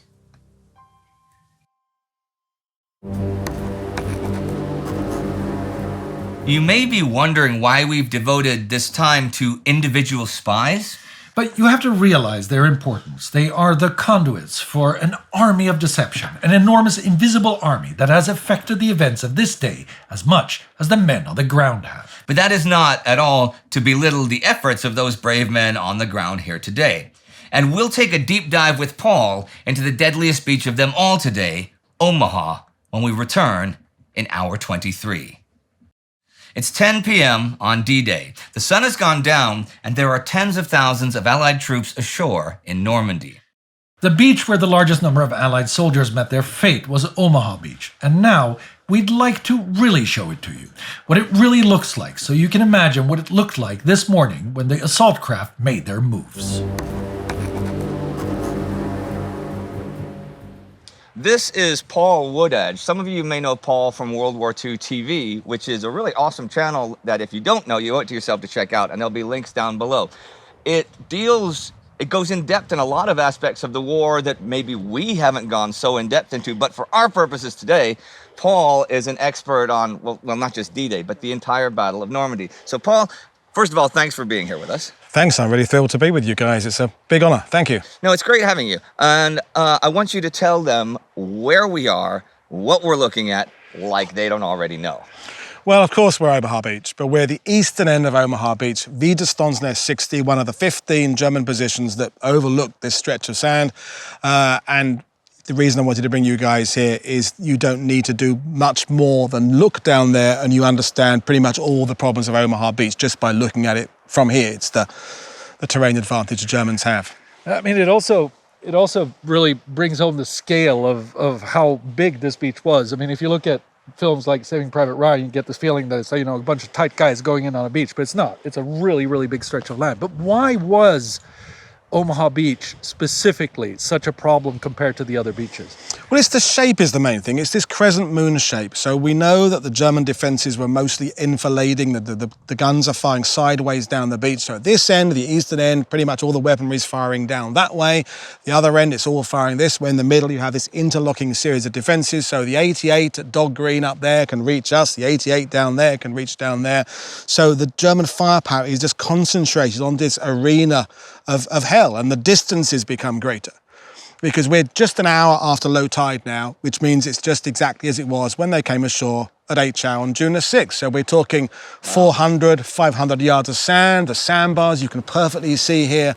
So where on perhaps Saw Beach, you're coming in maybe 200 yards away from the seawall that is your objective.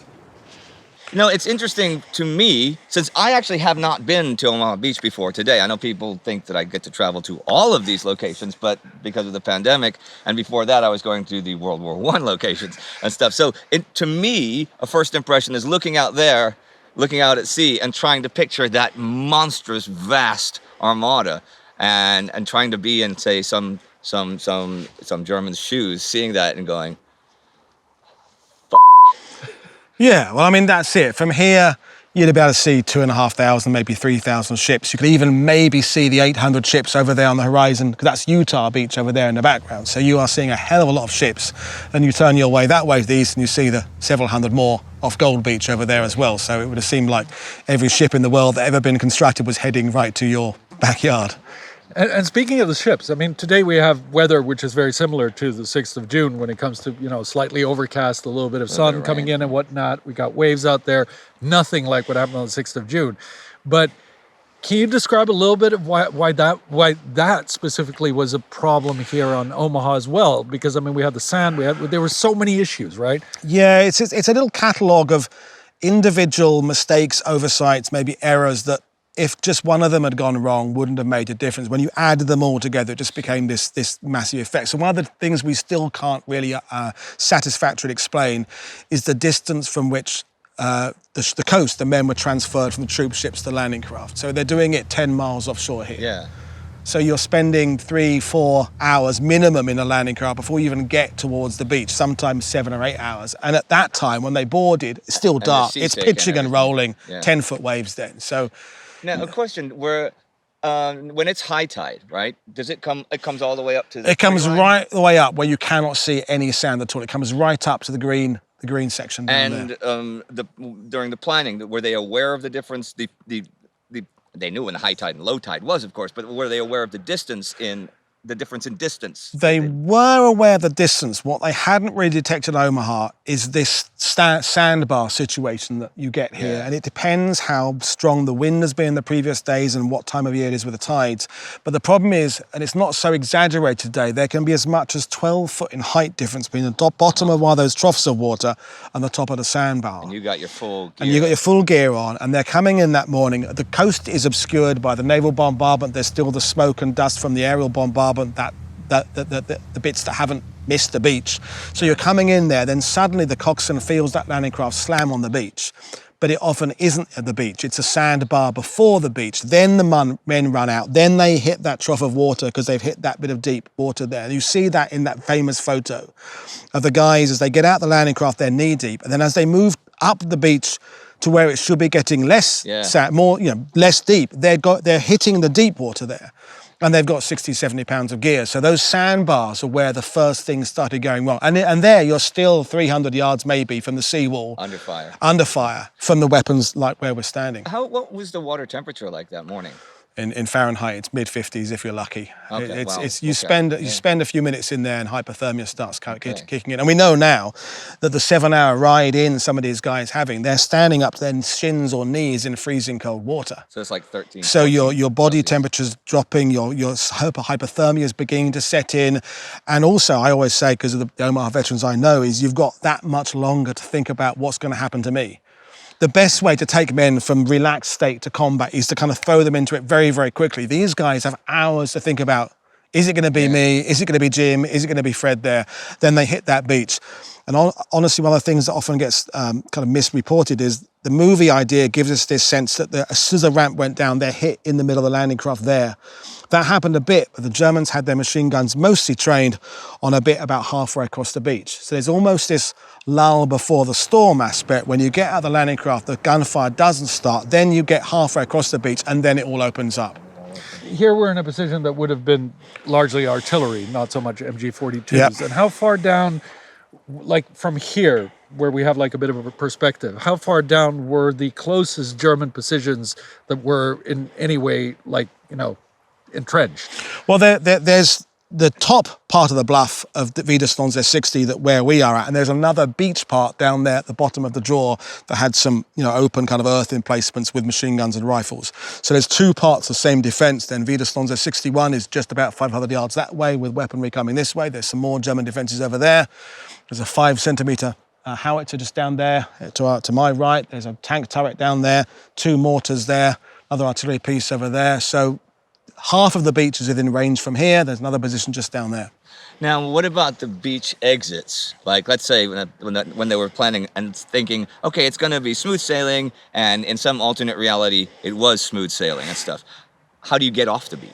Well, there's exits and there's draws, which are terms that have come to be kind of interchangeable. They're not really. The exits are the precise means of getting off the sand to the immediate area beyond that sand. Right, so either bits of sort of rough ground or kind of gorse bushes. Then there's the draws, which are the valleys going up. So running just in front of us, and we can't see it from here and the camera won't pick it up, is the F1 draw, which runs down maybe 100 yards behind us and comes up to, in fact, where we're parked. Then going that way, westwards down the beach, are the 4 other draws. And these 5 draws are the arteries up which the various regimental combat teams will make their moves, but they're not the same. So one is defended by an anti-tank wall and a tank ditch. One has got barbed wire and mines. One has got, It's a lucky dip. It's a lucky dip. And generally on D-Day, the invasion force, that first wave, was shunted down 200 to 1,000 yards to the east from where they were supposed to be. So one of the big problems on that first moment, when the 60 landing craft that make up the first wave come in there, they have worked out to come ashore on a very precise bit of the beach where they've looked at the big maps. They know where there's a bunker to the left that's got a 5 centimetre in it. There's a little trench line over there to the right that's got this in it. And they're meant to all click into action and go about their exact tasks, where the sergeant sets up his base of fire and the corporal gets his 50mm mortar firing at that position there. They then find themselves 500 yards down to the east of where they're supposed to be.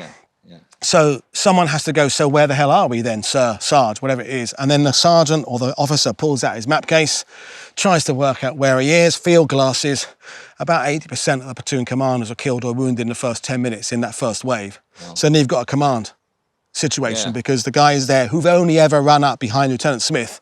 Lieutenant Smith is no longer there. I mean, in training, they've only ever run up behind him. Yeah. Suddenly he's got not there, and the bit of beach you've trained for, because you've trained on an exact model of this on a sand table, that's not the bit of beach that's ahead of you that is confronting you. So there's this moment where you're not quite sure where you are and not sure what to do. And that's, of course, the moment that all this weaponry kicks in. If you look at, like, a lot of other documentaries, and if you look at, like, also the movie variety of it, a lot is made of what a shock it was for the American troops who were landing down here and what a terrible experience it was. But I mean, it was the same up here on the German side, of course. Yeah. They were experiencing the same thing.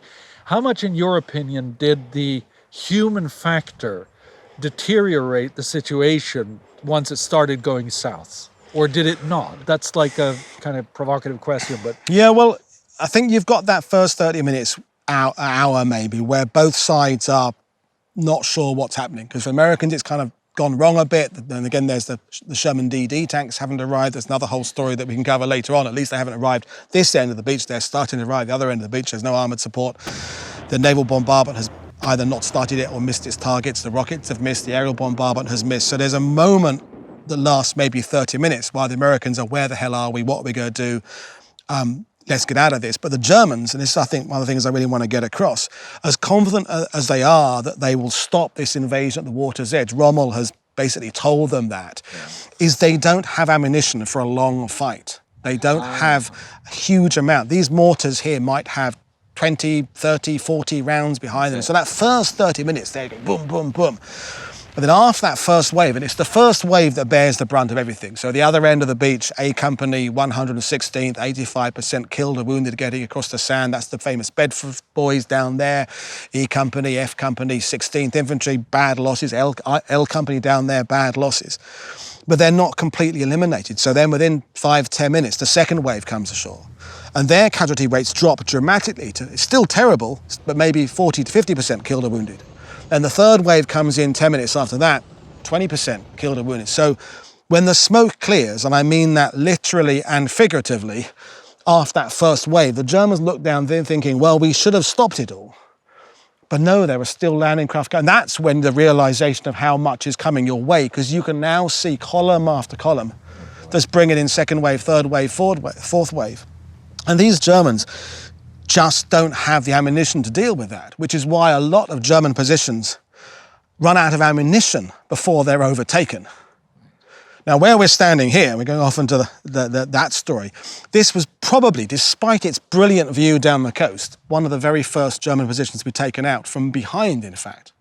Okay. Because members of L Company 16th Infantry, who'd lost all their officers, bar one, who was kind of the slightly overweight, been great logistics kind of guy with him in North Africa, but not kind of the traditional hero. Jimmy Monteith is the only guy down there alive in his company, and he leads a rabble of kind of disorganized guys from L Company up this draw here that the Germans don't actually have anybody defending the draw. Okay.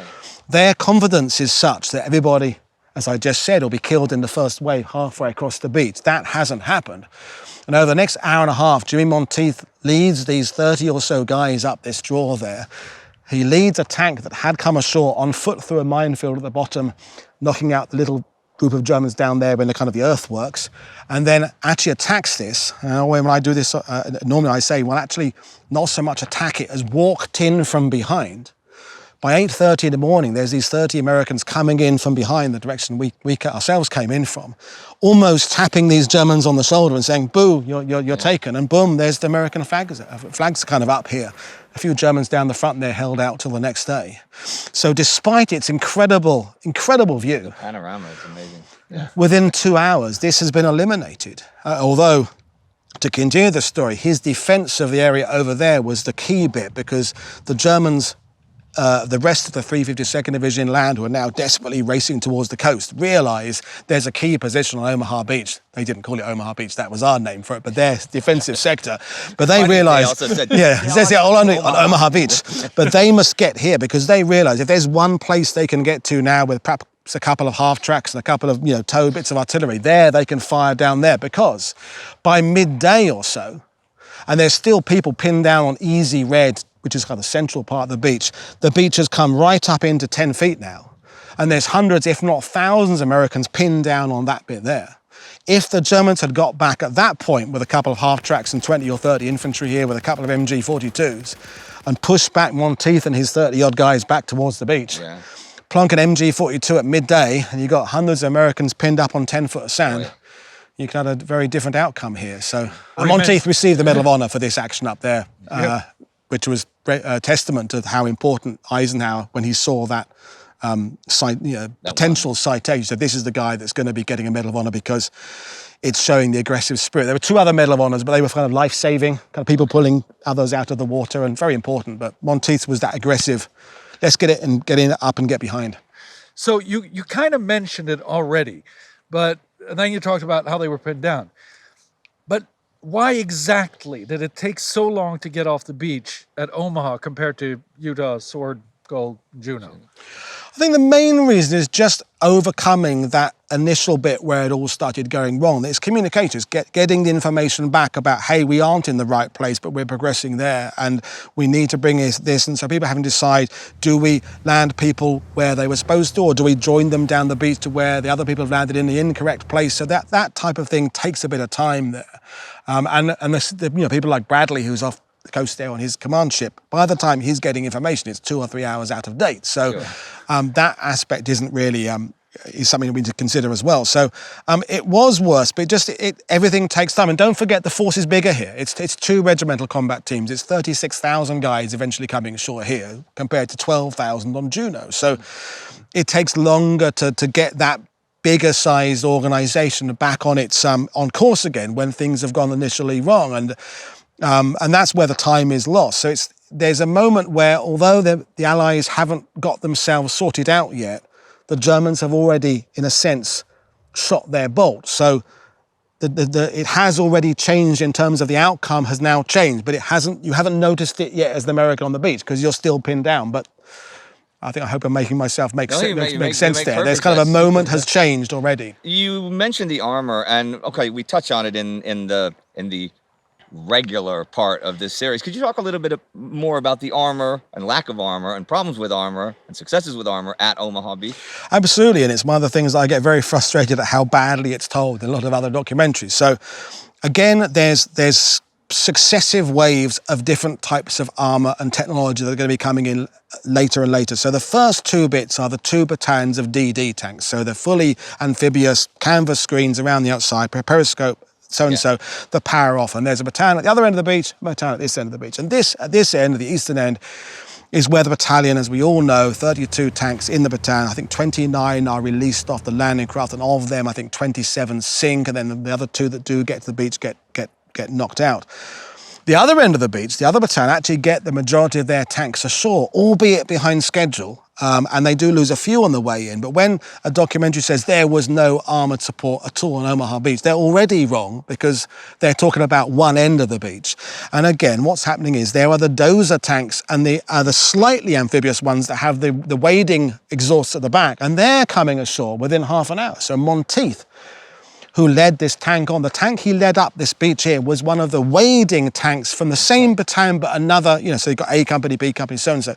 Yeah. It's another lot coming in later, and then the dozer tanks come in. So Yes, the very first wave of DDs that were supposed to be here to support that very first wave of infantry do not make it. But then as the second and third waves of infantry are coming ashore, by then the basic plan is starting to kick in and the second and third waves of tanks are coming in. So you do see photos, if you look for them, of DDs on the beach and wading tanks there. So that's a big difference. Yeah, it is a big difference. Let's see some of those photos now.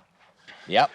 So there's armoured support coming in all the time, and then there's the engineers coming in to clear gaps and things like that as well. So it's successively getting better and better. And I'm of the opinion that the labels we give Omaha of disaster on Omaha and bloody Omaha really are unfair and unjust. You look at the contemporary writing about Omaha back in the summer of '44 by the journalists, and Ernie Pyle was down there, Ernest Hemingway was down there the next couple of days.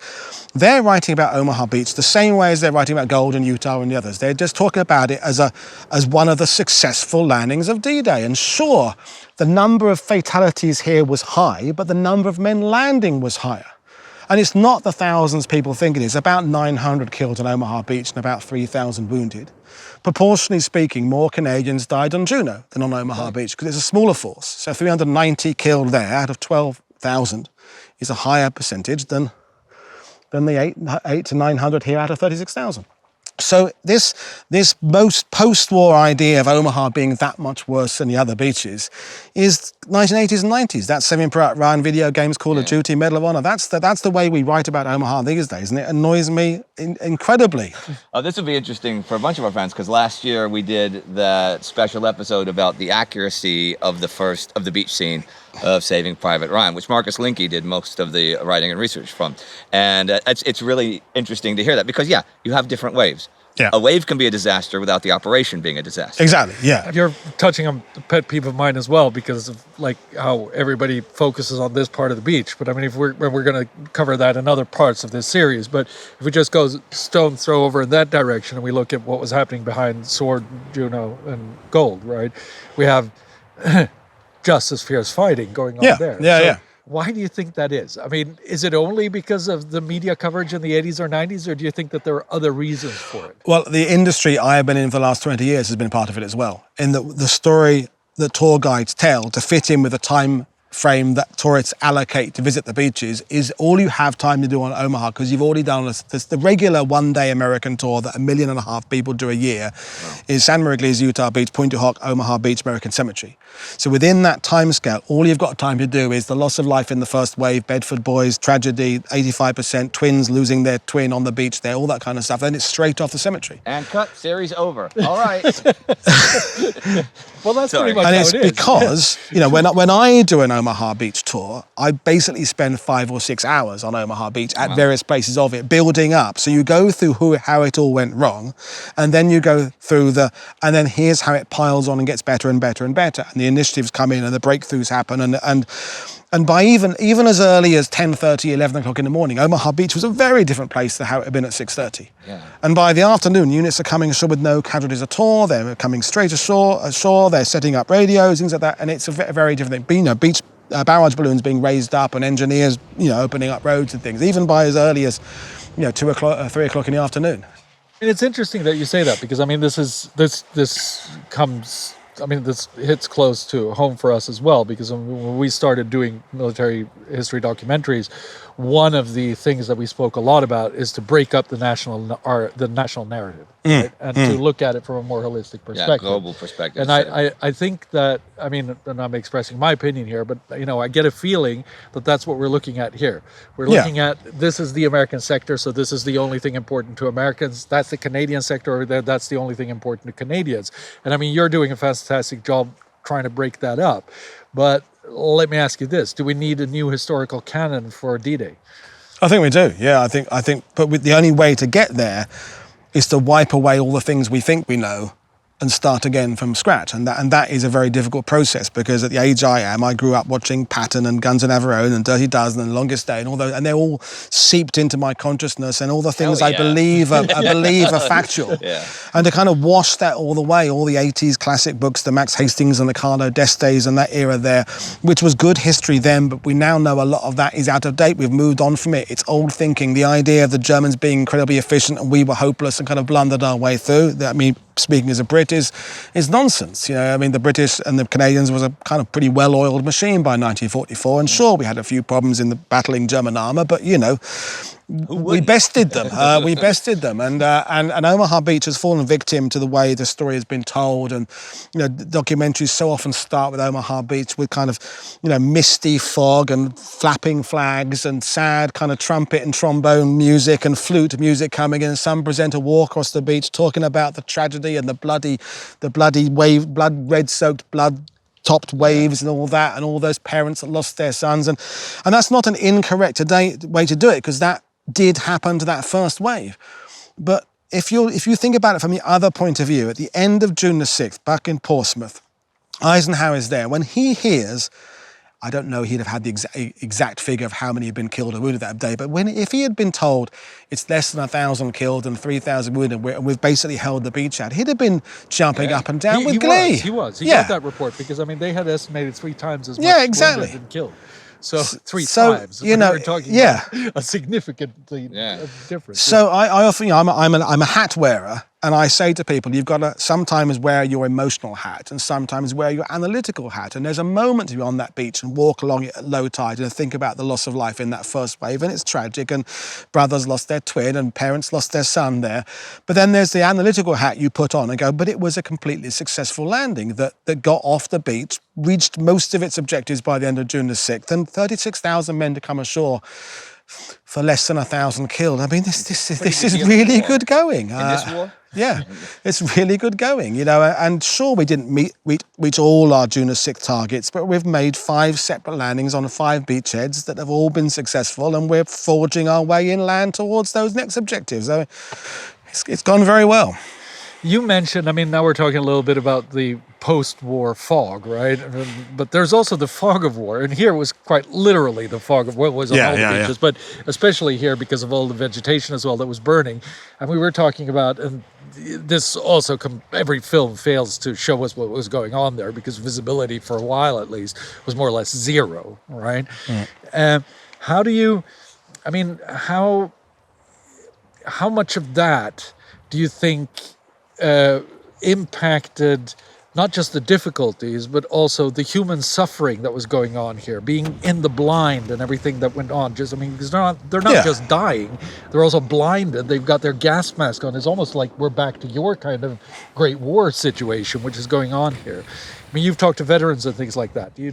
Yeah, no, definitely. I mean, we can show a veteran now, you were supposed to land here, but actually you were there. And they go, oh, but at the time they had no idea where they were. And it's alien environment. As you say, there's smoke billowing, and despite the fact there's this massive force coming in behind you, the universal kind of response I've got from vets is how isolated it felt for you as an individual. It felt very lonely there, because let's take those 60 landing craft in that first wave. That 60 landing craft, 10 feet wide down a 4.5 mile beach. So the Saving Private Ryan video game idea of these landing craft coming in where you can almost shout across from landing one landing craft the next because they're 20 feet away, well, it doesn't work. The maths doesn't work. 60 landing craft down 4.5 miles is several hundred yards between each one, because of just how it works. Sure. So when that landing craft comes ashore, you feel isolated, because you absolutely are isolated. And the next, half your guys down. Half your guys are down. You're spreading out across the beach there. You're losing men with your heavy equipment in those sandbars and the troughs of water as they push up there. So it's very isolating, and the fog and the fog of war, literally and metaphorically, is there in front of you. And those first moments were incredibly intense. And when I've been there with veterans, the last thing you do as a historian is say, but it got better later. When they're talking about the shittiness of that first half an hour, you don't go, yeah, but you've got all these men behind you coming in, because that's not their experience. That's not what they were feeling like at that time there. I've spoken to a few myself over the years, and I mean, anecdotally, nobody got over it. No. I mean, there's the famous account of Heinz Severloh, the German machine gunner, who was down at Widerstands 62, so about 600 yards that way. And a lot of the Germans who actually weren't behind MG42s, they were behind Polish guns and 08s and things like that, all the other foreign guns the Germans are using. There's maybe only about 10 MG42s of the 80 down the beach, probably of that type. But Heinz Severloh did have an MG42. And his account, he wrote about it, he said, I was firing down that beach all day. Okay, so he was there, and he didn't surrender till 4 in the afternoon or something. fired 11,000 rounds. Now, with an MG42, there's no way you can make 11,000 rounds last all day. Wow. There were huge gaps, must have been, in between bursts he was firing, but in his recollection of it, when he spoke about it, he wasn't lying deliberately, I don't think. He genuinely felt he'd been firing his machine gun all day, but it doesn't work out mathematically. 11,000, if you just do that, that's 6 minutes or something. So how he referenced it is clearly very different to actually how it was, but that's because that slowing down of time thing or speeding up of time that happens to men in combat down there. Now, how effective or ineffective were the naval guns in assisting the Omaha beach landing? Two phases again. Yeah. So that's why the initial naval bombardment generally either didn't hit its targets or it was ineffective, because firing an 8-inch shell at a bunker that's 7 miles away just doesn't work. What happened later on is just the improvisation. Individual destroyer commanders, the McClellan was one of them, they decide that I'm going to just run my vessel in closer. They're hearing it, drawn from the sound underneath there. And you kind of have the situation. I think there's a story of a C Company 116th guy down there who gets up the German bluff, and there's some kind of German radio set there saying he's just twiddling knobs and ends up finding a frequency. And it's some guy who's on a truck, on an LCT or something out there, who picks up this, because he's just going around listening for stuff. And eventually message kind of is shouted from one person to the other, left a bit, up a bit, and the destroyer starts firing back at the bluffs there. And that hadn't been accounted for and planned for that way, because they all have their fire orders, and you will fire on this quadrant in a W shape for 15 minutes, then move to this area here.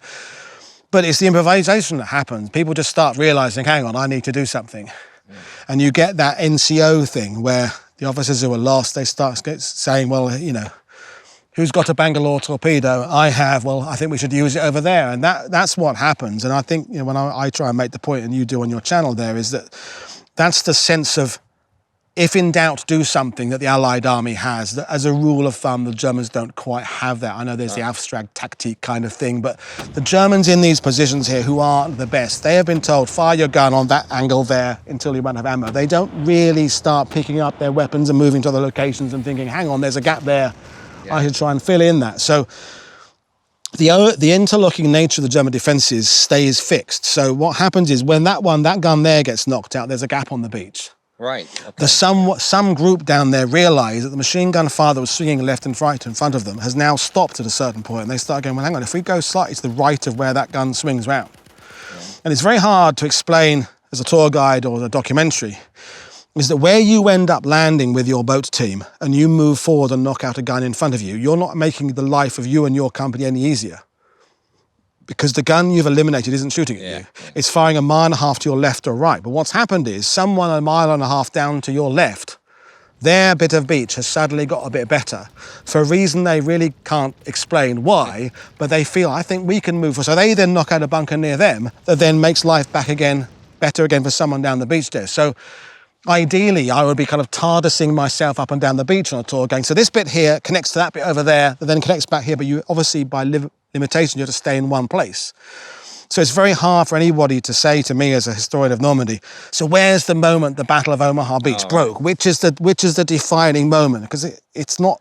It's one thing there that connects to one thing there that's over there, another tank does that, and that's how it's working. Suddenly, not suddenly, progressively, there's a realization, hang on, we're over the worst. But you know what, this is like a microcosm of one of our channel slogans. History does not happen in a vacuum. Yep. It's not this isolated event and that nothing else really mattered but that. So just what you just talked about is that slogan in microcosm. And it also, I mean, what strikes me when you're talking about it is that goes back to what you were talking about, this being in a bubble, being isolated in a world of horror, right? Mm-hmm. So you're there on the beach and you're fighting against that position over there for the Germans, and it's not going to help you, and you don't even know who it's going to help. So it's got to feel at the moment pretty useless what you're doing, because you don't. Yeah. There's no way of knowing it. I mean, that's got to be terrible. Yeah, right? and so just on my tours, and I've explained how all these things have come together and brought the victory. There's a photo taken just in front of us down there, late part of the day, and there's 7 or 8, 9 bodies washed up on the shingle. One has got a K-ration box over the head, and there's a guy who's sitting looking at these bodies, and he's clearly older because he's got a ball patch like I've got, and he's kind of got that kind of thick neck look of an older guy. So he's in his 40s. I don't know who he is. He's got an tanker's jacket. And his body, you can't see his face because you're looking at it from behind, but his body language is all hunched over. And he's looking at these bodies. And, and I always say, so what's he thinking? And so just at the moment that Eisenhower is really pleased that this has gone okay, there's some poor guy who doesn't really care about the fact the exits have been cleared and the engineers are building roads. His day has finished looking at the 6 bodies in front of him that maybe the guy with the K ration, they've put the box there because the guy's missing his head, maybe his head was cut to cabot. So that's it's the emotional hat and the analytical hat again. You know, that's why I think this is some of the experience that builds on. You asked earlier about this 80s, 90s disaster on Omaha Beach. Is some of the men at the end of that day, it felt really shitty that day because there is a lot of blood in the water down there. There is a lot of wounded down there, and so at that point, it's hard to see the victory that's actually occurred because you're in that small world. Right. You know, there's the Ernie Pyle bit when he walks down that beach the next day. And he's talking about all the V-mail letters that are billowing across this beach. And he talks about how many letters would have been written on them. Right. And Bibles and bandages and abandoned life belts, I think is one of the phrases he uses in that. And that's he's talking about the human detriment that was at the end of the beach that day. So while he's doing that, the colonels and generals are saying, well, that was successful.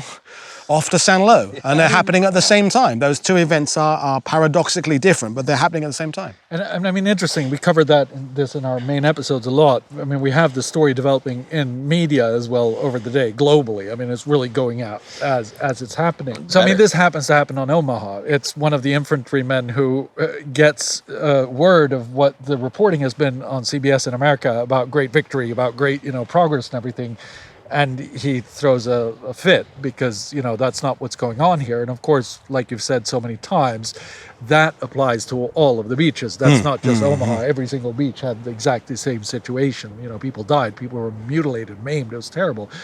But how much, I'm leading to something a little bit different. How much do you think they understood down here on the beach that what they were doing was also really, really important for propaganda purposes in order to show the world? Because, I mean, Eisenhower speaks of it in his orders in the morning, right, or his opening speech. But did they really understand that? Do you think they understood No, I don't that? think so. No, there's another famous photo that is this column that's coming off the beach, snaking up past one of the bunkers, again, Avida Storms 65. And it was taken on June the 8th. It's members of the 2nd Division coming ashore. And it's all staged. It's staged in a clever way. So the snaking column is pointing in a V shape inland, so essentially towards Germany. And there's this sort of never-ending armada of ships behind there. And the impression it's trying to get is this beginning of this huge tail of reinforcements coming. And it's a message. It's kind of a message to Hitler saying, all this is coming your direction. And I met one of the guys who's coming up in this column because they're coming off boats to take up the advance towards St. Lo, and some, as far as they're concerned, idiot photographer is making them walk a stupid way when there's a nice, gentle path up there. And they're going, no, I'm going to walk up here, up this nice, because you're making this nice shape. And as they're going past, this guy told me they're all swearing at this cameraman, going, what the hell are you doing, mate, making us do this, you idiot, you muppet. But it's all because the propaganda image that they can't see at all the reason behind, because he's telling them, this photographer, when your mum sends you this photo, you'll understand why I took it. Yeah. And that photo is always used as the cover of books about Omaha Beach and the progression of because it's a photo of victory. It's like the flag raising in Iwo Jima, but kind of same kind of different thing. And so I think most guys who are anywhere near this beach for the next 2 or 3 days had no idea of what's going on behind, no idea of the sense this has been successful, no idea of any of that, because they're picking up the battle. That's the. Do you think that they were bitter about it? I don't know. Bitter's at the moment, not at the moment. Yeah, possibly. Yeah. And there's certainly some decisions were made that are a bit odd. Is that on Dog White section of the beach, for example, was where the first temporary American cemetery was set up. So people are coming ashore the next day, all kind of bright and breezy. Hey ho, and off they come past the wooden crosses of the guy who died before. Then they moved it to what became the American cemetery that we all know and go now. But no one had thought, hang on, perhaps not put the graves where the guys are coming ashore. That was a mistake that I couldn't tell you how many thousands of guys would have walked past that. And that's a terrible way to set your foot into Normandy, to go past the graves of the guys who died the day before. But that's kind of the thing that was decisions are being made where people aren't really thinking necessarily about how that's going to affect the guys on the ground. finally, that leads me to a question that sort of goes to both of you. Was Omaha Beach in some ways more like a World War I battle because of the entrenchment, because of the very narrow movement, because of opening over open ground? Or is this, as it has been told in so many media stories, a classic World War II battle?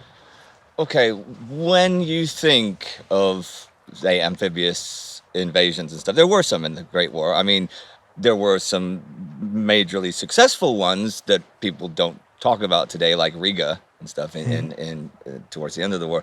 The one people think of is, of course, the first day at Gallipoli, and the thing again and again at Gallipoli. I don't really compare this to that, because even just the naval technology and the aerial technology sort of precludes a real comparison, even if what the infantry was going through, especially the first waves of each of them, even if what they were going to was very similar, it's kind of hard to compare them because of the leaps of technology behind them and what was put into them and the assumptions made. So. And when you meet people who come here, of course, you know, some of them descendants of the people who, or many of them descendants of people who fought here somewhere in Normandy, maybe not in Omaha, but at some point. Is there a feeling of continuation from World War I into World War II, especially here in Omaha, but in general? I think there is, but maybe not that they've thought about it in that way. I mean, when I've done boat trips off Omaha, I mean, I walked that beach, you know, thousands of times, and I know that it worked. I know that the progressive sequence of events came to work and the landings. But there's something about seeing it from out there, because when you're out there, the bluffs look like they're vertical.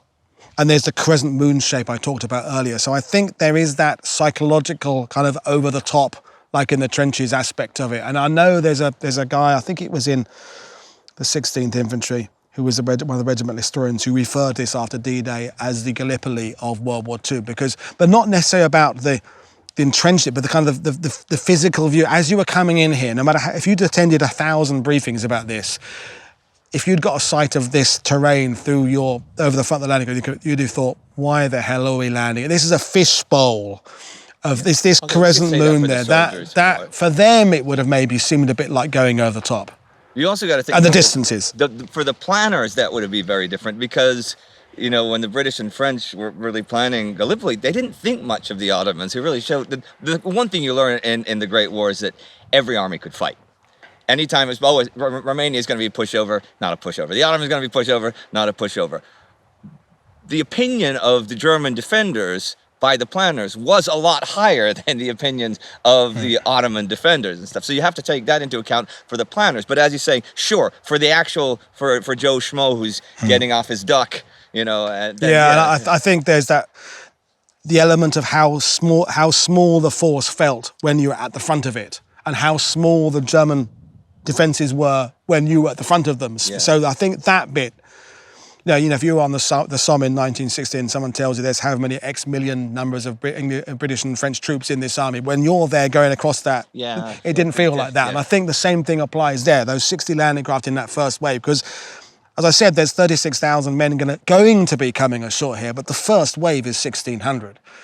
And there's 1,600 coming ashore against 300 or 400 Germans in these positions there, in this space there. So, I can see that moment there, it does feel very First World War-like, and you probably would have been thinking, why am I at the front? Why? How did this work out? Yeah. Of all this might that I see in England, and I'm a plumber from Wisconsin, and I'm the guy at the front coming out that landing craft. But yeah. But in many other ways, it's a World War II one, because it's the big war the Allies have got. It's artillery and naval power and aerial power all coming together. It's combined arms. It's everything we've learned in the Mediterranean. Yeah. You know, through Torch and Husky and everything is coming to fruition here, of having that huge, great resource. And yeah, when we talk about an 88 here and 88 there, I think there's 60 or something naval guns out there of 5-inch and bigger in caliber out there. So it's a very one-sided battle in terms of the firepower the Allies can put from there on that beach.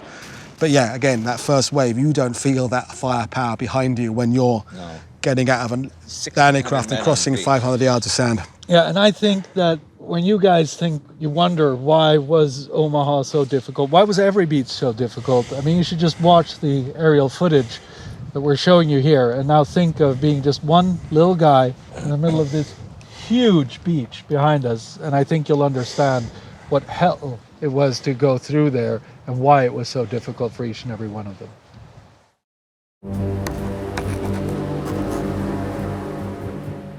Wow. And let's take this opportunity to go to the east end of the Allied assault beaches to Sword and inland from there, as the men there shut down for the night. So, the 3rd Division is dug in for the night north of Caen. There is much discussion about the whole Caen objective and its feasibility. If, for example, K.P. Smith had managed to get the whole 185th Brigade there and attack it, they would be fighting the 21st Panzer Division, who already have defenses set up, who also know the area well, and have even practiced fighting over it. Smith's regiment would also be at the head of a line stretching back to Sword, which 21st Panzers could cut off or even surround. And as for support, most of the armor is guarding the flanks of any approach to the beachhead, so that seems to be it. There are those, however, who have issues with this. Robin Dunn, who commands a troop of the 7th Field Regiment, writes in his diary, "What a terrible use of armor, what a waste this is. East of the Orne, the land is no good for armor, being so wooded, so the enemy won't attack from there." And he lays the failure to reach Caen at Smith's feet for being afraid of the enemy armor. Well, at Rennie's feet too, for it is he that actually moved the armor to the flanks. So Dunn thinks Rennie wrecked the chance to take Caen this day. The plan now lay in ruins. 9th Brigade and the East Riding Yeomanry hardly fired a shot all day and took no part in the advance towards Caen. You can do with a platoon on D-Day what you cannot with a battalion on D-Day +1 or a division on D-Day +3. But that's just a what if, right? And maybe it would be a more plausible one if 3rd Division's only objective today was Caen, but it wasn't. They also have had to link up with the airborne on their left and the Canadians on their right, and both hold and consolidate Sword Beach. I will actually quote Peter Caddick-Adams' thoughts on the matter. If the 185th Brigade was sticky in reaching Caen, it was because Rennie, Crocker, and Dempsey had become infected with Montgomery's overconfidence in his master plan. None paused before the invasion to reassess its viability and give Smith enough combat power. And then he quotes one historian. That's what he says. I don't know the name. Montgomery's greatest error was not his failure to take Caen, but his prediction of its capture in the initial assault. And Caddick-Adams has these words to offer as well. There is no better place from which to understand the Atlantic Wall than to stand atop Ludwig Krug's position at Hillman and gaze at the nearby coast. Then look inland. The outskirts of Caen are also just within sight from this prominent spot. Here, in a single glance, the whole story of the eastern sector of the Allied assault unfolds. For the coast would witness the landing of the British 3rd Division on D-Day, whose objective, Caen, proved just beyond their grasp.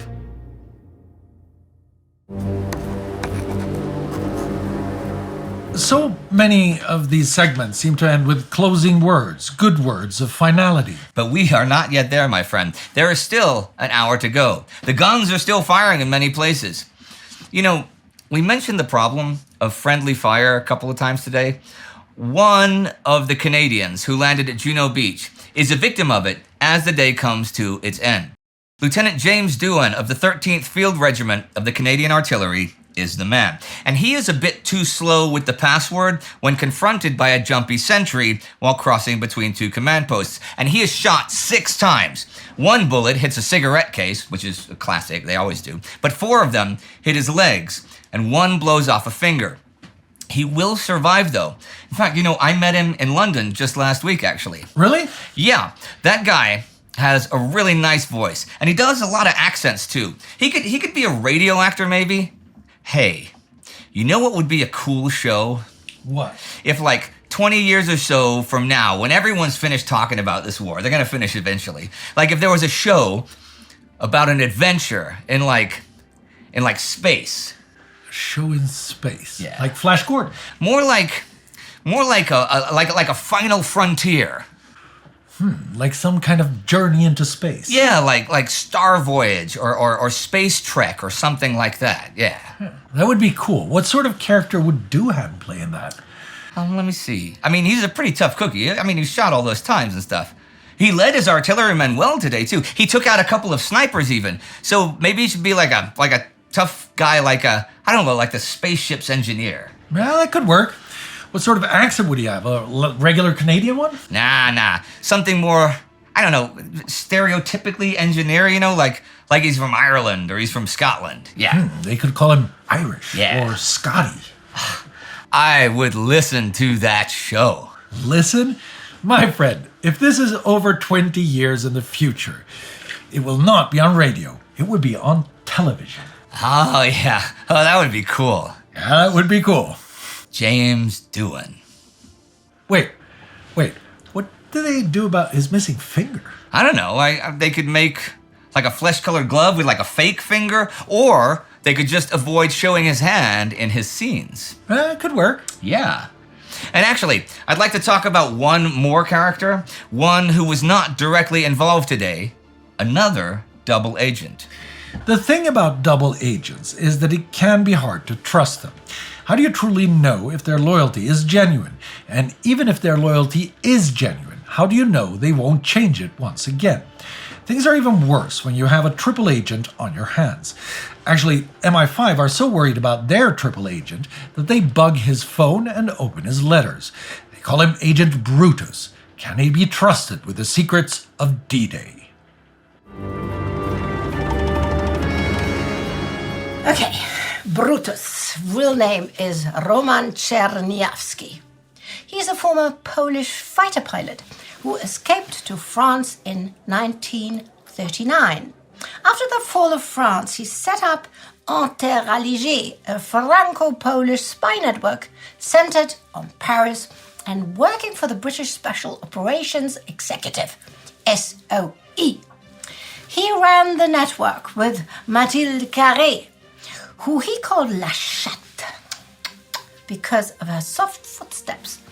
And here's how La Chatte describes Czerniawski. He's thin and muscular, with a long, narrow face, rather large nose, and green eyes, which must originally have been clear and attractive, but were now flecked with contusions as a result of a flying accident. But the soft-footed La Chatte betrays her partner in November 41 while being questioned by Abwehrfeldwebel Hugo Bleicher. Does Carré regret it? Well, maybe briefly. But then she gets very cozy with Bleicher. They shack up together and she spends the evenings gazing at the German as he plays the piano.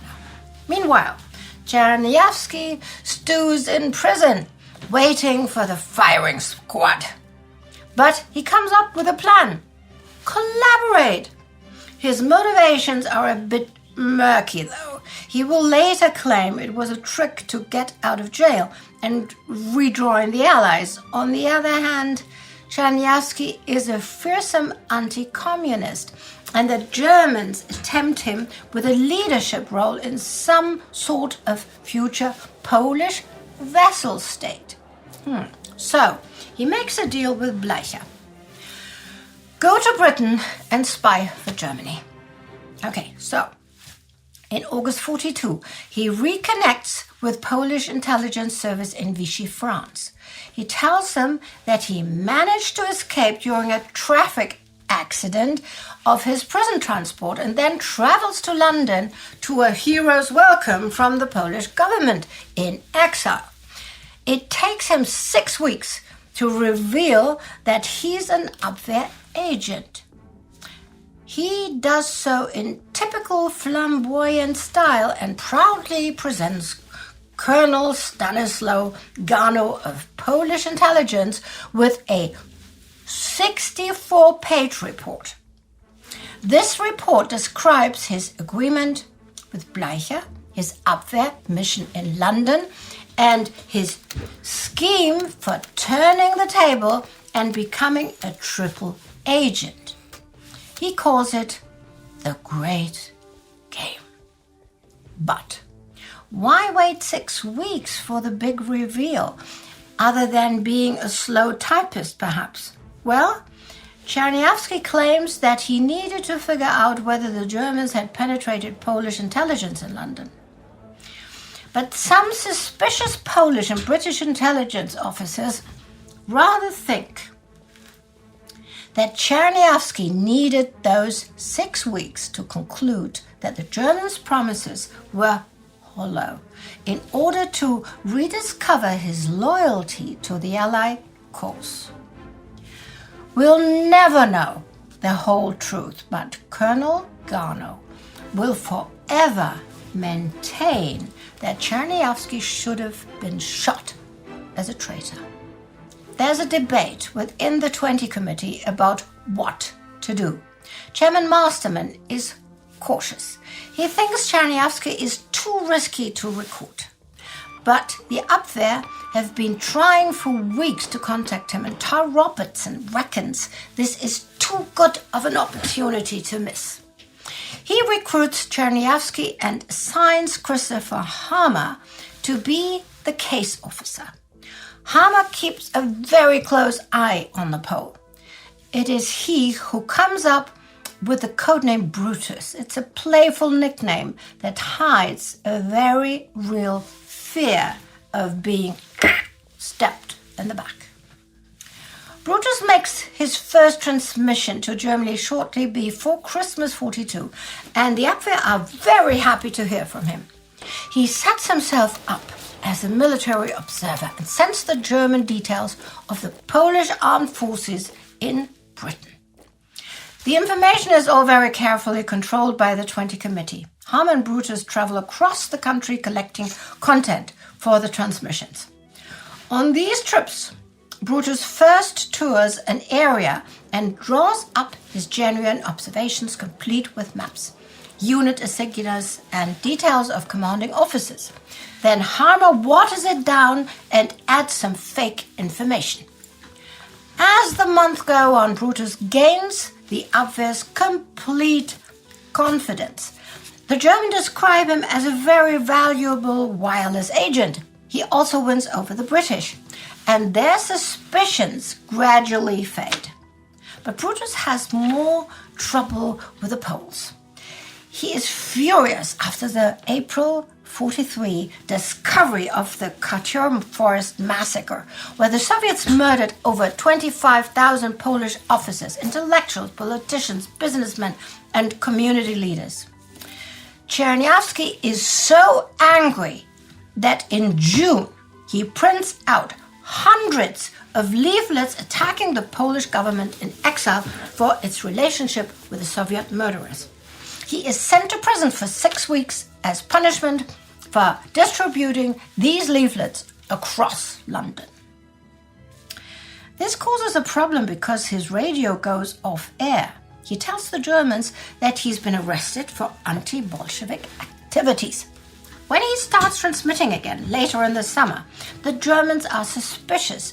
They're worried that the British have captured Brutus and that they are controlling his radio, of course. But Brutus turns on the charm, and by December, the Abwehr are praising him again. So, as 43 turns to 44, it's time for Brutus to get involved in Operation Fortitude. He tells the Germans that he's working so hard that he needs more cash, more codebooks, and even another transmitter. The 20 Committee decides to weave Brutus even deeper into Fortitude. So on May 18th, he reports to the Germans that the invasion force has recruited him because of his knowledge of France. From his new post within 1st United States Army Group, FUSAG, he sends the Germans the entire order of battle of General George Patton's Ghost Army. Brutus ends his report with that it looks like FUSAG is ready to take part in active operations in the near future. Now, Brutus shows us how complex the game of trust and betrayal that espionage and counter-espionage is. Trust this, though. His contribution to Fortitude and Bodyguard is undeniable. His and all the other double-cross agents' shots with their secret weapons have hit true on their target. And that was Hitler's brain. Many in German command are fully convinced that the invasion is today, and no one truly believes in an invasion in Scandinavia or on the Atlantic coast, but Hitler has eaten up the nugget at the center of the ruse.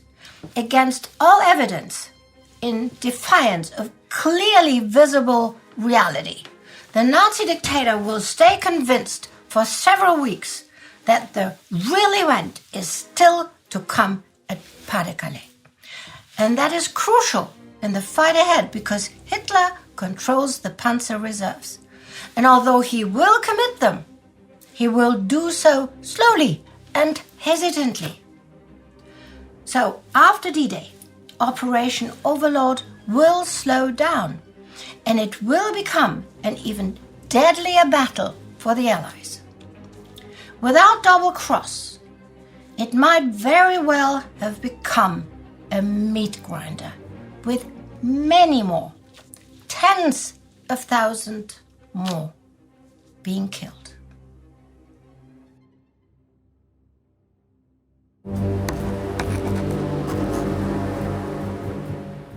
But what now? To the Germans, it must seem like Brutus has got it all wrong. The Allies are landing in Normandy, not Calais, not Norway. Does this mean his credibility is burnt with the Abwehr?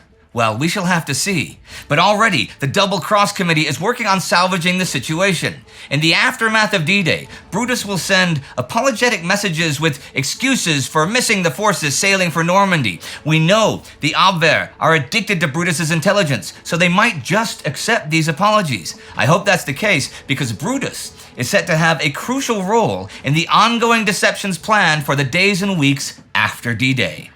So many thousands upon thousands of people are, when you think about it, people around the world, for this is a very global thing by now. What more have the Germans been reporting about it? The first German radio news broadcast that isn't entirely propaganda has now gone out. They say the British and Americans are focusing on Cartography and Cherbourg. German forces are prepared. The fighting is bloody. They only managed to land a few tanks. Many POWs. I guess they have to say the places and all eventually. I mean, people will get the news anyhow one way or another, right? Oh, they will. Speaking of news, I'd like to end this hour with some news reporting. In a few minutes, just after 2300 hours, George Hicks will record another offshore recording from USS Ancon. He has these words for the world. You see the ships lying in all directions, just like black shadows on the gray sky. Now planes are going overhead. We're hearing the fire now just behind us. Bombs bursting on the shore and along in the convoys. Then he adds, if you'll excuse me, I'll just take a deep breath for the moment and stop breathing.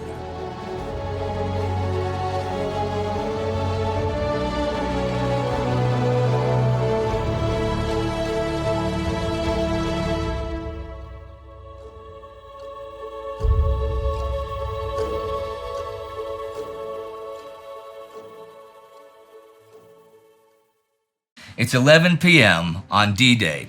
As we enter the last hour of Operation Neptune, Supreme Allied Commander Dwight Eisenhower and his command team at SHAEF can look with some satisfaction at what they have achieved. Today is the strategic fulfillment of the initial step of a plan that the Big Three of the United Nations Alliance slowly laid out over many months in a number of conferences. Already at the Second Washington Conference in June 1942, British Prime Minister Winston Churchill and American President Franklin Roosevelt postponed any thought of a cross-channel invasion in 1942 and make opening a second front in North Africa, Operation Torch, their operational priority. They communicate this to Joseph Stalin in mid-August. The Soviet leader was, or professed to be, extremely upset at first, but had to accept the decisions. Having helped the Germans drive the Allies off the European continent in the first place, he was not in a very good position to complain about their difficulty in returning to it. Well, despite that being a fantastic source about the war, that's way oversimplified. Churchill lists all his arguments for no second front already August 12th, and Stalin is furious for days. Things do not improve until the night of the 16th. Stalin asks for trucks and aluminum. He also insists on the expansion of the British bombing campaign against Germany. But it's been bigger and bigger as the year has gone on. In fact, that month, 38% of Germany's fighters are busy on the Western Front, and 43% in the East, even as the Axis offensive in the East is in full swing.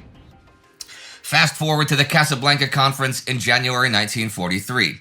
Stalin cannot attend, so only two of the big three are there, Churchill and Roosevelt. But Stalin does send a message that just reiterates what he said before, that to him, there is only one major issue: opening a second front in Europe. That's all that counts. Roosevelt and Churchill agree. It's just a question of when and where. Roosevelt wants to land soon in France. Churchill to land in Italy and then link up with the Soviets in the Balkans. They also argue over who they're going to focus on defeating first, Germany or Japan. British Army Chief of Staff Sir Alan Brooke believes, like Churchill, that they can have a final victory in Europe by the end of the year.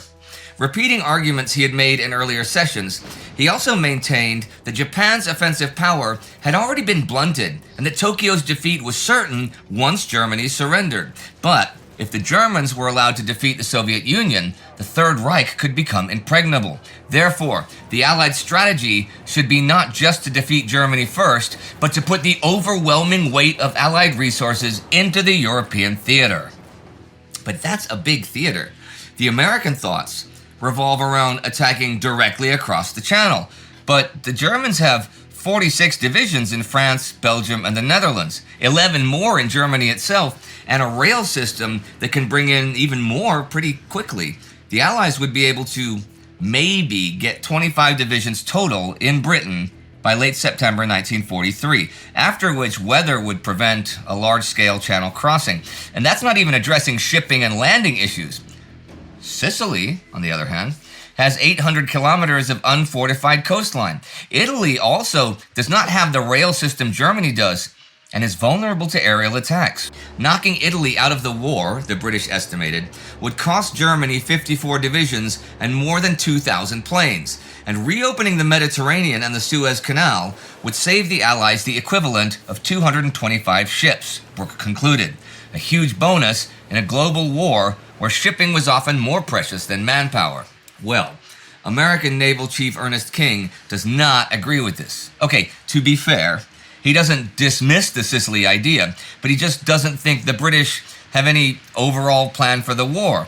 And Tokyo is replenishing its East Indies and Philippine defensive ring from newly conquered raw materials. He believes the Allied war effort to the Pacific should be doubled. Brooke points out they don't have the resources for all-out war against both Japan and the European Axis powers. King shrugs. But there is a basic philosophical difference here. British reluctance for a frontal assault on Hitler's fortress Europe was in fact rooted in the historical experience of an island nation, which traditionally had husbanded its limited resources to hit an enemy at its most vulnerable point. American generals like Marshall had been schooled in continental military strategy, which emphasized quick victory by frontal assaults employing massive armies. Marshall wanted to get the Allied forces ashore in France so as to take the most direct and fastest road to Berlin.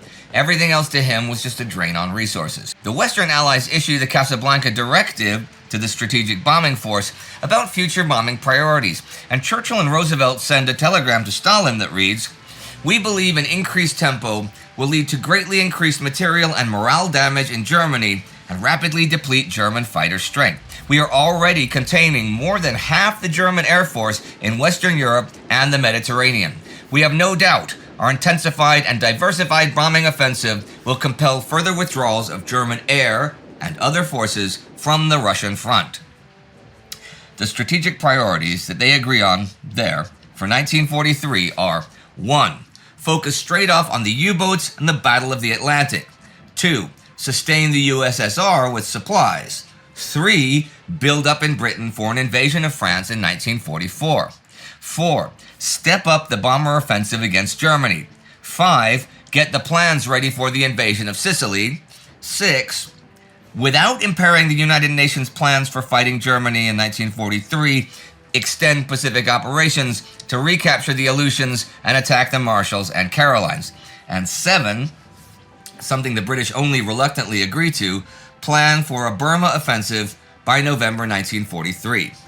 The conference also publicly announces what has really already been decided, that they will only accept the unconditional surrender of Germany, Japan, and Italy. Churchill thought of exempting Italy in order to maybe split it from Germany, but his cabinet would not hear of it. There are two reasons for this announcement at this time. First, since they had recently made a deal with François Darlan, who did serve in France's collaborationist government after occupation, they want to assure the world they're not going to make any sort of deals with the Germans or Japanese. And second, since it was now clear to Churchill and Roosevelt that a major invasion of France could not be launched in 1943, it would be well to reassure the Soviet Union that its allies were indeed in the war to the finish and had no intention of making any arrangement with an undefeated Germany. Where and how to invade Europe comes up again at the Quadrant Conference in Quebec in August. There is some real contention. Marshall rejects British ideas about invading Italy and demands a hard and fast date for invading France. See, his gang wants to stage a simultaneous invasion of southern France together with the cross-channel invasion. This provokes 3 days of arguments, with the British claiming that committing to Operation Overlord, the cross-channel invasion, does not preclude knocking Italy out of the war. Ernest King says he's not going to send another landing craft to the Mediterranean at the expense of Pacific operations. And since he controls over 90% of the landing craft available, he kind of gets to say which amphibious assaults take priority. However, in the middle of the conference, Pietro Badoglio's government in Rome, which was set up following the ouster of Mussolini a few weeks earlier, puts out some peace feelers to the Allies, and a possible armistice really changes things. For now, did the U.S. Joint Chiefs soften their attitude toward the British strategy for occupying Italy before 1 million Germans crossed the Alps? So they're now on board with invading Italy, but only if the main objective is still Overlord. And then the British have to be nailed down to launching that operation before the discussions turn to the war against Japan. This is also extremely heated. See, since the German U-boats were withdrawn from the Atlantic, King has been pulling American warships away to the Pacific for an offensive there later this year. And he is accused of actually hoarding landing craft. Tempers flare. And I love this next quote. This had become such a bone of contention by August 19th that when shots rang out, the staff officers who had been sent to wait outside the conference room jumped up in alarm at the prospect of their chiefs shooting out their differences. It proved to be Admiral Mountbatten proving with his revolver the toughness of pykrete, sawdust-bonded ice, which its inventor claimed would make practical huge floating airfields in the Atlantic. Look up pykrete and its inventor Geoffrey Pike for yourselves. You will be glad you did. Anyhow, Overlord comes up again at the Third Moscow Conference in October and November. The fundamental military divergence between the Allies also appeared to be solved. The American and British military representatives outlined the planned Overlord operation for the spring of 1944, the subordination of the Mediterranean campaign to it, and, in practice always the most critical point of all, the planned transfer of 7 divisions from the Mediterranean to the United Kingdom. The Soviet representatives, who were obviously pleased by what they heard, suggested, however, that the Allies try to get Turkey and Sweden to enter the war. These projects would have involved diversions from Overlord into the Eastern Mediterranean and Scandinavia, both old favorites of Churchill's and both strongly opposed by the Americans. Gerhard Weinberg points out something puzzling, that now that the British and Americans are on the official record as prioritizing Overlord over the Italian campaign, Joseph Stalin seems to vacillate on that issue, when, to the consternation of Eden and the horror of the Americans, Churchill instructed Eden to warn Stalin about the possibility that what Churchill asserted were difficulties in the Italian campaign might well force a postponement in the transfer of divisions from the Mediterranean, and hence a postponement of Overlord. Stalin did not react with anger, but instead said kind things about the Italian campaign that would have warmed the hearts of Churchill and Sir Alan Brooke. This might be because the recent string of Soviet successes have convinced Stalin that the Red Army can drive into Germany without any land action from the West, but that is just pure speculation. The big three meet in person for the first time at the Tehran conference at the end of November. The first time Stalin has left Russia or the USSR since 1917. His mood has changed over the past few weeks. But it's no wonder. Churchill keeps bringing up extended Mediterranean operations and possible delays in Overlord. Stalin insists that everything else be subordinated to the cross-channel offensive, which shall go off in May 1944, and also, either simultaneously or even better just before, an Allied landing on the southern coast of France. There will also be a simultaneous Soviet offensive in the east. Churchill then tells Stalin the conditions on which Overlord depends.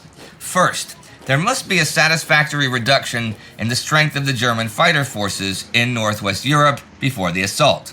Second, that German reserves in France and the Low Countries must not, on the day of the assault, be more than about 12 full-strength first-quality mobile divisions. And third, that it must not be possible for the Germans to transfer from other fronts more than 15 first-quality mobile divisions during the first 60 days of the operation. Finally, on November 30th, the conference establishes the agreement for Operation Overlord. They also further discuss Operation Anvil, the plans for the invasion of southern France. This has been just an American idea up to now, but Stalin supports it, so it gets attention. Here's the thing. There's a lot in the background that creates arguments over everything. See, the Americans certainly hope that the invasion succeeds, but if it doesn't, they'll just try again. They can. They have the force and the resources. The British, maybe not. They've been kicked out of Europe 3 times this war. The 4th time, should it happen, really could be the final one. The Soviets just think it's about time for their allies to strike. Stalin insists a commander-in-chief be appointed for Overlord. The British have blocked an overall European command, so Roosevelt is going to appoint Dwight Eisenhower commander-in-chief. All the arguing does lead to some changes, though. Overlord will take place in May, but not May 1st as earlier planned, and the landing in southern France will come either at the same time or after, and will be a full 2-division assault landing. Stalin also formally agrees to join the Pacific War once Germany has been defeated. And that was the last of the big conferences dealing with the events of today. It is not until Eisenhower is officially appointed Supreme Commander Allied Expeditionary Forces that Stalin is firmly convinced that his allies will go through with the Normandy invasion. And of course, the invasion date has been pushed back to today for several reasons. But here it is. And this was the process by which it has arrived. The politicking that leads to the planning. That planning then leads to the organizing. The organizing then leads to the supplying, which leads to the strategy, which leads to the boots on the ground, which they very firmly are. Ken Ford, in his Battle Zone Normandy series, summarizes the day like this. The initial reaction by the Allies to the events of D-Day was one of great satisfaction. There had not been the bloodbath that so many pundits had envisaged, and the British airborne landings had been completely successful, with General Gale's troops having seized all their objectives. The American airborne operations had been more scattered than the British. They had not suffered the 50% casualties that had been predicted in some quarters. American seaborne landings on Utah and Omaha had secured a foothold in Normandy, and while those on Omaha were precarious, they were at least ashore. The British and Canadian landings over the beaches of Gold and Juno had allowed troops to get well inland, and they were in little danger of being repulsed. In addition, the British 3rd Division's operations through Sword Beach had advanced over 6 miles towards Caen. Certainly, the first day of the invasion could be seen as a great success. They can definitely bring in reinforcements over the next few days, way faster than the Germans can, and they have aerial supremacy. But they don't have Caen. With it, they have a cornerstone for their defenses. With it, they can move out into good tank country. With it, they have the road network. but they don't have it. Okay, it may have been pretty unreasonable that 2 brigades with 2 battalions of tanks could reach it and take it and hold it all in just one day, especially with the 21st Panzer Division in the area. But all surprise is lost, and the enemy now knows that Caen is where the British are heading. So it is Caen the enemy must hold. It was part of the objectives for the day, and despite the success of the day, those objectives have not been met. When we were in Normandy, we discussed this with Paul Woodage. Oh, can I do the clap? When he says so. I thought it was a good clap. Good Yeah. one, isn't it? It's English. You're the clap guy now. Okay. Okay, and Sparks, take her away. So, Paul, we're sitting here at Hillman, a significant place. As you can see, there's a lot of bunker works here. Germans built those. But, you know, we're not far away from Caen. We're not far away from the beaches. And the question arises, why Caen? Why did they have to go to Caen this day? Well, the first thing is, what do we mean by Caen? Does it mean the entry into the city limits? Does it mean the middle of the city? Or does it mean, which is what it means, the high ground beyond the Bourgebus Verrières Ridge, which is the big overlooking area that includes Hill 112, where Rommel was earlier in the year saying, he who holds Hill 112 holds Normandy. So getting to Caen means getting to that high ground beyond Caen. Getting into the city means nothing at all. But what complicates it is that we're forgetting that Miles Dempsey, commander of 2nd Army, when he had landed his corps in Husky in Sicily a year earlier, he had got his corps about 12, 13, 14 miles inland from the beaches. So when he's setting his objectives for his army in Normandy, he sets them the same distance he made in Husky, because you don't go backwards. You don't if say, you win the cup one 5 year, miles this time. let's just go for 4 this time. That'll be fine. So he simply goes and sets that same standard. So that brings Caen within the same reach. So the stick that American historians particularly have been beating Montgomery with for years of the failure to get to Caen. Well, actually, it's Dempsey is a huge influence in it. But getting to Caen, it's a question that is a perennial one. I've sat and talked about it with many historians over the years, and I don't really know how I feel about it. I think you have to set it as the objective, because you've got to be aspirational. You've got to set that this would really help us if we got there. First day. Yeah. But are they going to get there in the first day? Well, not if these guys had anything to say about it. Well, that's it. And Hillman is the case in point of a not a failure in Allied intelligence, but a failure to fully grasp how these positions could be really, really tough to move through, because you've got interconnecting trenches and tunnels and machine guns and overlapping fields of fire. And as the British 3rd Division found out, they eliminated a Morris gun battery just down the road there. In fact, the German defenders kind of ran away. That was easy. 4 guns taken out. And then they approach this and they come under fire, and it takes a day to get past. And as we know now, by the time they get to some 9 p.m. in the evening, Caen isn't very far away, but it's just too far away to really risk moving to that first day. Well, again, it's like with the perspective, a lot of historians since the Second World War have judged Walter Model as one of the best and most capable of the German generals.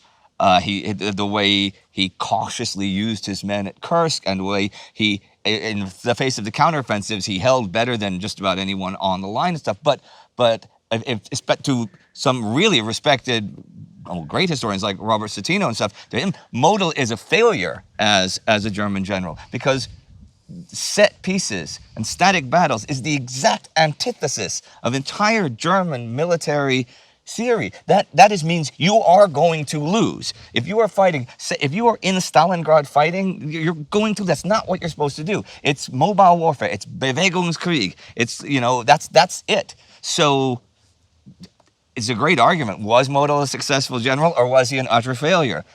It all depends how you look at it, right? Mm-hmm.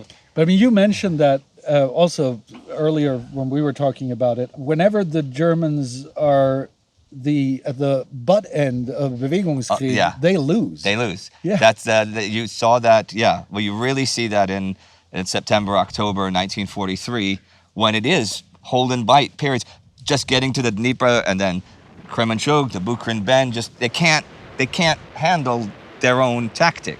And the world has embraced that tactic, and you see that tactic here and stuff, and it's very interesting when the shoe's on the other foot. I'm going to be a little bit provocative and say that, in my mind, it doesn't really matter, because if they would have reached Caen and they would have done it, well, that would have meant that the Germans would have had to let them through at this point. So, so being at Caen would have meant that the Germans had let them through and had all the possibility in the world of counterattacking at Caen. Yeah, and we're back to square one, right? Yeah, yeah, that's a very good point. The Allies certainly wouldn't have got there with enough of a force to hold it and keep it, back to bite and hold again, aren't we? And the fact is that 21st Panzer and 12th SS are on their way up as well, and that's another more formidable than 21st to come in the area as well. So, as a Brit, as someone whose great uncle landed down there on Sword Beach, I'm very defensive of the British performance in this sector, and I think that Sword Beach is not often seen as a successful landing. It was, and sure, they don't get as far as they're supposed to, but it's a really, really good first day, all things considered. I mean, you've already seen this in the episodes, because by now, we're going to be through most of the day. When you guys are watching this, at least you're going to have passed the point where they have resolved that the D-Day objectives will not be met. But another thing that's really unfair about it is, of course, that it wasn't just here. I mean, if you look at the map of the Cotentin Peninsula, you see that it's a patchy situation there as well. They haven't gotten all of the land that they wanted to hold. No, I mean, no one has. I mean, you could maybe make the argument that some of the commando units that are doing a more linking job have reached their objectives. 47, 48 Royal Marine Commando possibly, but really we haven't reached everything we're supposed to. But then, as I say, it is aspirational. It's like, let's hope to get to here. We should easily get to there, and maybe at the end of the day we'll get as far as there. The Canadians, having the 3 distinct phase lines, I think gave themselves a better historical record, because they definitely got to 2 and didn't get to 3. Whereas the British set this, we're going to get there, and then because they don't get there, it becomes binary in that it's like failure. And I feel that as a Brit, that Americans particularly, you didn't get to Caen, therefore goes in the failure column, when it's like it's the Market Garden 90% victory argument again, isn't it, really? Hey, we might get there in a few months. Yeah, maybe apparently that's going to be happening later in the future. Ooh, future. Yeah. Indy, you although you don't know the future, I've heard a rumor, somebody predicts that Caen might be a really bloody fight once they do have to go there. Yeah? Yeah. It's whispered on the wind? It's whispered on the wind. Yeah, there's a whisper in the wind. So, I mean, having looked back at this whole day, this was already a bloody fight. Let's assume that they would have gotten to Caen. Do you think that would make a difference in loss of life? Well, poor Krug would have lost his life if they got to Caen. That's for sure. Krug is the guy that was running Hillman here for the Germans. Prince of it. No, he wasn't. So, no, but seriously, if they had made it there today, you mean? Yeah. But as he said, would they still have said just taking the city, would they have said we've taken our objectives, even though realistically you haven't taken your objectives? Would history remember them like that, breaking the timeline entirely? Yeah. The history would say you did reach your objectives, but as you say, militarily, you have not achieved your objectives, although you killed Krug. Yeah. Yeah, and I'm saying that, and that's what I'm proposing with my somewhat rhetorical question. I'm saying it would have been the same number of casualties, just in a different timeline. Yeah. Okay, okay. To me, and for what I do for the channel, that is alternative history, and I'm not allowed to really go there, because then I'd have to do that every single week. You know, I see. You feel free to go there. I can do that. Yeah, I mean, the Battle of Caen it's all about definitions and boundaries again. What is the Battle of Caen? It effectively goes up to the beginning of August, because even when you get to operations Totalize and Tractable, it's still about pushing out from Caen.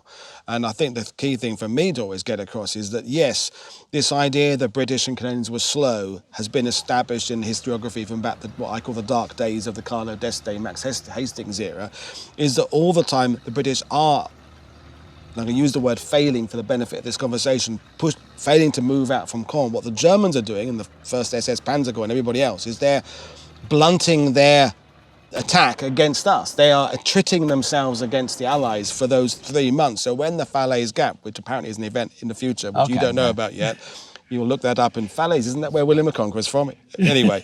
There's a gap. There's a gap. It's a pocket, really. Anyway, when that happens, the Germans have just had two armies effectively crushed here in Normandy because they've been butting themselves up against us. So I think the British and Canadian performance in Normandy is finally now being addressed and appreciated for what it did, which is blunting that German advance. And let's be honest, by July, for every German tank there is in the American sector, and when I say tank, half of them are Stugs and Marders, there's 7 in the British and Canadian sector. The British and Canadians are holding off, taking us back to Breville Ridge, taking us back to the 6th Airborne there. They're holding and bearing the brunt of that German counterattack for 3 months, and that should never be forgotten. Well, going back to the point that you made, Indy, this is alternate history.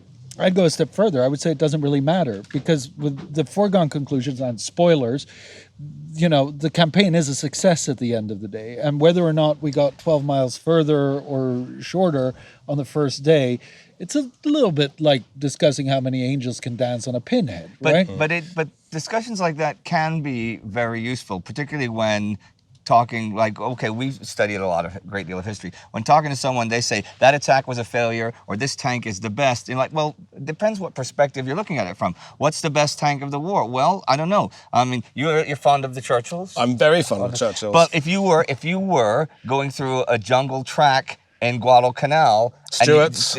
See, well, they're not the best tank of the war. Depends what you actually need to use the tank for. And as we were talking about bite and hold tactics, sure, you can lose 10,000 men, but you win the day because you hold the objective and you do the diversion and stuff, or you can lose 20 men and kill 10,000 enemy, but you actually lose the day because you don't have the effect. It's all entirely perspective, and it is worth discussing, I think. Yeah, and I mean, if you look at it from that point, and summing this up as you've seen throughout the day, what's been going on here, and we look at your idea of putting this goals post pretty far out so that you're really, it's an ambition that you're looking towards. The real goal that I could set up Eisenhower had set up for the whole campaign was establish a beachhead. Yeah. Hold the line long enough that we can come in where the rest of reinforcements needed to take Europe. And in that perspective, this was a screaming success. Yeah, and I would simplify it more than that, and I would say the 2 words, it's don't fail. June the 6th is about that. Yeah. It's about don't fail. How big the beachhead is, it's like, it's a bigger beachhead would have benefited us maybe, but don't fail. That's the thing. And at the end of June the 6th, if we're coming towards the end of this marathon 24 hours, it's that it didn't fail. Everything was achieved that was supposed to be, and there just wasn't the icing on the cake at the end of some of their final objectives, but don't fail. And I mean, another thing that you will have seen in the episode so far is the whole idea of this as being an idea, it's not just aspirational in the goals that are set, but it's about sending a very clear message to the world. We will defeat Nazi Germany. And that is where you cannot fail comes into it. Yeah. Because whatever here you can't fail. Here you cannot fail. And then what success is, well, that is not failing. Militarily is maybe a discussion, but from a PR level and from the message viewpoint, well, the goals were met and they were superseded because, and I think back to many hours ago when Eisenhower is sitting in his nickel-plated caravan reading westerns and chain-smoking Camel filterless, because that's what he was doing, and he gets that first update where he realizes that almost all of the aerial attacks have brought in the soldiers the way they needed to be brought in. And that's the moment when I at least think that he's going, okay, I'm not going to have to go out and give that bloody message to the world that we have been pushed back into the sea. Because that, at the end of the day, is what failure would have been. It would have been that he would have to get up at that podium and he would have to tell the world that, no, we have not started the defeat of Nazism. And no, we are not on the way to take back Western Europe. And the whole world was waiting for this. Been listening all day. Yes, all day. And I mean, for years, Stalin had been champing at the bit. I mean, you've seen how that didn't go so well in many ways. But and every single person in the world wanted to see how Nazism was defeated because that meant an end to the war. And we're in the 6th year soon of this war, and the whole world has been suffering, and they want an end, and they wanted to hear that message. And that's where I would say, without a doubt, this was a huge success, because it is what the world needed to hear on that day. The Allied commanders know that trying to take a fortified and well-defended port city with frontal attacks is a sure recipe for a lot of dead bodies. So they're bringing their own harbors with them, 2 of them, Mulberry harbors, portable, temporary harbors developed by the British War Office and Admiralty that are to be brought in if and when the amphibious landings can secure a beachhead, one to the Americans at Saint-Laurent-sur-Mer and one to the British at Arromanches. These are huge, with great masses of concrete, steel, roadways. They are actual harbors, and their construction has taken up a decent-sized chunk of British war production the past few months. They are untested, though. So British Commander Bernard Montgomery has been thinking like this. He could not win the reinforcement race unless he could secure the major port of Cherbourg early in the operation. The Mulberry harbors were untried devices which it would be unwise to depend upon for any length of time. Cherbourg, however, was so heavily defended that it was unlikely to succumb quickly to Allied attack unless it could be isolated and German attention distracted from its fate by a threat to something much more important to their strategy, such as the city of Paris. Paris was too far inland to serve as an objective, but the city of Caen would do almost as well. Caen was the main center of communications in Normandy. It lay on the edge of a stretch of good tank country, which led directly to Paris. Montgomery believed if he took Caen, or even threatened it, Rommel would react by concentrating his forces to prevent an Allied advance into this open country. The Caen area was, in his view, the ideal objective for the British, while simultaneously diverting German attention from Cherbourg, which was to be the Americans' primary objective.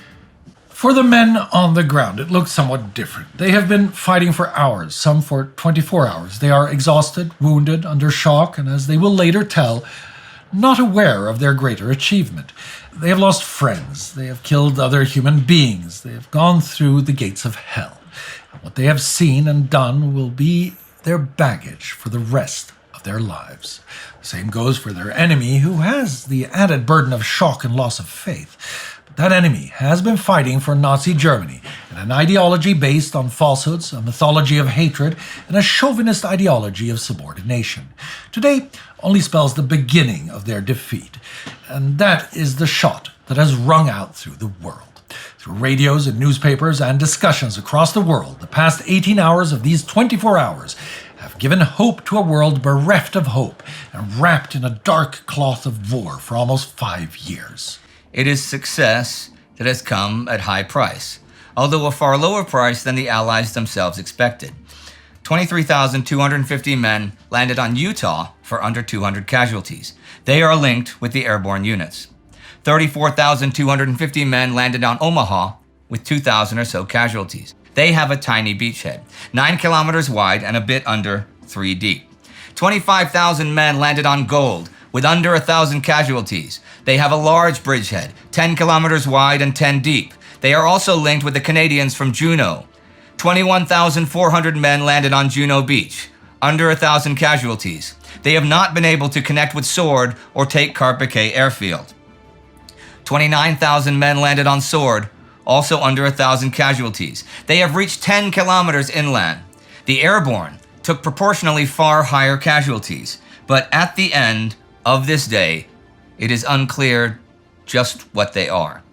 170,000 or so men are now in Normandy, with more on the way. When the actual death tolls are tallied, it is estimated that some 2,000 Allied soldiers have been killed today, 3,000 French civilians, and close to 10,000 German soldiers. They are only a tiny fraction of the millions who have lost their lives in this war so far. But the events of their demise will carry forward the memory of all the fallen, of all the bereft, because D-Day will become a beacon, a magnifying glass through which we view the defeat of Nazism. A defeat that will not purge the world of evil, will not solve all of humanity's shortcomings, will not usher in an era of eternal happiness, but today has brought light, it has brought hope, and it has energized a world in opposition of its own darkest impulses. Today is D-Day, and as Normandy is shrouded in darkness, her earth scarred and soaked in blood, she projects the light of a future in peace, respect, and humanity. For that is what today has done. It has rung the bells of liberty and showed that the forces of evil can be defeated. This has been D-Day 24 hours. Good night and good luck.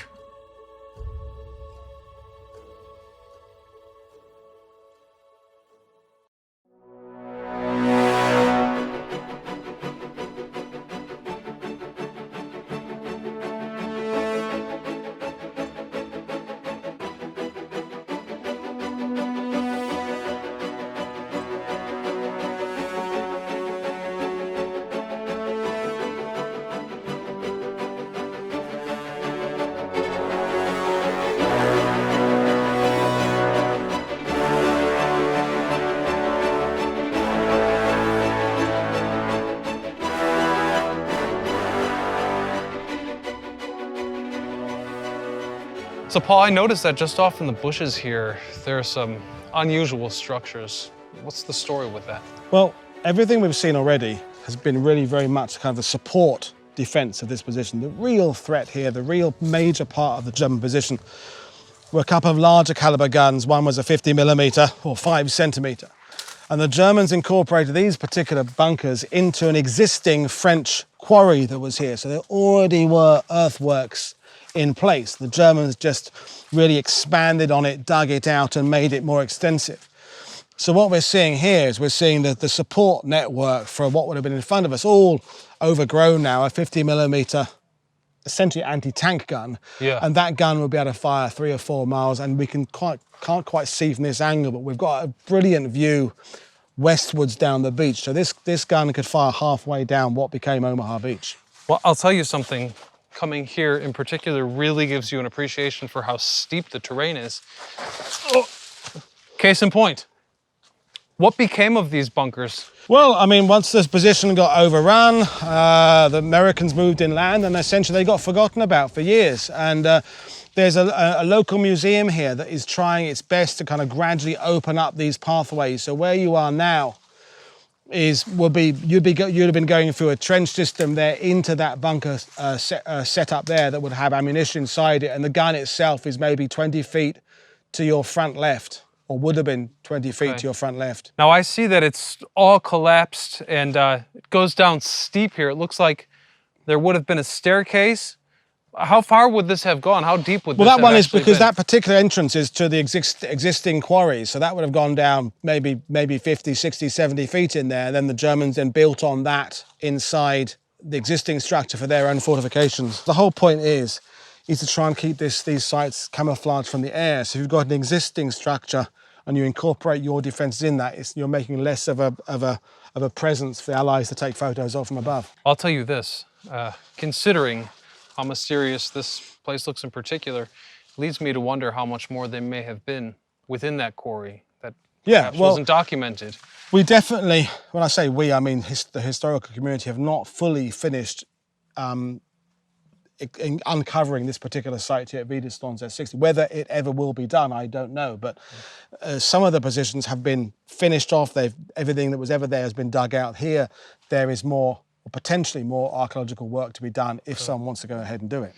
It's interesting because Normandy is so famous. It's really a pinnacle of the United States and the Allies' entrance to the Second World War. And so I didn't expect that, in spite of all the movies, you would have places like this that are totally abandoned, more or less untouched. And check this out, right in front of us is also, this one looks, I'm afraid to even go there because who knows what condition the ground's in, but that looks like it goes down a ways. Yeah, that goes into another set of the underground positions here, and I think, wow, it's hard to say, but I think the 5cm artillery piece was here. Okay. So this is the pit, so that the bunker we were just at the entrance for is support for this, and they put the gun here, and then it would have a great view down the beach there. Obviously all blocked and overgrown now, but this is the kind of place they would have a gun. At what point after liberation and the conclusion of the war did the French and the Allies start to actually deconstruct the temporary harbor, the airfield? What became of all those physical elements that were installed here? Well, a lot of it wasn't really so much taken down as it either just kind of succumbed to time, or it then is gradually stripped away for the resources that are available. So the kind of rule of thumb was, if you were a French farmer here and you had a Panther tank that got knocked out in your field or something like that, is the scrap value of that metal you were compensated for when at some point, maybe 48 or 49 or 1950, the authorities came over, they would take that gun away for metal to be able to be used to rebuilding Europe, and you'd get your, whatever it would be, a couple of $100 for that piece of steel that was in your property. And the same thing happened to the bunkers. Bunkers, some of them are smaller ones, are broken down to make hardcore for rebuilding of roads. A lot of the small pebbles of Omaha Beach were taken away within a few days to build a connecting road around Bayeux, the town of Bayeux, 10 miles inland, to connect up all the hospitals. So it's a progressive, gradual system to kind of use what had been left here to bring life back again. But some of it's still there. I mean, there was still out there. If we were able to wipe away all the waves suddenly with a magic wand, there was something like 300 shipwrecks still off the coast of Normandy from Cherbourg to Le Havre. So if we could sweep back that sea, we would see the remains of LCTs, and up on Utah Beach there were 2 or 3 destroyers that were sunk there. So there is still a lot of stuff from the war that still is there. We just can't physically see it. So this notion of D-Day as a horrific event in American history, I think there is substance to that, because families lost thousands of their children. But there is another side to the story that's perhaps less romanticized, and that's really what I'm looking to discover with you today. When we're talking about the invasion on June the 6th, we are talking about 156,000 Allied soldiers jumping out of aircraft, jumping out of landing craft over 50 miles of coast to get that foothold in Europe. And at the end of June the 6th, the casualty rate, about 10,000 men killed, wounded and missing in action, with the actual fatalities being around the 2,000 mark.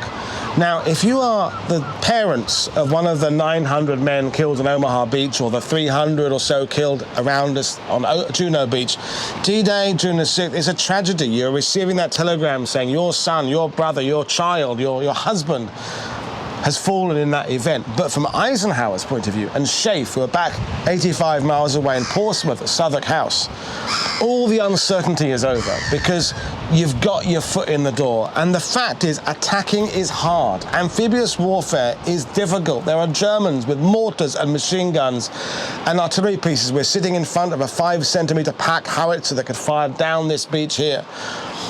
So Lee Mallory, who was an air marshal, part of the Schaeff staff, he's very gloomy about this. He's predicting that maybe 70% of all airborne soldiers will be killed in the jump.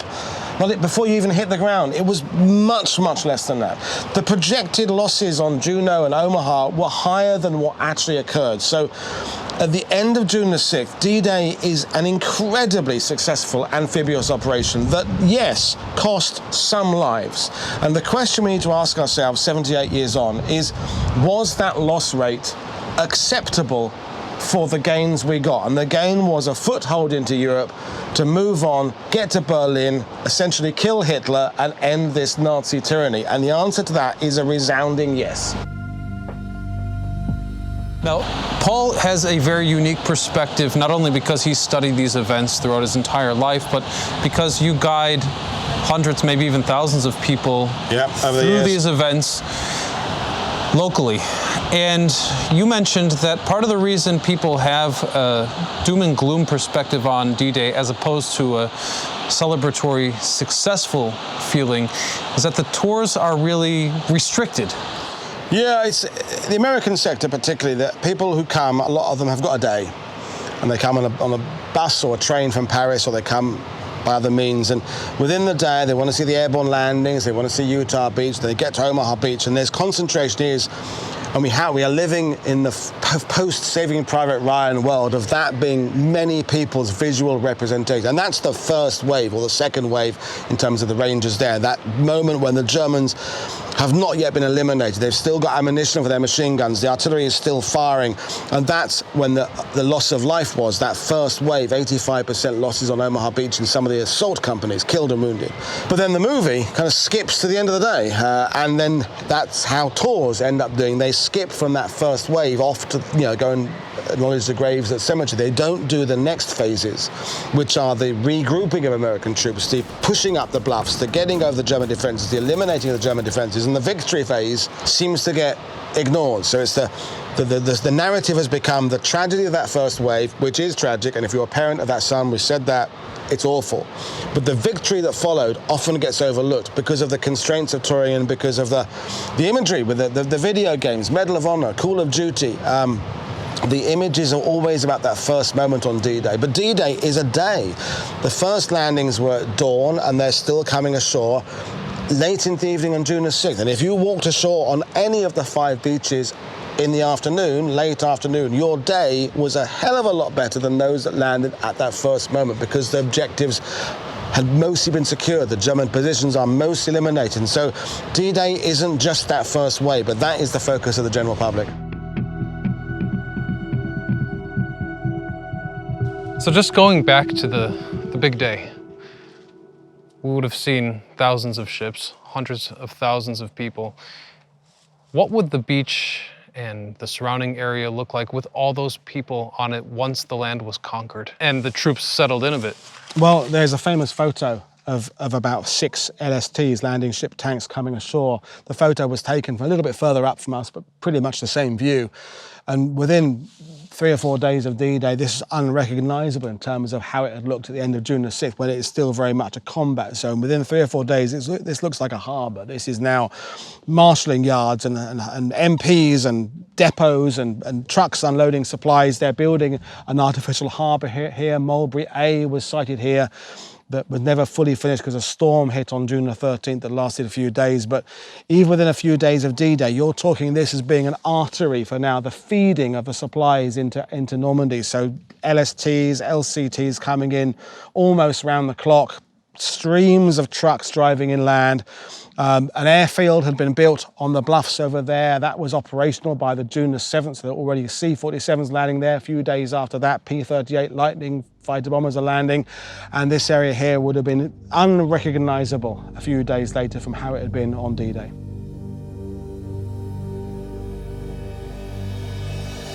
As I understand it, people take this sentiment so extremely to heart that occasionally they're even offended that Omaha Beach is used for recreation. Yeah. Now, as it was before D-Day. Well, absolutely. Where we're sitting now on what has now become called Juno Beach, but before the World War II was just Langrune-sur-Mer, Luc-sur-Mer, where we are, Saint-Aubin-sur-Mer. This was an area that exploded with tourism with the arrival of trains and electricity and bed and breakfasts and hotels and casinos. Omaha Beach, as we call it now, Omaha Beach, is now adopted its allied code name, was La Plage d'Or, the Golden Beach, for generations. So it wasn't that Omaha Beach or Juno Beach has become a tourist beach. It always was a tourist beach that then had a terrible chapter involving the June the 6th period, and then has resorted to be a tourist location again. And I always say to my groups, if they are offended, as some are, by why are those people swimming on that beach there? Why are they lying on their towels, having fun on that beach? And it goes, because why shouldn't they? That's what D-Day was for. The victory over the Nazi tyranny was for the right for me to marry who I want to marry, live where I want to marry, do as I wish.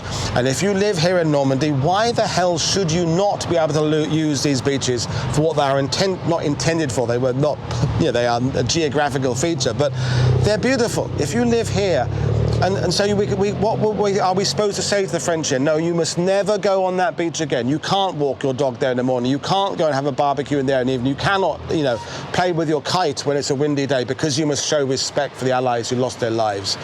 And the French person might say, so how long does this go on for? And we go, forever now. That's it. That's a debt. You owe that debt. I'm totally against that kind of idea.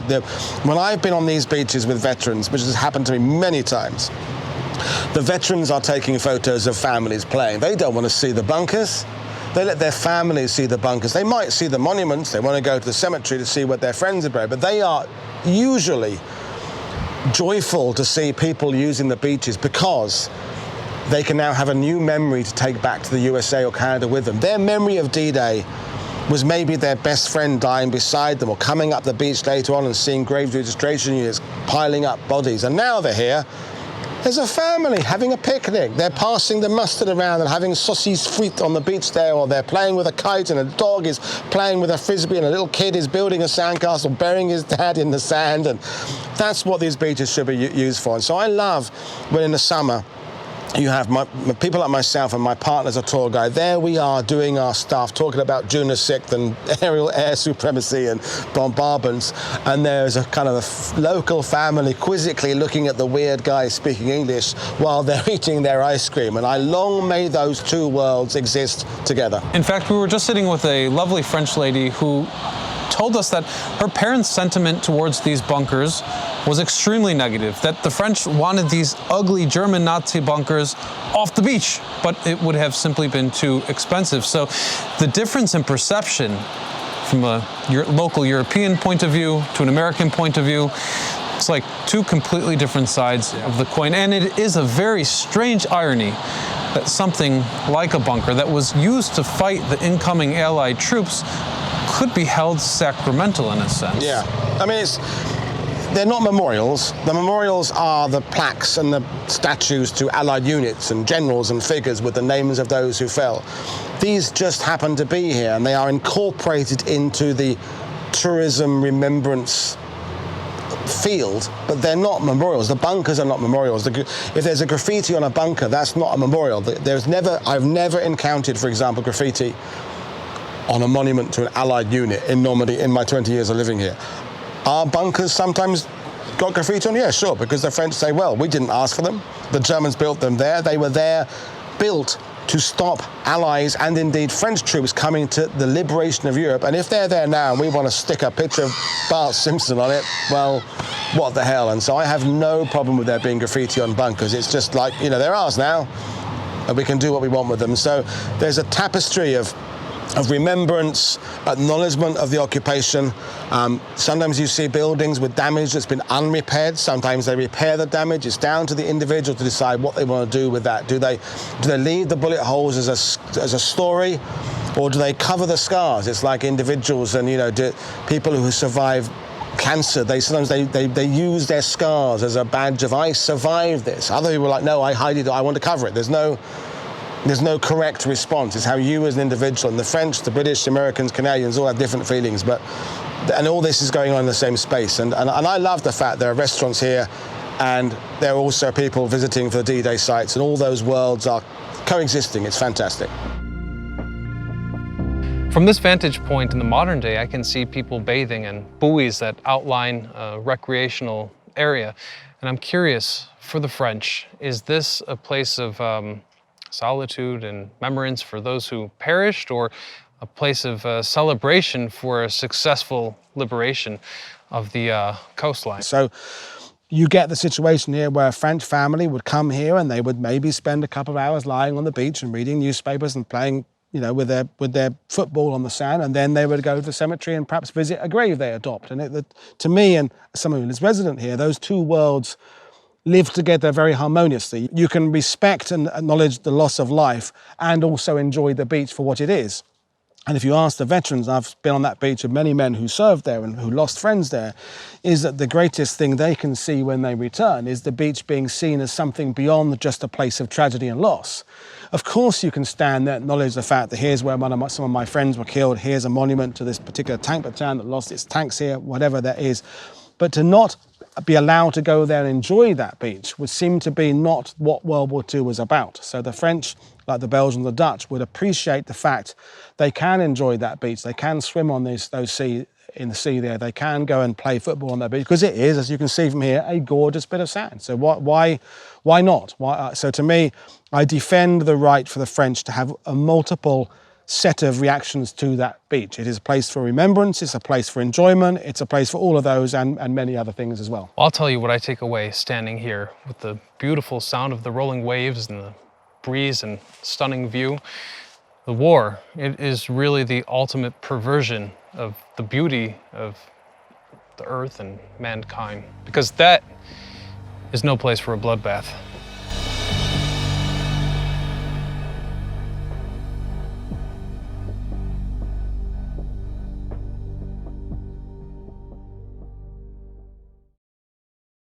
So it is Thursday. We've been shooting for a total of 4 days now. We've made fantastic progress. We've seen some really interesting stuff. And I think what Paul said earlier today, we're covering things that people don't normally cover. And I think that that's really the most exciting thing.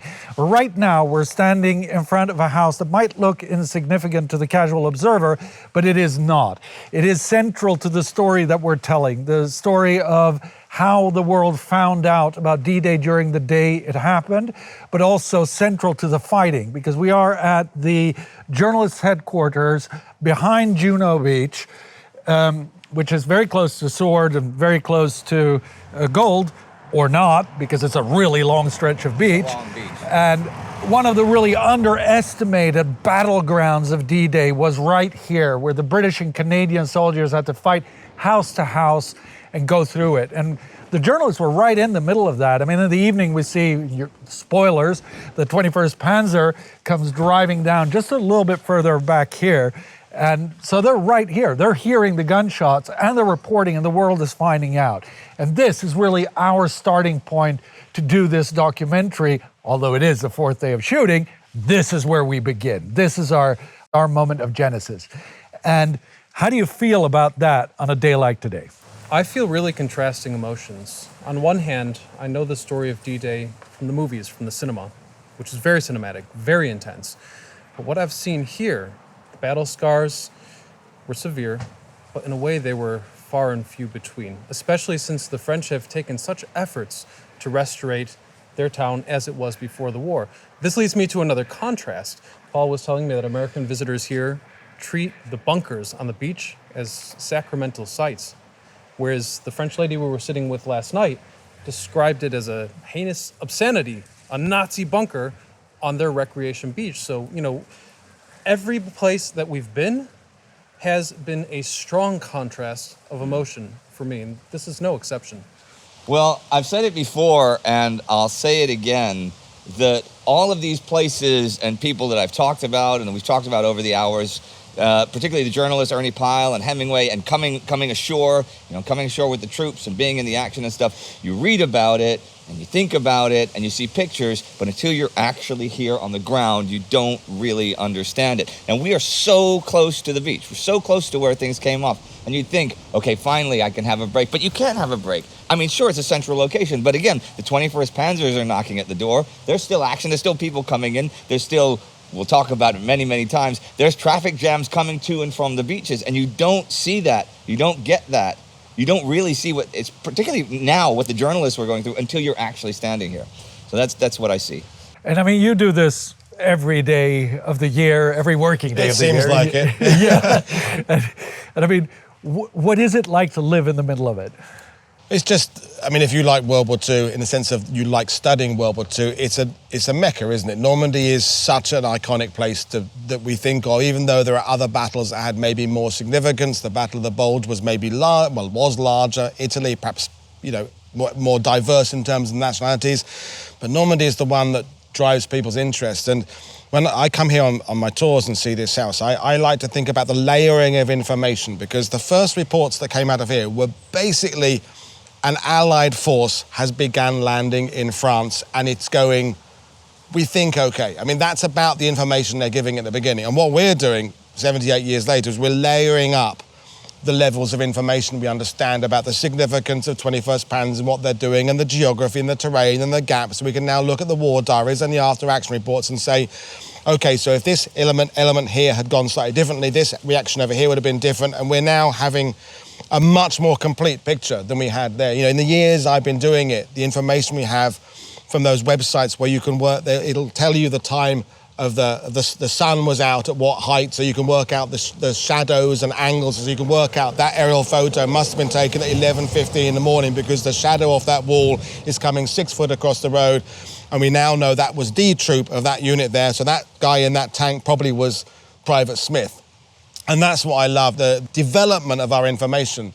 And that first message I said from here was just, we landed, we don't know where we are. And you look at the newspaper reports, there's kind of an arrow vaguely pointed at France. And that's what the people in New York and Sydney and London woke up with. Oh, we've landed. Where? Well, France. And now we can have the precise movements of a troop went down this road. We know now that the Régiment de la Chaudière, a French-speaking Canadian regiment, went down this road on D-Day. We know what time they went down this road on D-Day. And that's amazing to me. Well, another thing that's also changed my perception, thanks to guys like Paul, is the notion of victory.